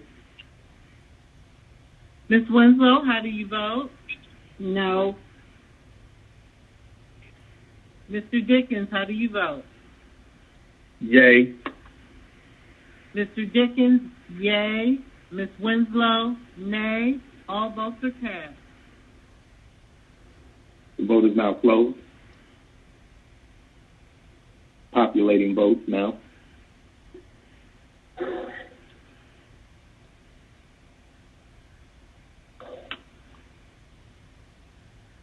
7 yeas, 8 nays. Okay, let me make sure. Can you hear me? Okay. 7 yeas, 8 nays. It fails. The amendment fails. I do still have 2 speakers that are lined up. Mr. Hillis, did you still want to speak? Yes. Well, I just have an amendment. Okay. So the amendment failed. Do you still want to speak? Not to the amendment. I want to offer an additional amendment. Okay. Go ahead. Thank you. This is an amendment by Hillis to amend the FY21 proposed budget to increase the proposed 3.5% raise for code enforcement positions, which are 16 FTEs, 3.5% to 10%. This is a increase of $98,000 to come from reserves. There was a study done for our code enforcement officers, which are, of course, non-sworn personnel that are vital to combating blight in our city. And a study was done. An internal study was attempted to be done, but many were unresponsive. And in my studies, this would bring them up to a wage that is more consistent with the market. As you all know, we've done studies for our sworn APD and AFRD employees, but really at this point we need to start looking into all of our other employees, whether they're non-sworn employees in our public safety departments or all of our other departments. And I think this starts there. And again, I know these are really valuable employees that do a great job of fighting blight, especially in my council district, Councilmember Boone's district, Councilmember Oak Street, and a number of other districts that have issues with blight. So I'll just ask for your support on this and make a motion to approve. Is there a second? Second by Shepherd. Second. Second by Shepherd. Motion by Hillis. Could you just restate the motion, just the amendment part, so that the public can understand? It is to amend the fiscal year 21 proposed budget to increase the proposed 3.5% raise for the reference code enforcement positions, which are 16 FTEs, to 10%. Okay. Any discussion? Ms. Odd. Just quick question on, I may have missed this. What is the funding source? It's from a reserve conversion account per finance.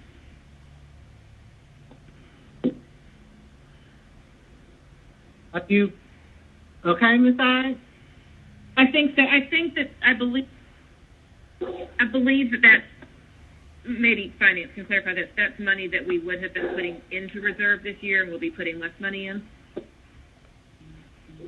Is that what a reserve conversion account is, or is it something different? Yeah.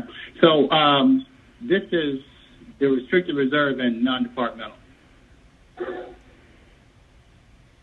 Money that we would have been reserving this year, that we are That's not exactly money right. that we're okay.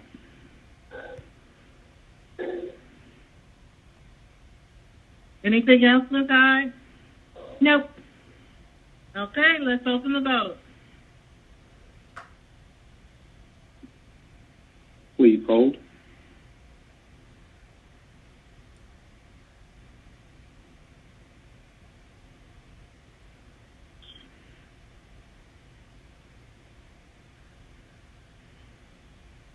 The vote is now open.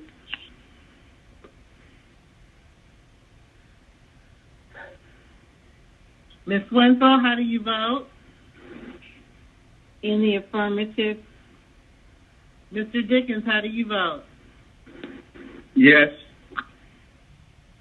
Please populate the votes, Mr. Clerk. The vote is now closed. Populating votes now.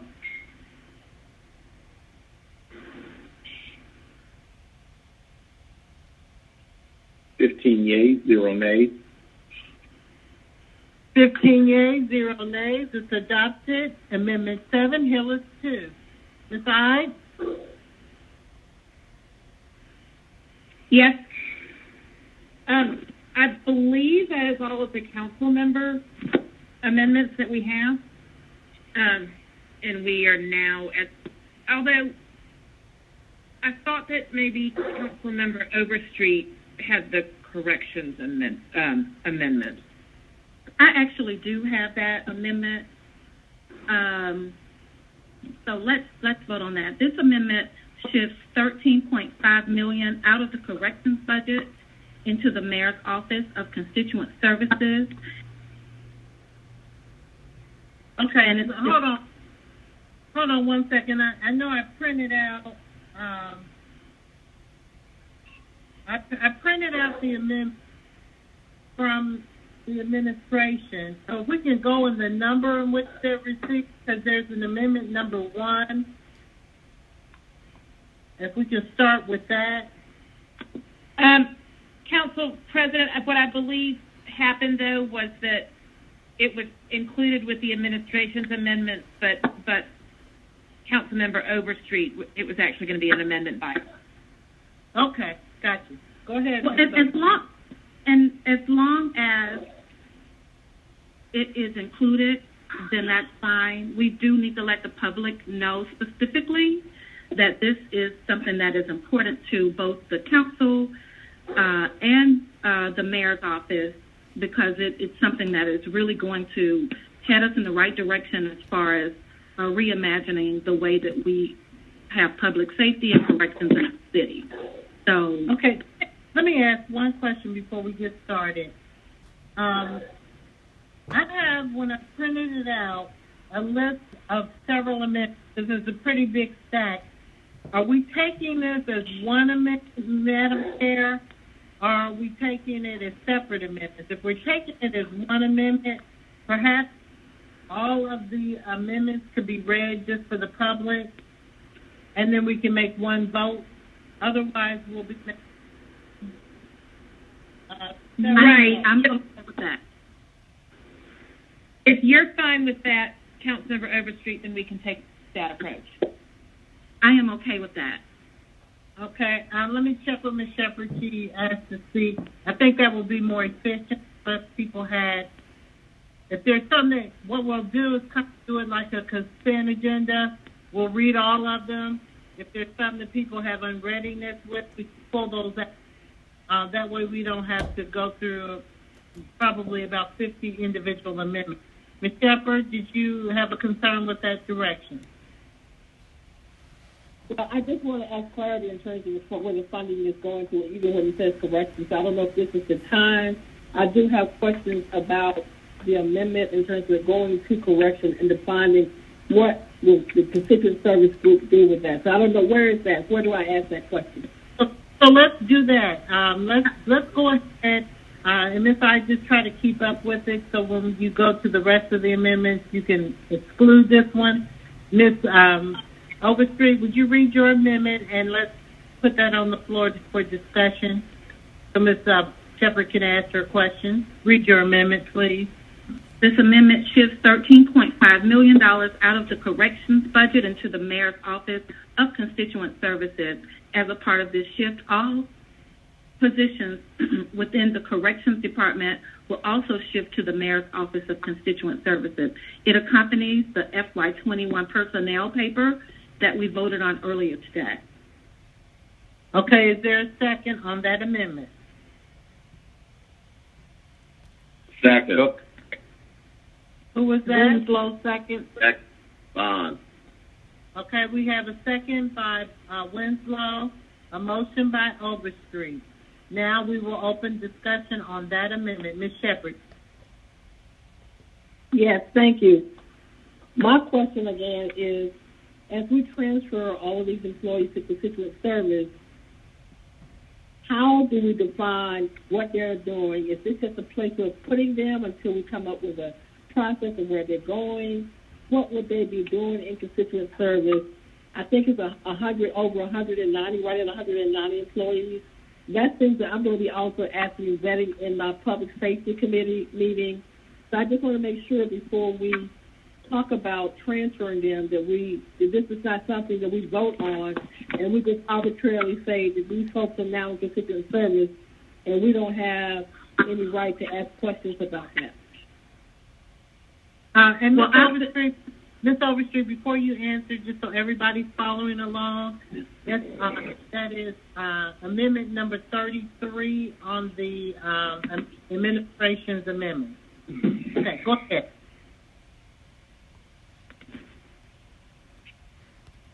I've asked my question. I don't know if you can answer. I don't know if Ms. Overstreet has. Oh, I'm sorry. Can you hear me now? Yes, we can. Okay. So I've been assured that this will definitely set the wheels in motion to put in place our community initiatives. It's going to help with seniors and youth, and we're going to have the opportunity to increase staffing for our parks, which you know have always been in a posture of of actually being reactive instead of maintenance minded. So we have an opportunity to use this particular shift with the corrections to get to that. So I would like for anyone on the call now that can give us even more details to to help with the council members making the right decision about this. And this really is more of a deployment plan, because this is where we need to go as a city. We all agreed that we want to reimagine the way we're doing business for our communities and initiatives and seniors and youth, as well as our green spaces. This is a beginning for that. And excuse me, members, I misspoke. If you pull it out of your package, it's amendment number 42. This is being offered by Ms. Overstreet. Ms. Shepherd, you have the floor. So my question to that, and again, I'm not sure, Ms. Overstreet, if you can answer, because, you just threw out several particular areas. I also talked about policing, community policing. Can we actually turn some of our officers who are there to community policing? So that's an array of different things that we use our officers for. But my question is the fact that we're sending them to constituent service, as opposed to us actually coming back and looking at this. If we even talk about parks, and then doing policing in parks, what purview does that come up on a constituent service? Or that goes above? Well, okay, so I understand what you're asking me. If there's a way that we can I was give permission for COO. I was just going to say that if we're going to hear from the administration, we would have to go in the committee of the whole. Mr. Williams wants to respond, so I'll entertain a motion. I move to go into committee of the whole and hear from COO Williams, please. Okay, Ms. Shepherd, is there a second or anybody? Second, Vanessa Kite. Okay, second by Shepherd, motion by Overstreet to go in the committee of the whole for the purpose of hearing from the COO, Mr. Williams. Let's open the vote on going into the committee of the whole for that purpose. Please hold. The vote is now open.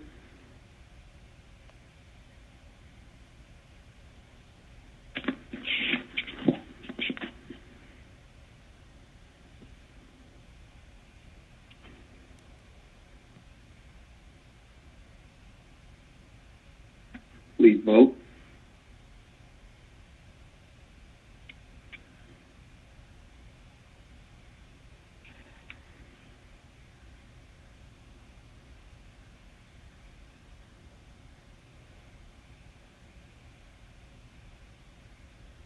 Ms. Winslow, how do you vote? Yes. Mr. Dickens, how do you vote? Yes. Mr. Shook? Aye. All three yes. Dickens, Winslow, Shook. All votes are cast. The vote is now closed. Populating vote.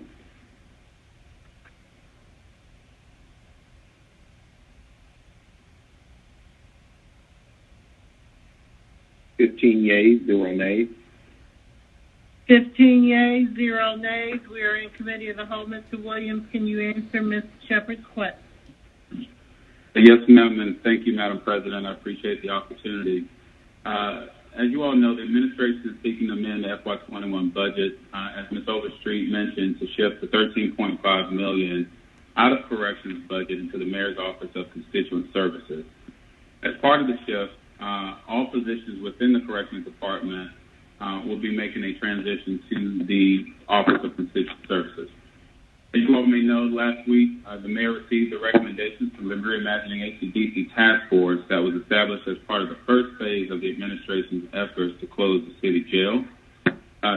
As we've worked through this process beginning next week, we will immediately begin the second phase of the administration's effort to close the city jail by starting this process that we've stood up to redeploy employees from the jail community-facing functions under the Mayor's Office of Constituent Services. This effort is anticipated to reduce the number of employees at the jail based on the low number of detainees that we all know have been booked over the past several years as we began to wind down the jail. The redeployment process will be facilitated in concert with my office as COO, as well as our corrections chief, as well as the Department of Human Resources. Many of the functions that have been anticipated, these redeployment of employees will include transportation and support of seniors and other vulnerable populations, as Ms. Overstreet mentioned. Certainly, Ms. Shepherd mentioned our park patrols and other policing opportunities, looking at blight reduction and cleanup efforts throughout the city, as well as pool security and other facilities. We're looking at a number of other opportunities for community and constituent support functions. As we go through this process, we'll be working with our staff and other partners to reimagine what this looks like. Now, not all of the employees will be redeployed in this first phase. Some of those employees, as you all know, will need to remain in order to provide the constitutionally required supervision for the remaining population of detainees, which on average is roughly 25 to 30 detainees per day. And this will happen until the finalization and the complete closure of the city jail has been formalized. There will be a subsequent process once that happens to redeploy those remaining employees once the mayor has finalized the recommendations from the task force and determined the timetable by which the closure of the jail will be complete. After the 13.5 personnel budget has been moved to the Mayor's Office of Constituent Services through the FY21 budget, there'll be roughly about $3.6 million left in corrections. This specifically will support the utility costs as well as the contract and supply costs associated with the ongoing closure of the facility. So that is a very high-level overview of the expectation around the process that we stood up. We will be continuing our efforts as we work with the employees as well as others to communicate the path forward, and we'll be more than happy to bring updates back to public safety and other committees as appropriate to make sure that the council and the full committee is up to date as relates to our efforts related to this redeployment process. Ms. Moore, can I sit down? Sure, please. So, Mr. Williams, I'm not sure if you quite answered my question. So, my question is, the X amount of employees who are going to be transferred to constituent service up under the purview of that department, whose decision is going to be made? How is that decision going to be made as to, because they're just not going to sit there. You talked about, we gave examples of things that they could do. But if they're going to Parks Department, policing in parks, that's not really constituent service. I don't define that as that. That's a whole different mechanism. Is that going to be something from the police department or from the Parks Department? If they're going to community policing, if we deploy some of them to be trained in community policing, is that going to be up under constituent services, or is that going to be up under a different department? So my question is, we're putting them all in one department, constituent service. Some of that can be done in terms of senior services, food and travel and all those different things. So that's a huge amount of employees with a lot of things. And I'm just saying, I'm not sure if we come to an absolute decision on what that's going to be done. And so to arbitrarily say we're going to put them all in constituent service, and then who makes the decision as to what they're going to do, and how does the council weigh in on that? Yes, ma'am. As you know, the corrections staff already works in concert with and alongside our community constituent services efforts. We're going through a process, and that process will entail a very thoughtful skill assessment that HR will be leading as we work through this process in conjunction with the corrections lead to identify and determine the new functionality that process will lend itself to allow for those individuals to be redeployed in other areas throughout the city to support those community-facing efforts. This is a process that we're standing up. It will begin to move forward. This is essentially the first step as we move the positions into the budget for the constituent services that we will continue to work through the efforts that you described as it relates to where the individuals will go. We'll bring that information back to council as an update so that way that you all will be able to be informed. And the next step, of course, will be that as we work through this, we'll quickly into that assessment phase. I've had meetings with the leadership team at the Corrections Department. We've started that effort, but they still will report to the Corrections Chief as we go through this process, and then as we identify where they will be placed and through the training and other things that we'll need to provide, then at that point we will then be able to identify clearly where those individuals will be as it relates to the community-based facing efforts that we talked about. Well, my question now again is, the decisions will be made by the administration, and the council will not have any input into those decisions? No, I think the expectation from an operational perspective will operate through the process, but we will certainly be engaging council as it relates to your feedback in terms of the specific community-based efforts. Much of this work is already being done through our Parks Department, our constituent services areas, and other areas that we've talked about before. But we'll be certainly happy to engage and certainly solicit any feedback that you or any of the council member may have as recommendations related to these community-based efforts that we just discussed. Okay, so I'm going to say, with all due respect, I think this is something with those mathematical employees and what's happening, where correction is going, that it should be something that's vetted with the council members also for discussion, that it should be something that is arbitrarily just left up to internally to do. As we talk about this is something that I think that could be very valuable in terms of a lot of different things in our community. And so just sending them over to particular service without input from the community, I have concerns about that, and I just want to make sure that as I'm voting on this, in terms of this transfer, that there will be actual input from the community. So I may have to, I don't know if I need to do an amendment to say that we can transfer them over, but that it would not be necessarily all to particular service, or there needs to be actual input from council and other folks to talk about where these folks should go also. Does that make sense? Mr. Williams can answer the question, but I do have a question for you, Madam Chair. Mr. Williams? Yes, ma'am, I'm here. Okay. Do you want to repeat what Ms. Shepherd just said? This is the first step, Ms. Shepherd. The assessment will be the next step that we'll be embarking on, and certainly we will be engaging the feedback and ideas from the community as well as the council. So I'm not sure if I just want to make sure you understand the expectations that this is a first step of a process by moving them to constituent services. We will certainly be engaging you as well as others throughout the council and the community so that we can have feedback as it relates to what those specific areas that we will be focusing on as we redeploy those individuals, aligning key skill sets, knowledge, and as well as capable functionalities within the department to align with those skill sets that the individuals within corrections currently have. And we'll be providing training to support them as we do that, as we support the needs of the city. Ms. Shepherd? Ms. All Shepherd? right. Yes? I had a question of you, Ms. Shepherd. Are you still on the line? Yes, I'm listening.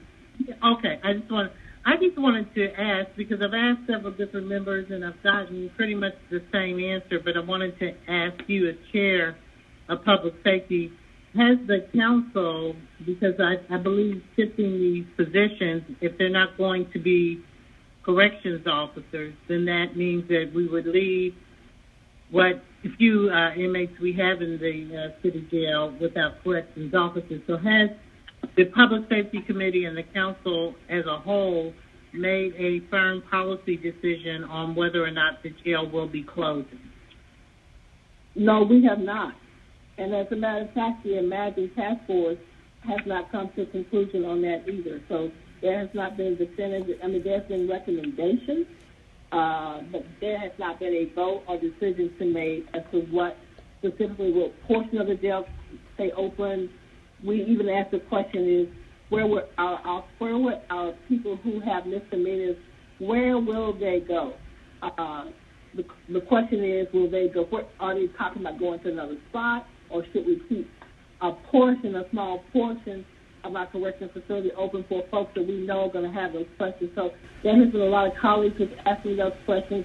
that has not been answered by the administration yet in terms of that. So there's a lot of discussion that we need to talk about before we come to that.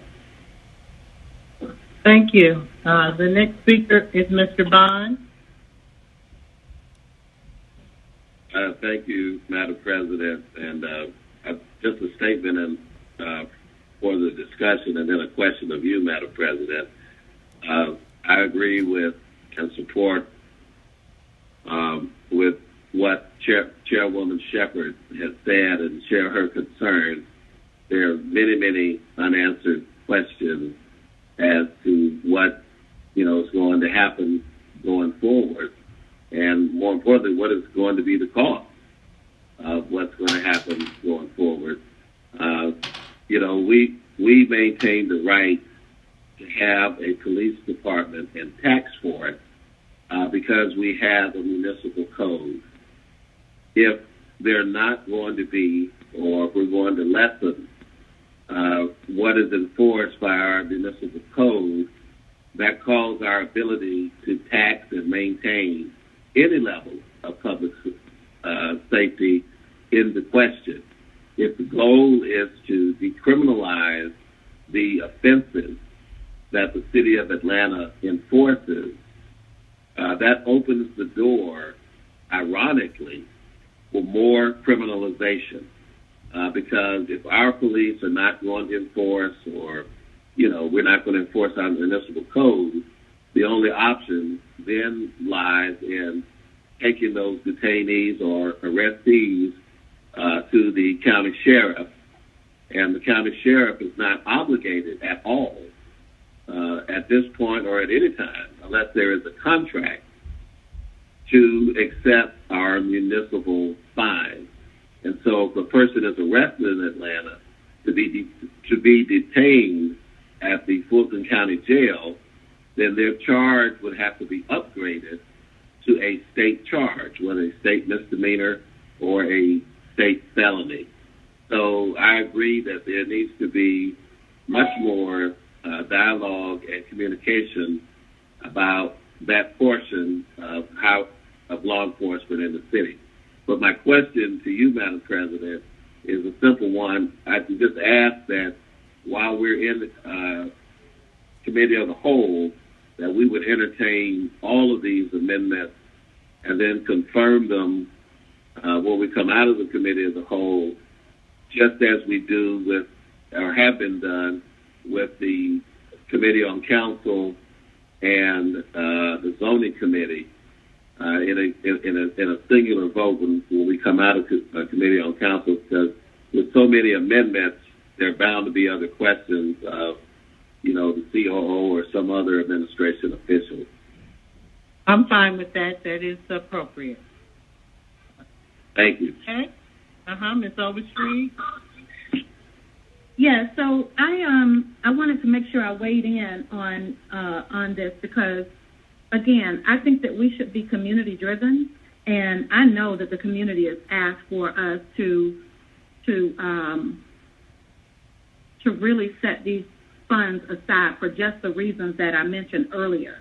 And I can go over them again, but I think that at this point, with this particular amendment, that perhaps Councilmember Shepherd, you can offer an amendment to it that will put council in a place of being at the table. But voting it down is not something that I think would be in our best interest, especially now, because this is just what we need. We need those particular employees dispersed in our community, helping our community at the parks level, at the senior citizens level, with our youth, and with our reimagined posture. Everything that we come up with, we'll have the resources and the personnel to actually implement what we're asking for. So please figure out an amendment, and I would love for council to be at the table when we're making these decisions. So let's go with the first information. Can I respond to that? Madam President, some additional comment? Yes, Mr. Williams.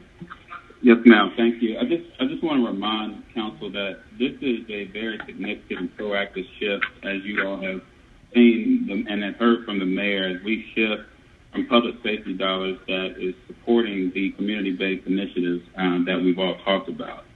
This is a very proactive effort as we reimagine what public safety looks like. And I just want to be clear that that's the purpose of this initial exercise as we work to kick off this process to redeploy the correction staff and move the personnel dollars into constituent services with that expectation to continue that forward progress and that progressive effort as it relates to shifting the public safety funds to community-based initiatives.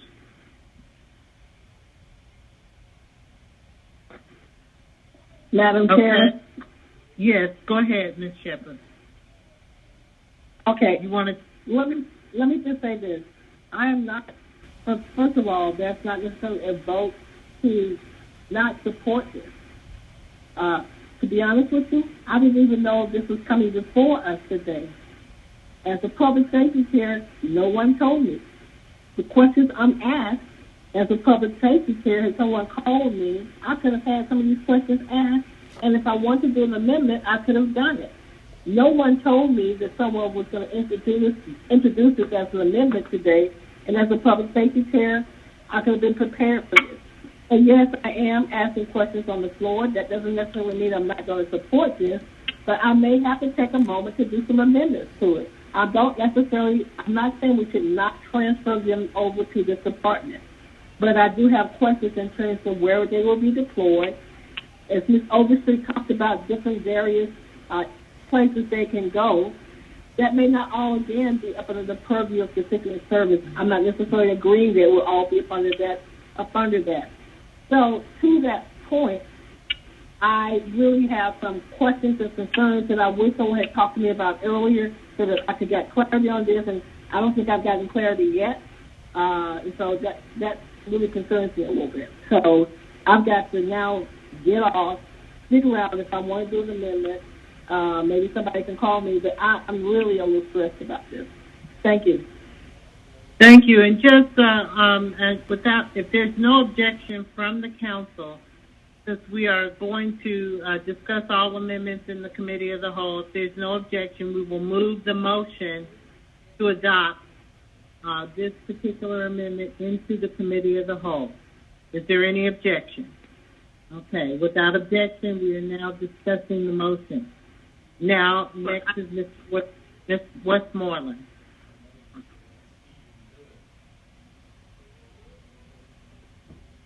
Mr. Westmoreland, you are up to speak. I don't know if he is muted or not.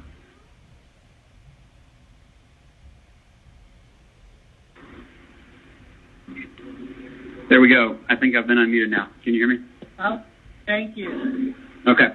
Thank you, Madam President. I will preface my comments by saying that I have been a proponent of this conversation ever since August of 2018, when a number of us introduced a resolution to start a conversation not unlike the one we're having about police, about reimagining the Department of Corrections. It was an honor to serve as one of council's two members on the task force while we continued that conversation. And to Councilmember Shepherd's point, there are many unanswered questions still.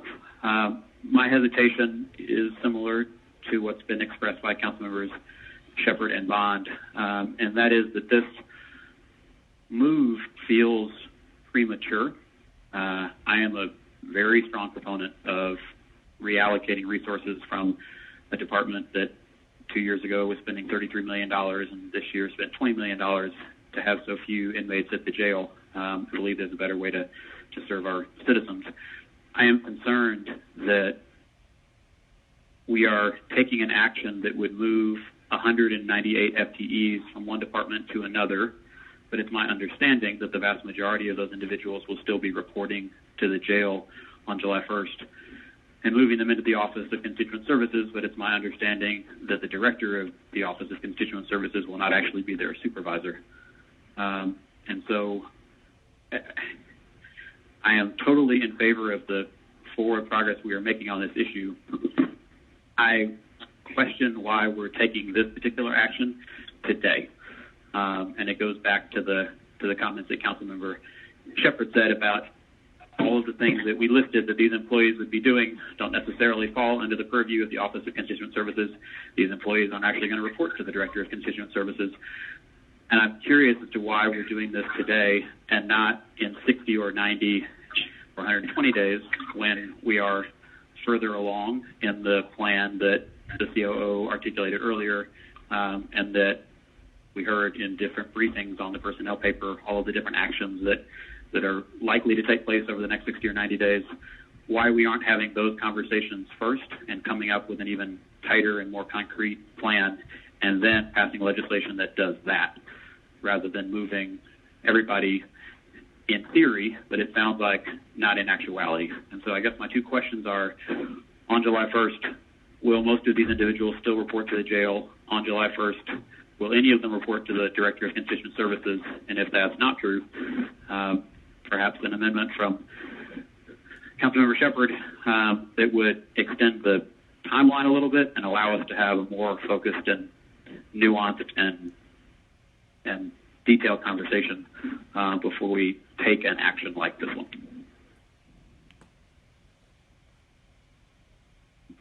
So, Councilmember Westmoreland, thank you for your comment.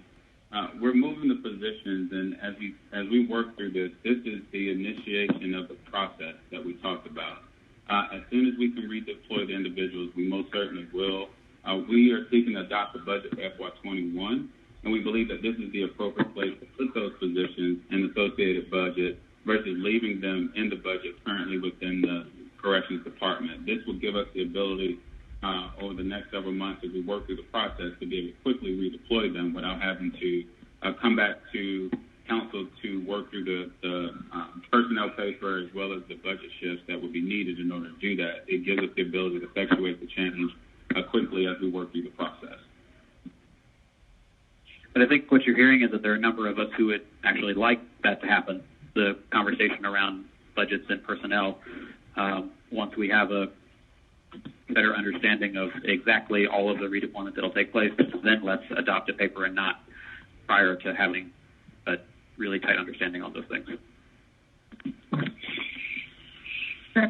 Hold on one second.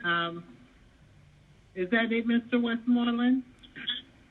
It is. No, I'm going to defer to the Chair of Public Safety, but I just wanted to raise my concerns. Not about what we're doing, just about how we're doing it. Okay, Ms. Ide is next. Can I just take one moment? I've been trying to get a hold of the CFO. This is not about this amendment in particular. It's about the package of amendments from the administration. They included a lot that we already took care of at FEC. So if the budget team can please recirculate the packet of just the ones that we need to vote on today, then people can be looking through those and not be confused about ones we've already done. We'll take care of that. And Ms. Overstreet?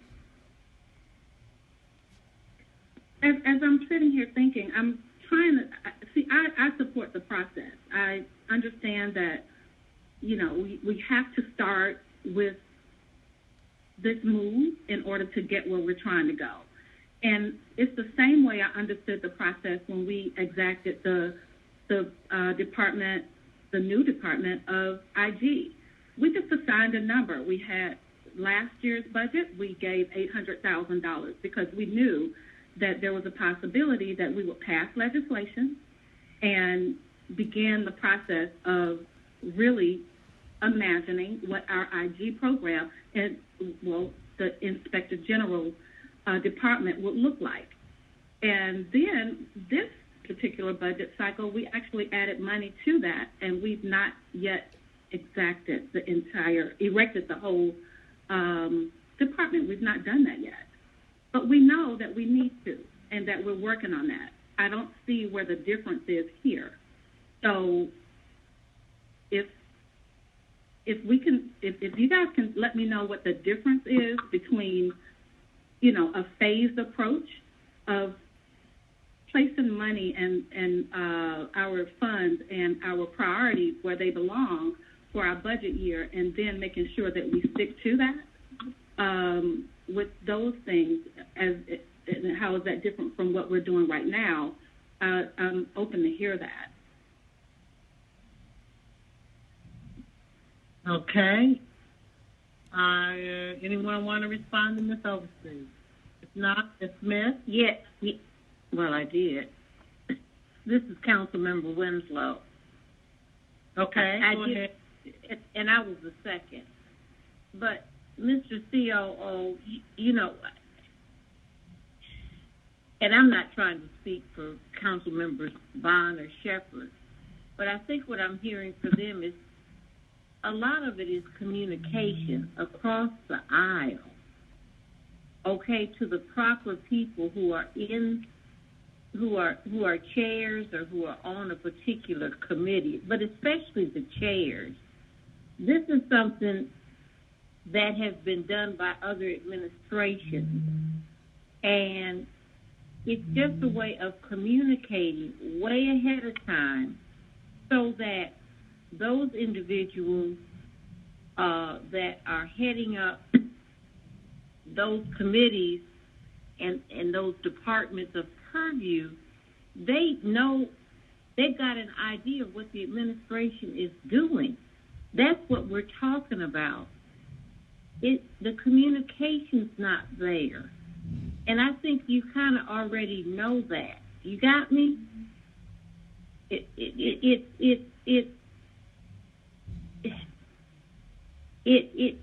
just needs to be better. And I think people are saying, hey, we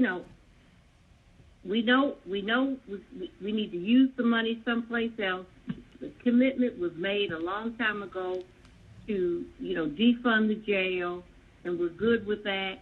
There's some council people that, I thought had some good ideas about, somebody said something about an ambassador program. That might have been Michael or somebody else. Somebody else had his thing. I think you talked about, Mr. Williams, about a park patrol. We've got panhandlers. We got young kids on the street. That's a source of a need where we can put young people into some type of program where maybe they can learn entrepreneurship. So I think people want to get an idea of what we're talking about. And then I think council people want to give you some ideas, okay? It's a back and forth because we've been here a long time. We know the needs that we have in our district. So it's part of a partnership, okay? It's part of a partnership. So when we've got a partnership going from the administration to the legislative branch, it makes it easier. And that's the best way I can say it. We need more of a partnership. Please give us that. Please give us your attention. We need that. And that's what people are saying. We need your attention. We've got experience. We just didn't get off the boat yesterday. We didn't get off the boat day before yesterday. We know our districts like we know the backs of our hands. And we can be helpful where we can all be successful, where we can all beat our chests and say, hey, we can make the city of Atlanta even better, even greater than it is now. So we just want to be of assistance to the administration. We want to make the city better. We want to make the city greater. Okay? Thank you for listening. Ms. Smith? Thank you, Madam President. Okay, I'm not really sure if this is a question, but I'm going to try to bring us home a little bit on this. Okay, this is the way I'm viewing it. I have heard from probably not hundreds, but thousands of people to close the jail. Close the jail, close the jail. We know that the mayor has been working toward that. There is the Reimagine committee that's been working toward it. The way I'm kind of looking at this is if we don't do this, I mean, yeah, we've got lots of alternatives, but the only alternative I see right now is one of two options.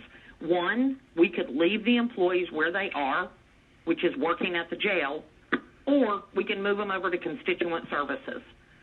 So I think I'm going to take the latter and move them over to constituent services. I know that I will have a better opportunity with them working in constituent services to use them in my community, and I really feel like if maybe you want to put a friendly amendment or something on this to say and I would like this, when we're ready to deploy the 126 employees out into the community for community services, then us and the community can have a say in where they're used, because that's going to be the whole point of this. We need the community to come together with all of us so that we can figure out what we're doing.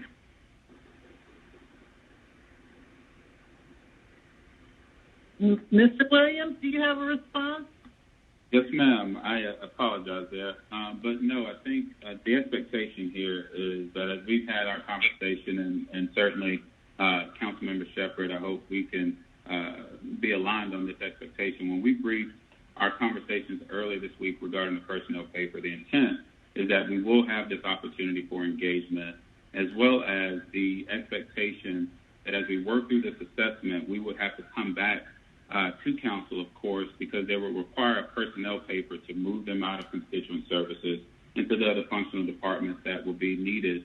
That will be, these individuals will be redeployed to as we continue to support those community-based initiatives. So, yes, I think we are aligned with that expectation. I would expect that if there's a need to provide any additional clarity around that, then certainly we can do that.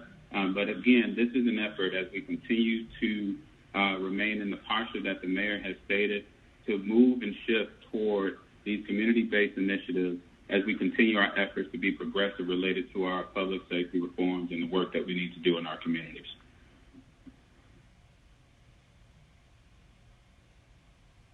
Okay. Mr. Wood, if you have a comment on anything I said, no, but I mean, he was silent on what I said. Okay. I'll be nice. Okay. Well, I had the floor, but Mr. Williams didn't say.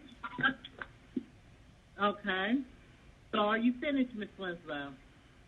I am not. I just wanted to know, I mean, am I making sense, Mr. Williams? And I apologize, Ms. Winslow. I had stepped off briefly. Could you please recap for me what you stated? I apologize. Wow. I took the call. I was trying to. Please forgive me. I apologize. I had to step away on mute for a moment. Well, you didn't hear anything I said. I didn't hear the last part of the statement, but if you could briefly recap for me, I would appreciate it. I apologize for that. No, I was just backing my colleagues up in regard to, if people are chairpersons of a particular committee that has a particular department under it, that I just think there's a need for more communication, okay? Now, maybe you're communicating with them, and I don't know it because I'm not chair of a committee. But I'm not hearing that from my colleagues. And as I said, we all want the city of Atlanta to continue to be a great city. But we can't do it if we're not really partnering together on a regular basis and communicating in regard to, how we can make it better. And all I was saying is that a lot of us have been on council a long time. We know our districts. We know what some of the needs are. And we may be able to give you some suggestions in regard to what some of those needs are so that as the administration moves forward, you can say, oh, okay, well, in 6 of the 12 districts or in 8 of the 12 districts, we know that this is needed. And I talked about panhandling with the young people, that there may be a need for people to get with those individuals as opposed to the police getting with them but seeing how they can get into WorkSource or get into the At Promise Center or get into, I don't know, the YMCA or something like that. So I was just saying that you know, and maybe you already know what, you know, a lot of the issues are in the city, and maybe you may not need our help, but I guess I'm saying, you know, I think that we're offering it, or I'm offering it, and I think they want to hear, they want to offer their ideas too. Yes, And ma'am. so I hope the administration and you will be receptive of that. No, absolutely, and thank you for that. Most certainly, and I think the you know, as you kind of, I know we've had conversations before. Yes, we're definitely open, and we'll continue to keep the line of communication open. I did have a conversation with Council Member Shepherd as it relates to the personnel paper and the intention that we had to move the budget in support of this as well. That during that conversation, it likely could have been misunderstood. So I was having a conversation with her offline just to make sure that we were both aligned. But I agree with you. We will continue to keep the lines of communication open with those committee chairs, and we'll continue to support any feedback and insight that you all as a council have to share. Okay, thank you for listening. Yes, ma'am. All right, Mr. Masakai. Yeah, thank you, President Moore. I'd like to offer a friendly amendment to Councilmember Shepherd that this move for the personnel to constituent services is for 120 days, at which time they'll revert back to the jail, and we would anticipate that the administration would come back to us to put them in a more permanent location. Okay, and when we get to Ms. Shepherd, she can know if she's in. Ms. Shepherd, are you interested in adding that into your amendment you're working on? Hold on. Yes, Ms. Moore, I'm working on the amendment as we speak. Should be coming to you within less than 5 minutes. Okay, did you hear Ms. Masakai's suggestion for that amendment? No, I didn't. I was talking to other folks. Yeah, Councilmember Shepherd. Mm-hmm. Councilmember Shepherd, I just suggested that you might want to consider putting that the personnel would move for 120 days to constituent services, and at that point, we would look for the administration to come back to us to recommend where they might go in a more permanent basis. If that didn't happen, they'd go back to the jail, but that there's a 120-day period at which they're in constituent services. So I just wanted to put that out there for your consideration. Okay, thank you. I'm looking at, I am putting a date on it. That's exactly what I'm doing, but I'm not sure if it's 120 days. So, but thank you, Mr. Masakai. That's a good one. Let me think about which your recommendation or mine is, which will be better. Okay. Great. Thank you very much, Councilmember Shepherd. All right. Thank you. And so, Thank you, President. I'll get to you in a minute, Ms. Shepherd. Mr. Brown is next. Thank you, Madam President. I just wanted to, if I may, ask Mr. Williams a question, just for clarity purposes, just so I understand. This amendment, we're moving... Hold on a second. I want to make sure Mr. Williams is listening. Yes, ma'am. I'm on the call. Okay. Go ahead, Mr. Brown. Okay. So we're moving these individuals to constituent services, but they will still report to the jail and not to the Director of Constituent Services, just so I'm clear? So the expectation is that we'll be moving the positions and the funding to support that. We will continue to have the individuals operate at the jail, given the requirements that we have specifically for the constitutional required level of support needed for the number of detainees. As we work through the process, as I mentioned, those individuals will then be reallocated, that can be reallocated over this period of time to other functional departments. So, yes, there will be individuals still reporting to the corrections chief, and all of them will continue to report to the corrections chief until they are redeployed to these other functional departments in support of the community-based initiatives. So I guess what I'm trying to understand is then what is the purpose of us doing this? Is this just to create Is this just to give you all more time to figure out what you want to do in conjunction with working with city council members? Or are we just doing this just to, appear to the public as though we're addressing their concerns of closing the jail, which we haven't identified a date for yet? So is it to prove the point that we're closing the jail just so people, feel as though we're moving into the direction that they're asking for? I'm just trying to understand what's the purpose of this, because it's obvious council doesn't feel as though they've been included into the conversation of what should happen when it comes to, one, when the jail should close, and two, what should happen to the workers from the jail. So I'm really just trying to, if you can help me understand this better, I would appreciate it. Yes, sir. Again, this is a significant and proactive shift of public safety dollars, as has been communicated by our community. This is the first step of the process to redeploy those individuals within corrections to these community-based efforts, as we talked about. So this is the first step of the process. But the overall goal is to continue our very proactive effort to shift public safety dollars as has been called for by our community.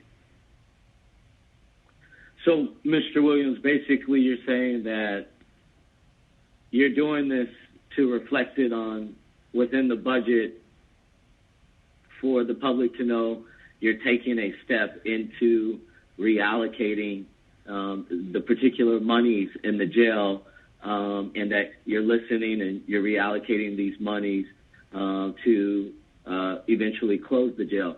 I guess the conflict I'm having with your statement and what is being done, the conflict is that there's been no input from council members.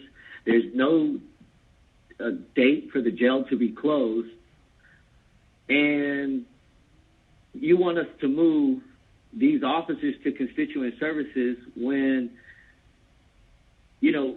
one, I think that they will be underutilized, even though I know they've done work in the community and picked up trash and stuff, but I think they would be underutilized in constituent services, and there are far greater places that we can put them in. As,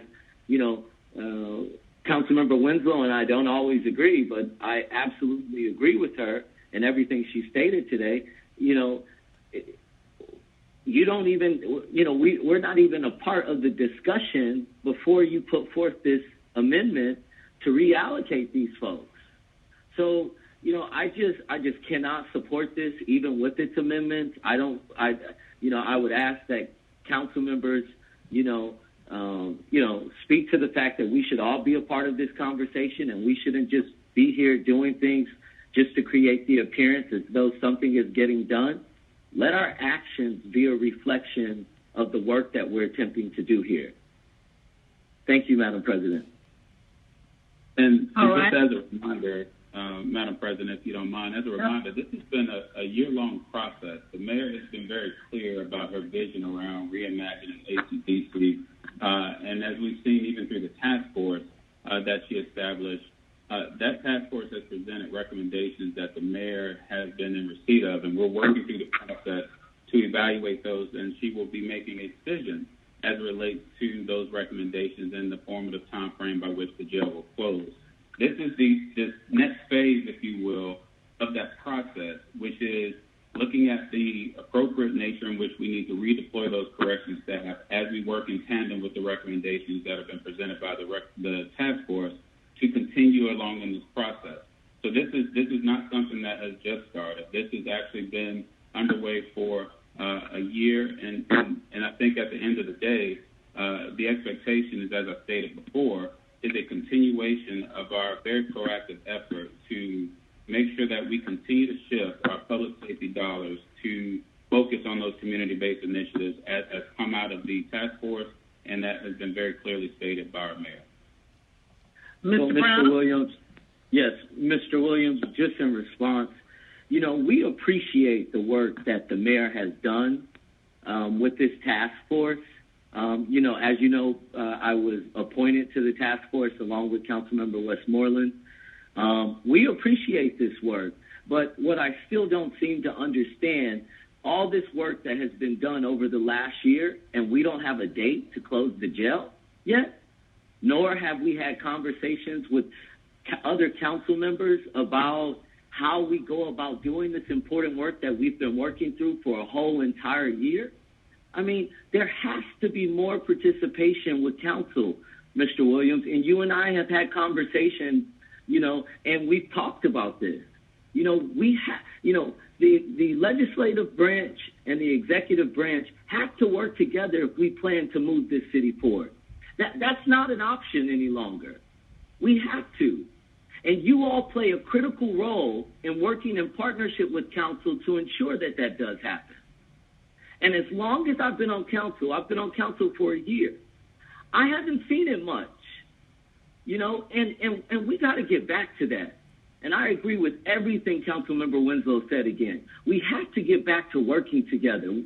Divided we fall, together we stand. And we really have to think about what those words mean. Thank you, Madam President. Ms. Shepherd? Yes, Madam President. I finished my amendment. Hopefully it will be coming to everyone within the next couple of minutes, and then I'll be able to read it to you all. Okay? Hello? Yes, I'm here. We'll go to Ms. Overstreet while we're waiting on your amendment. Okay, thank you. Okay, we'll go to Mr. Westmoreland. No, ma'am. I am. Oh, no. My hand is raised. I'm sorry. I was on mute. Go ahead, Ms. Overstreet. Oh, okay. So, a couple things. I do also agree with communication. It is important that we communicate. So none of what you all are saying I disagree with. What I do disagree with is that this is merely cosmetic.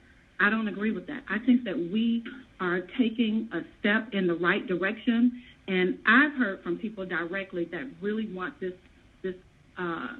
change to happen and these dollars to go towards our community initiatives. I think that's the beginning to that. To say that we're not taking a step toward reimagining what's going to happen with our ACDC is counterintuitive to what we're doing right now. Like this, that's what this amendment is about.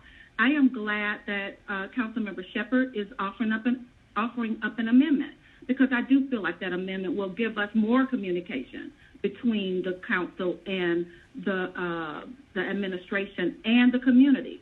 So this should definitely be looked at as a positive step in the right direction with the community, and it's certainly not something that we should be putting out there as being cosmetic, as if we're doing something that shouldn't be done, because it's not true. This is a step that we have to take. We need to take this step in order for us to do all of the things that we promised the community that we're interested in doing. Thank you. Are you finished? Mr. Westmoreland? Thank you, Madam President. I'll defer to Chair Shepherd. It sounds like she's got an amendment, and if I want to speak to the amendment, I will, but right now I've expressed my thoughts so far. Okay. Ms. Shepherd, you ready?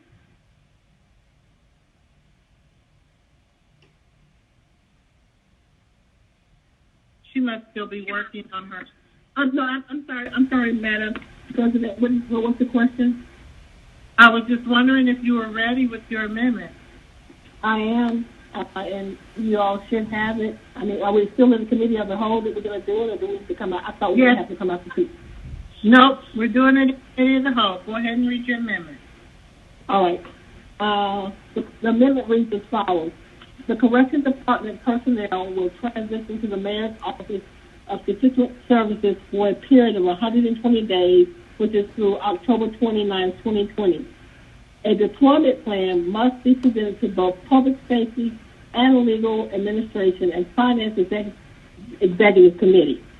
The deployment plan must be adopted by the Atlanta City Council by November 2nd, 2020. That's my amendment. Okay, so this is an amendment to the Overstreet motion. Is there a second? Second, Master-Kite. Second, Smith. Okay, the first second was that Overstreet? So motion by Shepherd, second by Overstreet. Okay, sign up on the amendment to the amendment. Mr. Brown? Yes, thank you, Madam President. Councilmember Shepherd, would you mind amending this amendment to reflect that a deployment plan must be provided to all members of the Atlanta City Council and not just public safety and the legal administration and financial executive committees, if you wouldn't mind? And I'm sorry if I didn't. Let me just say this. I'm sorry. Go ahead, Ms. Moore. I'm sorry. I'll let you leave. Just hold one. I'm talking to the parliamentarian. Just hold 1 second.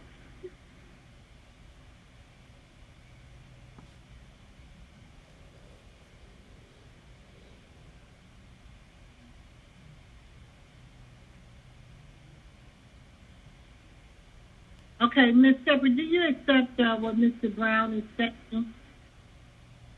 To be honest with you, yes, I do. I think we should change one piece, and that was the error on my part. And the deployment plan must. Can I just say what it is? Yeah, restate your motion with that included, and then we'll get Ms. Overstreet to second it. And if there's no objection, we'll vote on that. Okay, so the Correction Department personnel would transition to the Mayor's Office of Constituent Service for a period of 120 days. A deployment plan must be adopted by Public Safety and Legal Administration and Finance Executive Committee. The deployment plan must be adopted by the Atlanta City Council by November 2nd, 2020. So by doing that, Mr. Brown, we're saying that it will go before Public Safety and it will go before Finance, and will then come before the council for a vote. Okay. Is there a second? Ms. Overstreet, do you second? Yeah. Okay. So we've restated the motion. Everyone's good on the motion. Any discussion? Let's open the vote on the amendment to add on to the Overstreet motion.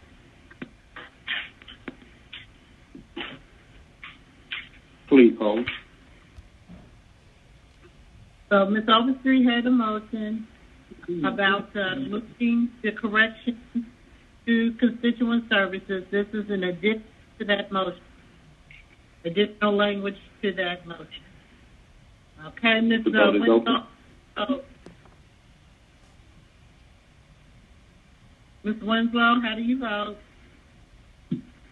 In favor? Mr. Shook? Aye. Ms. Winslow, Mr. Shook are in the affirmative. All votes are taken.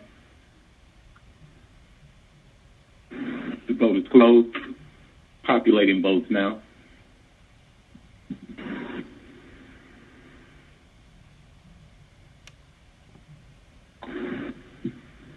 $15 yeas, 0 nays. 15 yeas, 0 nays. So we're now back to Overstreet Amendment 1, Budget Amendment number 8. We can open the vote as amended.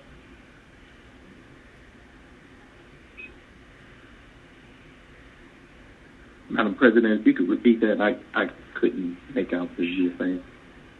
So we're, I don't know if that's me or not, but if somebody else needs to mute, please do. We're on amendment number 8, Overstreet number 1. We're voting on it as amended. The vote is open.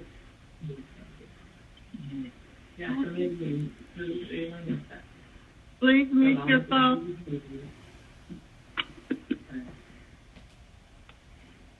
Ms. Archibald, Ms. Ide, and Mr. Shook, you could please vote. Mr. Shook, how do you vote? Aye. Mr. Shook is in the affirmative. All votes are cast. Ms. Winslow is in the affirmative. You were a second on the motion originally, so you were both. Okay. I'm sorry, Madam President. Thank you. No problem. The vote is now closed. 15 yea, 0 nay. 15 yeas, 0 nays. Amendment 8, Overstreet 1, is adopted in committee of the whole. Okay, Ms. I, what's the next amendment? Let's see. We are going to be over to the administration now, and I'm happy to defer to the CFO on if he would like to present the remainder of the that, or I can read them in. I don't know if what's appropriate. Either one. Just, but before you do that, let me see if Mr. FAROKHI, did you need to speak now?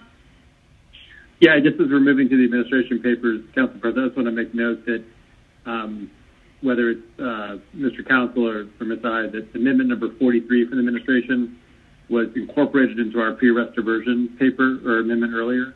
So if we're going to vote in mass, I just want to make sure that one is pulled out, assuming that Mr. Counsel agrees. Thank you, Mr. FAROKHI. So, Council President, I'm happy to just do them. Of the packet that we received earlier, it included many that we had done at FEC last week, and so I believe that there are just 8 remaining from the administration. But I'll just read them. So it's amendment that was marked by the administration of 34. Is the next one that is to amend the fiscal year 21 proposed budget to realign personnel within the Department of Watershed Management. And these just came through at 6:09 to everybody, just the new ones. Let's just do all of them and let's see. Okay, so let me read that one. The next one is Amendment 35 to amend the budget to realign personnel within the Department of Watershed Management, Renewal and Extension Fund. Next one is to amend fiscal year 21 to realign expenses within the Department of Aviation. That one is labeled 36. That one has a lot of pages to it. The next one is labeled 37. It is to realign personnel within the Department of Procurement. The one that's labeled 38 is to realign personnel within the Department of Procurement Watershed Fund. 39 is to realign personnel within the Department of Procurement Aviation Fund. 40 is to reallocate funding for salary expenses within the Law Department Aviation Fund. 42 is to increase funding for salary expenses within City Council staff, and that is the remainder of the amendments. I will make a motion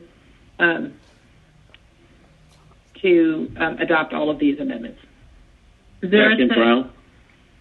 Second by Brown, motion by I. This is a budget amendment number 9. Any discussion? Seeing none, let's take a vote. Please hold.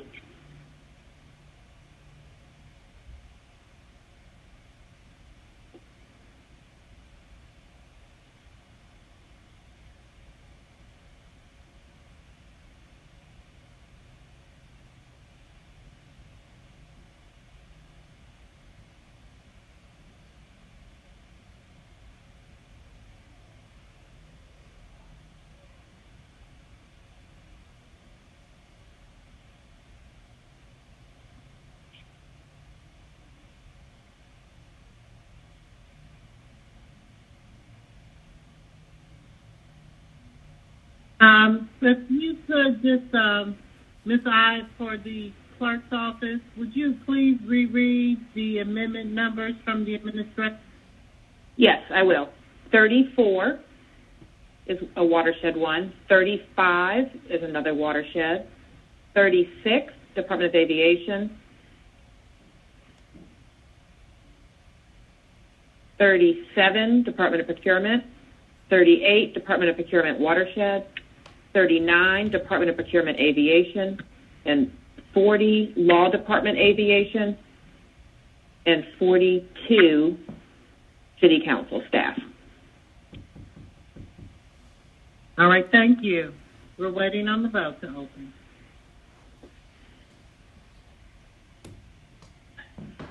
The second to the motion was Mr. Brown.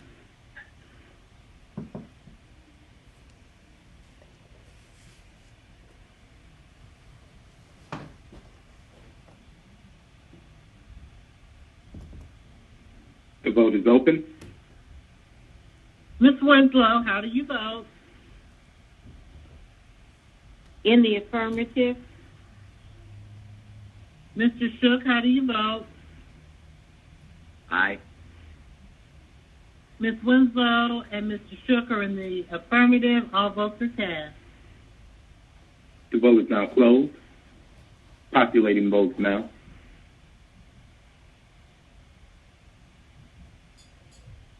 Yeas, 0 nays.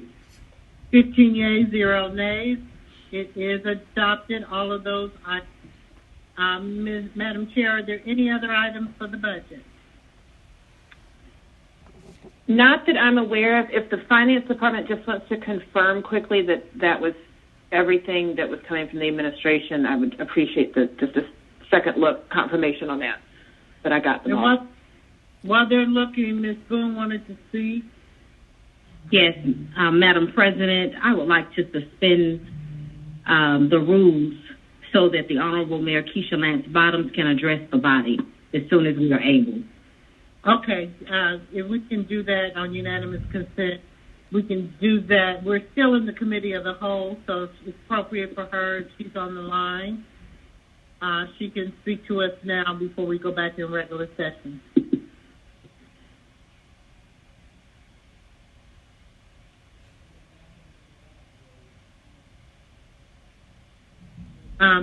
I don't know if the mayor is there or if we need to unmute her. And while she's coming online, if there's, just double check to make sure we have no more amendments before we go back into regular session to stop the budget. President Moore, this is CFO Council. These are all of the amendments. There are no more amendments. Okay, thank you.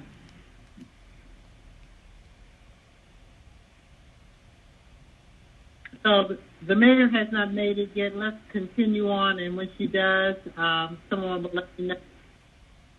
So we have voted on all of the amendments. Ms. Ida, I'll entertain a motion to go back into regular session.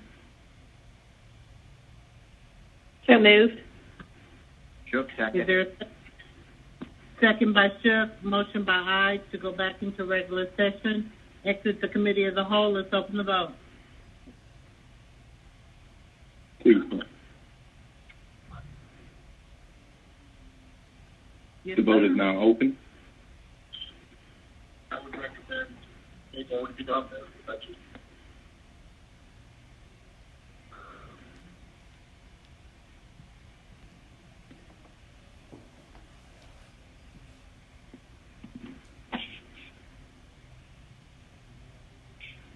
Ms. Winslow, how do you vote? In the affirmative. Okay. Please start with the affirmative. Madam President, can we unmute the Honorable Mayor Bottoms, please? As soon as we get through with the vote, I'm not sure. Please, let's finish this vote to exit the committee as a whole. We're in the middle of a vote. The vote is now closed. 15 yeas, 0 nays. 15 yeas, 0 nays. We are now back in regular session. Someone needs to phone. Okay, is Ms. Bottoms on the line?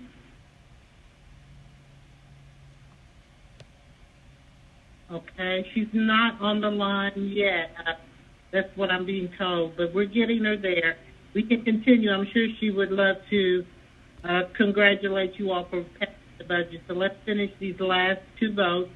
Ms. Hyde, I'll entertain a motion to approve in gross all actions taken on the amendments to the budget committee as a whole. So moved. Is there a second? Shook. Okay, second by Shook. Motion by I to adopt in gross all items of the committee as a whole. Let's open the vote if there's no discussion. The vote is now open on all items to be amended from the committee as a whole and growth. In the affirmative. All votes are cast. The vote is now closed. Also, a clarifying statement. We know. Let's go ahead. The engrossed It's for the amendment. But it encompasses amendment number 8, Overstreet 1, and amendment number 9, I number 3. Okay, thank you. The vote is now closed. 15 yeas, 0 nays. All right. Thank you. All those items as indicated by the clerk are adopted. Those are amendments. Now, Ms. Ide, I'll entertain a motion on adopting the budget with the amendment.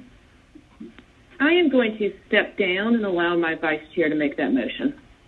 Okay. Or anyone. It can be any member. Shook moves approval as amended. Okay. Is there a second? Second, Mathekay. Okay. Motion by Shook, second by Mathekay to adopt the budget as amended. Any discussion? Okay, seeing none, let's open the vote on adopting the budget. The vote is now open.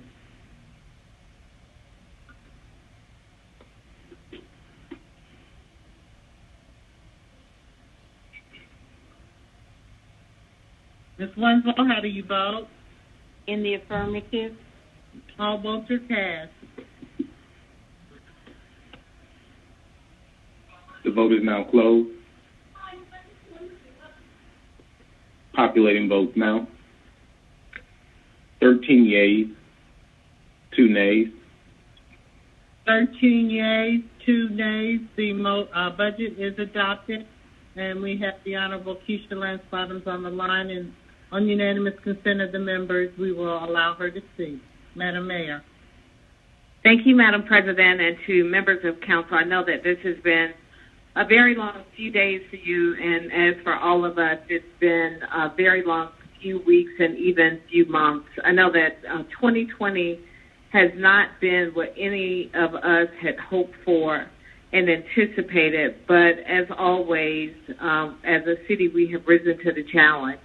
And so I want to thank council, also our team, including our CFO, Roosevelt Council, Matthew Bartley and his team, our COO, Joshua Williams, Charlotta Jacks, and the legislative team, and our Chief of Staff, Carmen Chubb, and her team, as well as our City Attorney, Nina Hickson, as well as all of you all.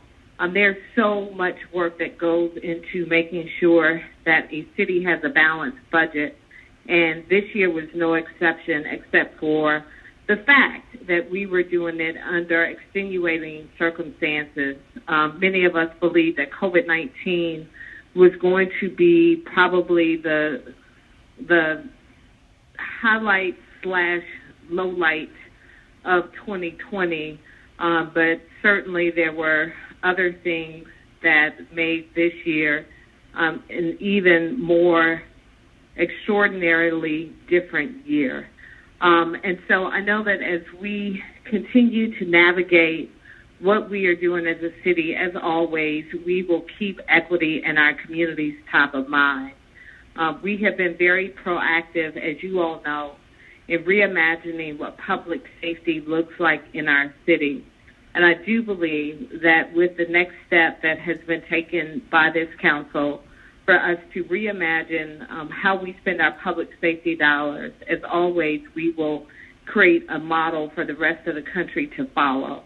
I know that this has not been an easy time, and for many, including Councilmember Bond, the last few months have included the loss of loved ones. But I just want you all to know that as we navigate what I've been at advised to call our now normal, I would not have it any other way than to do it with your partnership. It is very difficult to lead our city in the most normal of times, but in these extraordinarily difficult times, it is impossible to lead our city without great partners, and that, of course, includes the Atlanta City Council. So I look forward to us continuing to work together on the other side of the approval of this budget to make sure that we are keeping our words to our communities and to our employees. I know that many thought that the only way possible for us to have a balanced budget this year would be to either furlough employees or lay employees off, but we gave our commitment that we would not do that. And I hope in the same way that we have kept our commitment, that all of our employees will keep their commitment to the city. And I also would be remiss if I did not acknowledge former mayors as well as members of city council who made very tough decisions many years before many of us were even a part of council that allowed us to continue to grow as a city and really to be a model for what it means to be fiscally responsible as a city. So again, thank you, Madam President. Thank you to all the members of council. I look forward for us continuing to work together to make sure that we achieve the vision that we have created for ourselves, and that is to be one Atlanta. Thank you.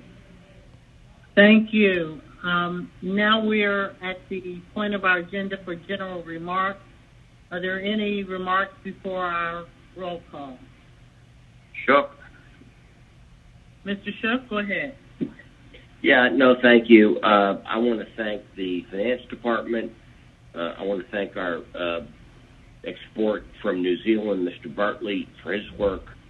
But most importantly, under these circumstances, are you kidding me?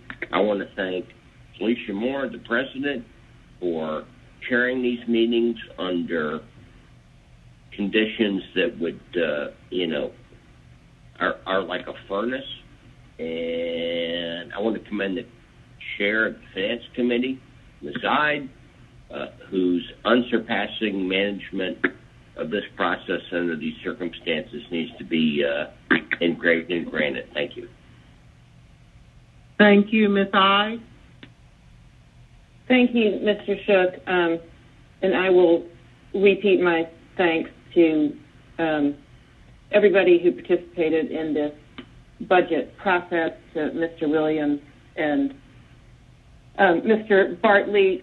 We really worked well together of keeping each other informed even when we didn't always agree, and I think we made some great progress in this budget of not tapping in to the East Side TAD. I think other good news is that the revenue projections were better than we thought at the beginning of the year, and I'm really proud of the work that a lot of my colleagues did today in getting important amendments passed. It's a disappointment to me that at the end of 2 months of working on this, I couldn't get to a place to support it. I heard loud and clear from my constituents and from my heart that I couldn't approve a budget that didn't make any changes, didn't indicate financially that we were going to make changes to it. So I'm disappointed I wasn't able to get to a yes on this, but that doesn't mean I don't appreciate everybody's hard work and think that we achieved some important things in this budget that I look forward to seeing implemented in the coming fiscal year. Ms. Archibald.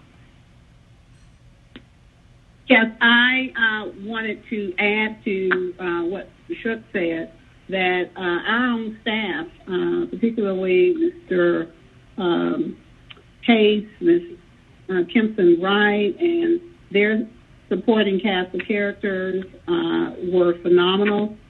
For us to have had as much in the way of the public comment that we listened to, and that they made sure that we were able to stay connected and to monitor calls that were coming in a way that we had a sense of how many calls there were, and we could prepare our work accordingly. And they did a yeoman's job under very, very difficult conditions, and I do appreciate them, and I wanted to put that on the record. Thank you.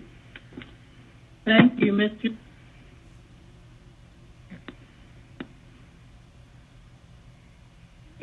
Mr. Dickens, you went out. Yes, I did.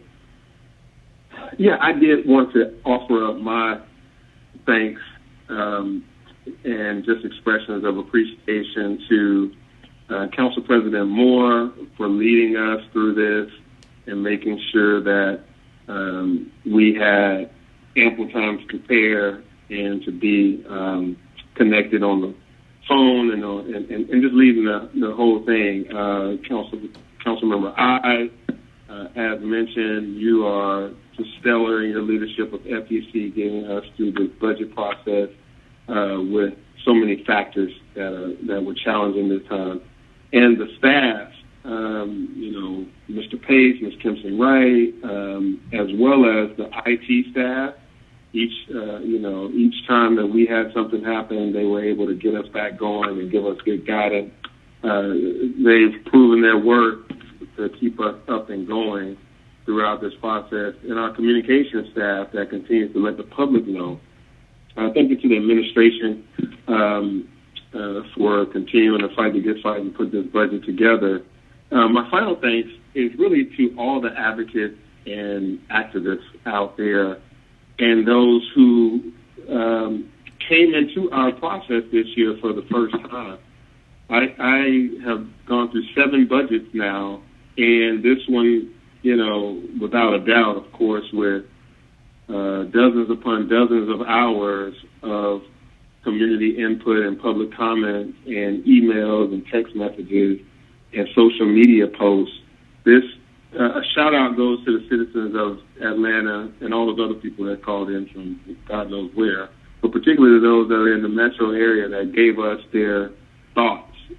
This is the most that people have participated in the budget. They're learning what city council does, what the budget of a city is, what input is. So I hope that we continue to have open dialogue and mechanisms for them to communicate. So that's one of the reasons why I applaud Council President and our Finance Exec Chair and everyone who allowed for all of those comments, and my colleagues for all those hours that we stayed on the phone and all those things that we heard that we acted on today. The work is not finished, but I did just want to say it feels good to complete a budget process during the biggest pandemic in our time and under the challenging conditions that were set forth through some, tragic, unfortunate, unnecessary incidents that have happened in public safety on both sides, actually. So I'm just thankful and glad that my colleagues continue to show their leadership in this city. Thank you. Thank you, Ms. Shepherd. Oh, I also want to say thank you to our staff under Mr. Pace. They did a great job for all of the time going through this last several months of just grueling in what was done. And I've called them a lot. And I just want to say thank everyone for your support and what you've done. So appreciate you so much. And you also, Ms. Moore. You've done a good job. Thank you.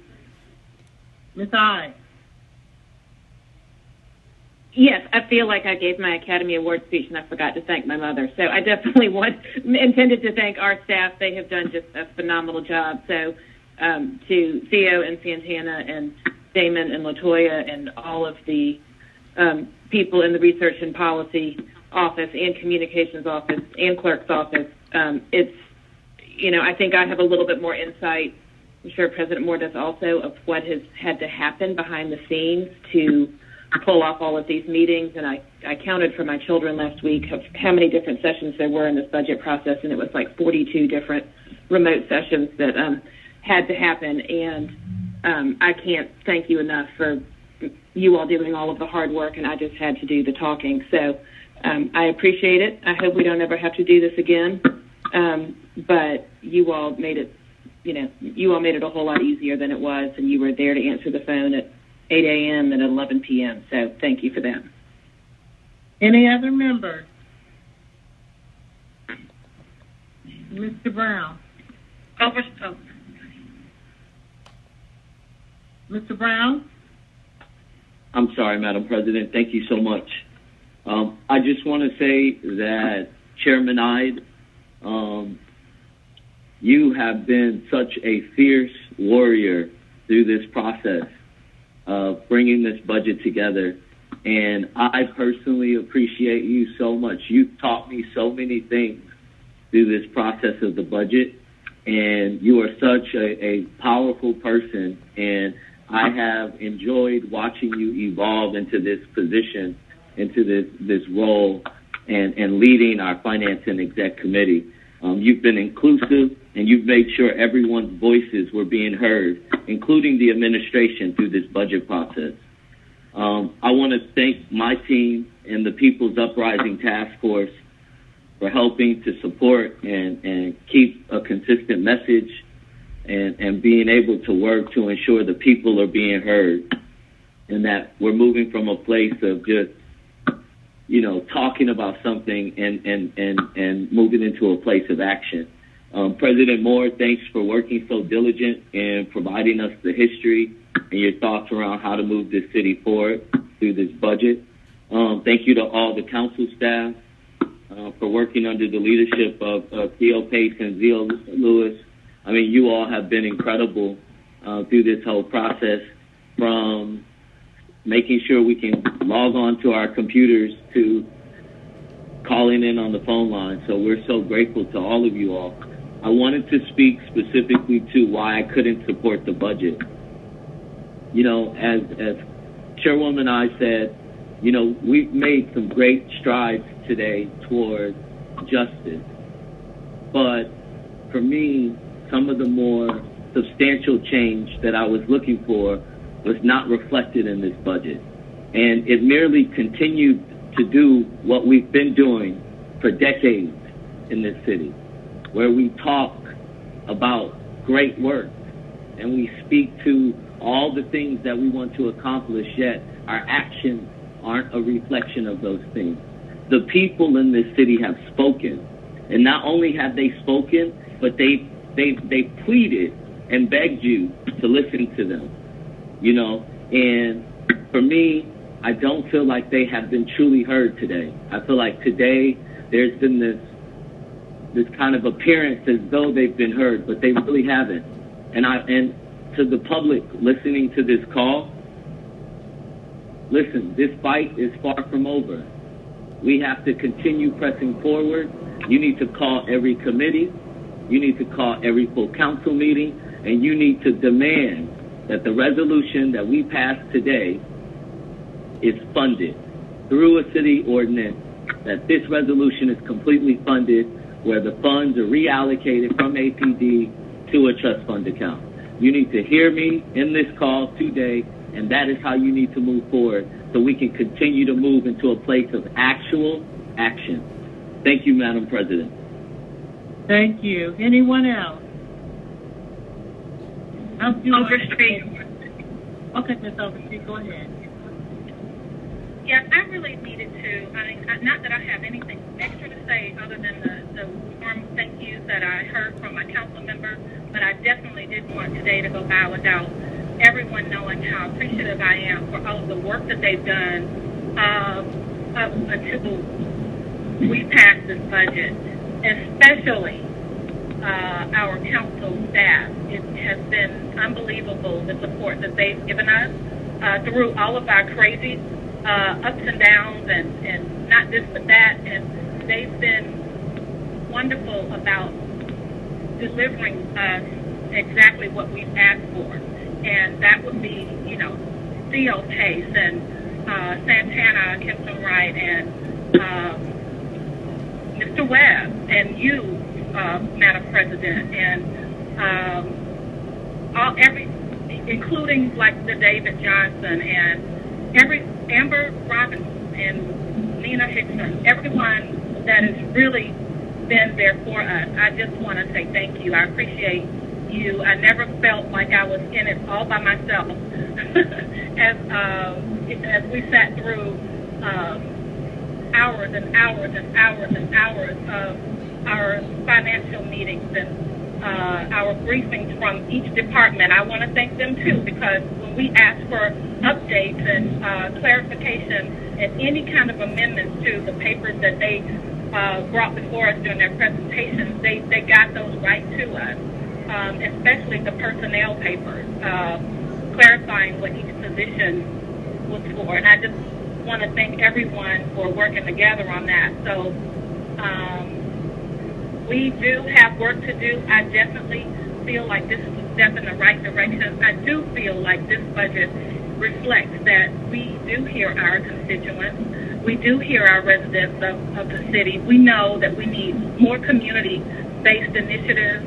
I feel like we have the largest chunk of money towards that since I've been on council, and I'm appreciative of that, and I look forward to really hammering down what those actual initiatives and programs and outreach, what they look like.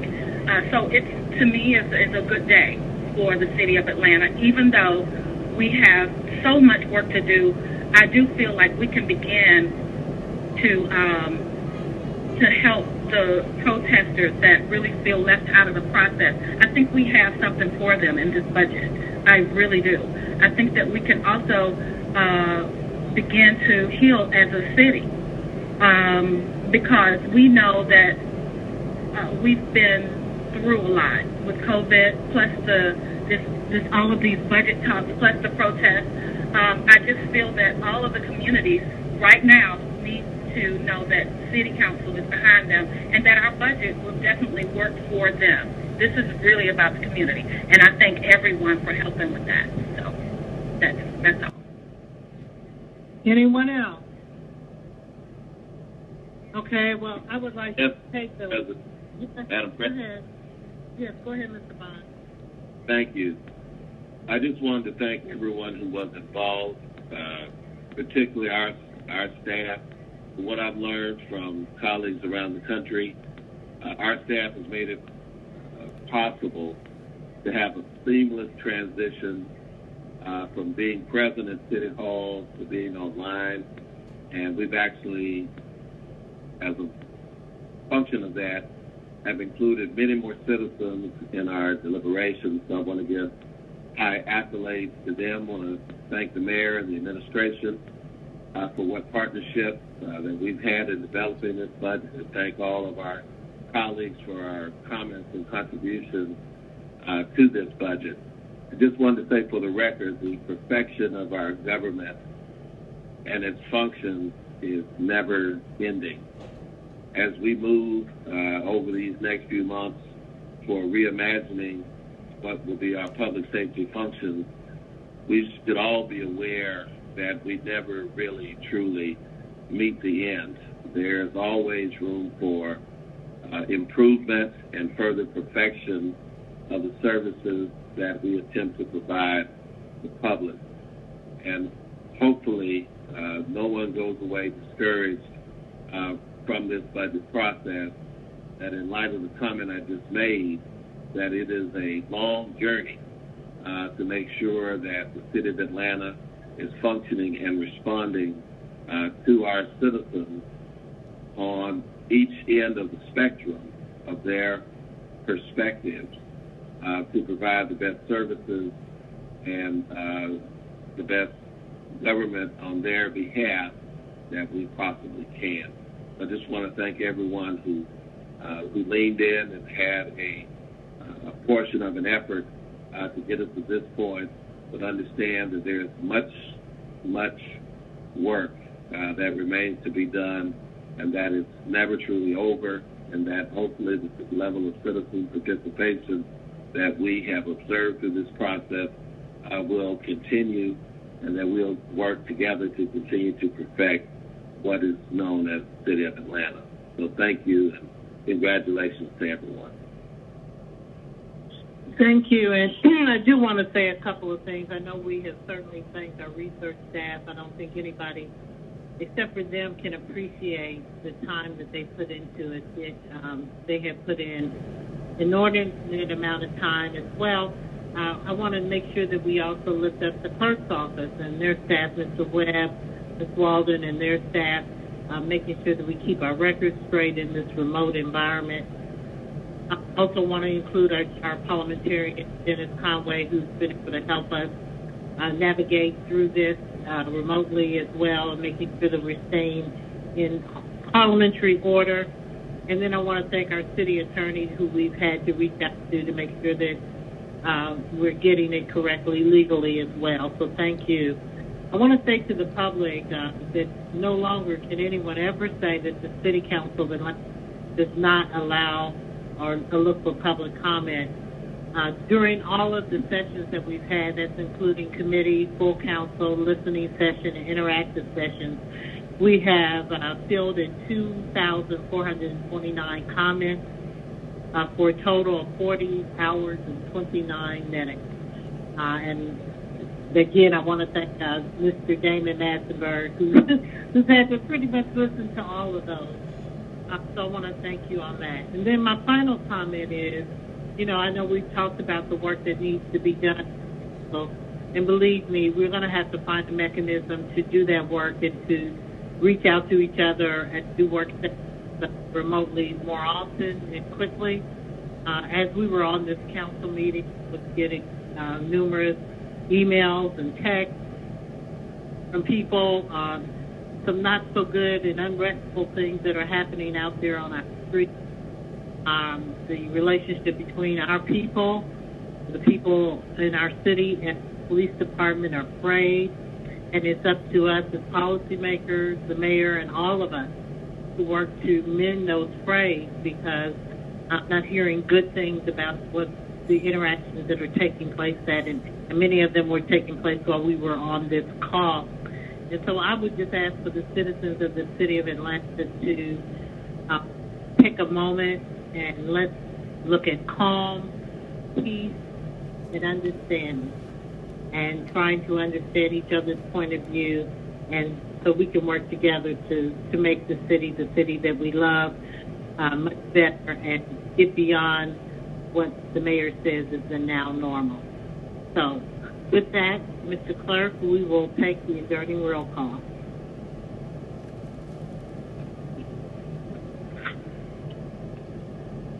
President Felicia A. Moore.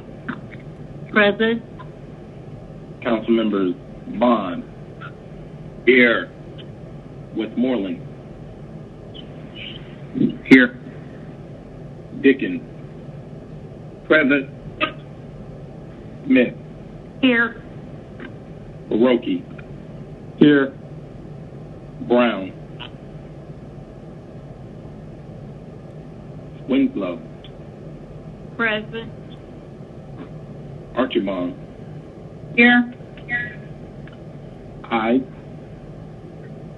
Here. Shook. Aye. Massacite. Here. Hillis. Here. Boone. Present. Overstreet. Present. Shepherd. The time is now 6:50. Present.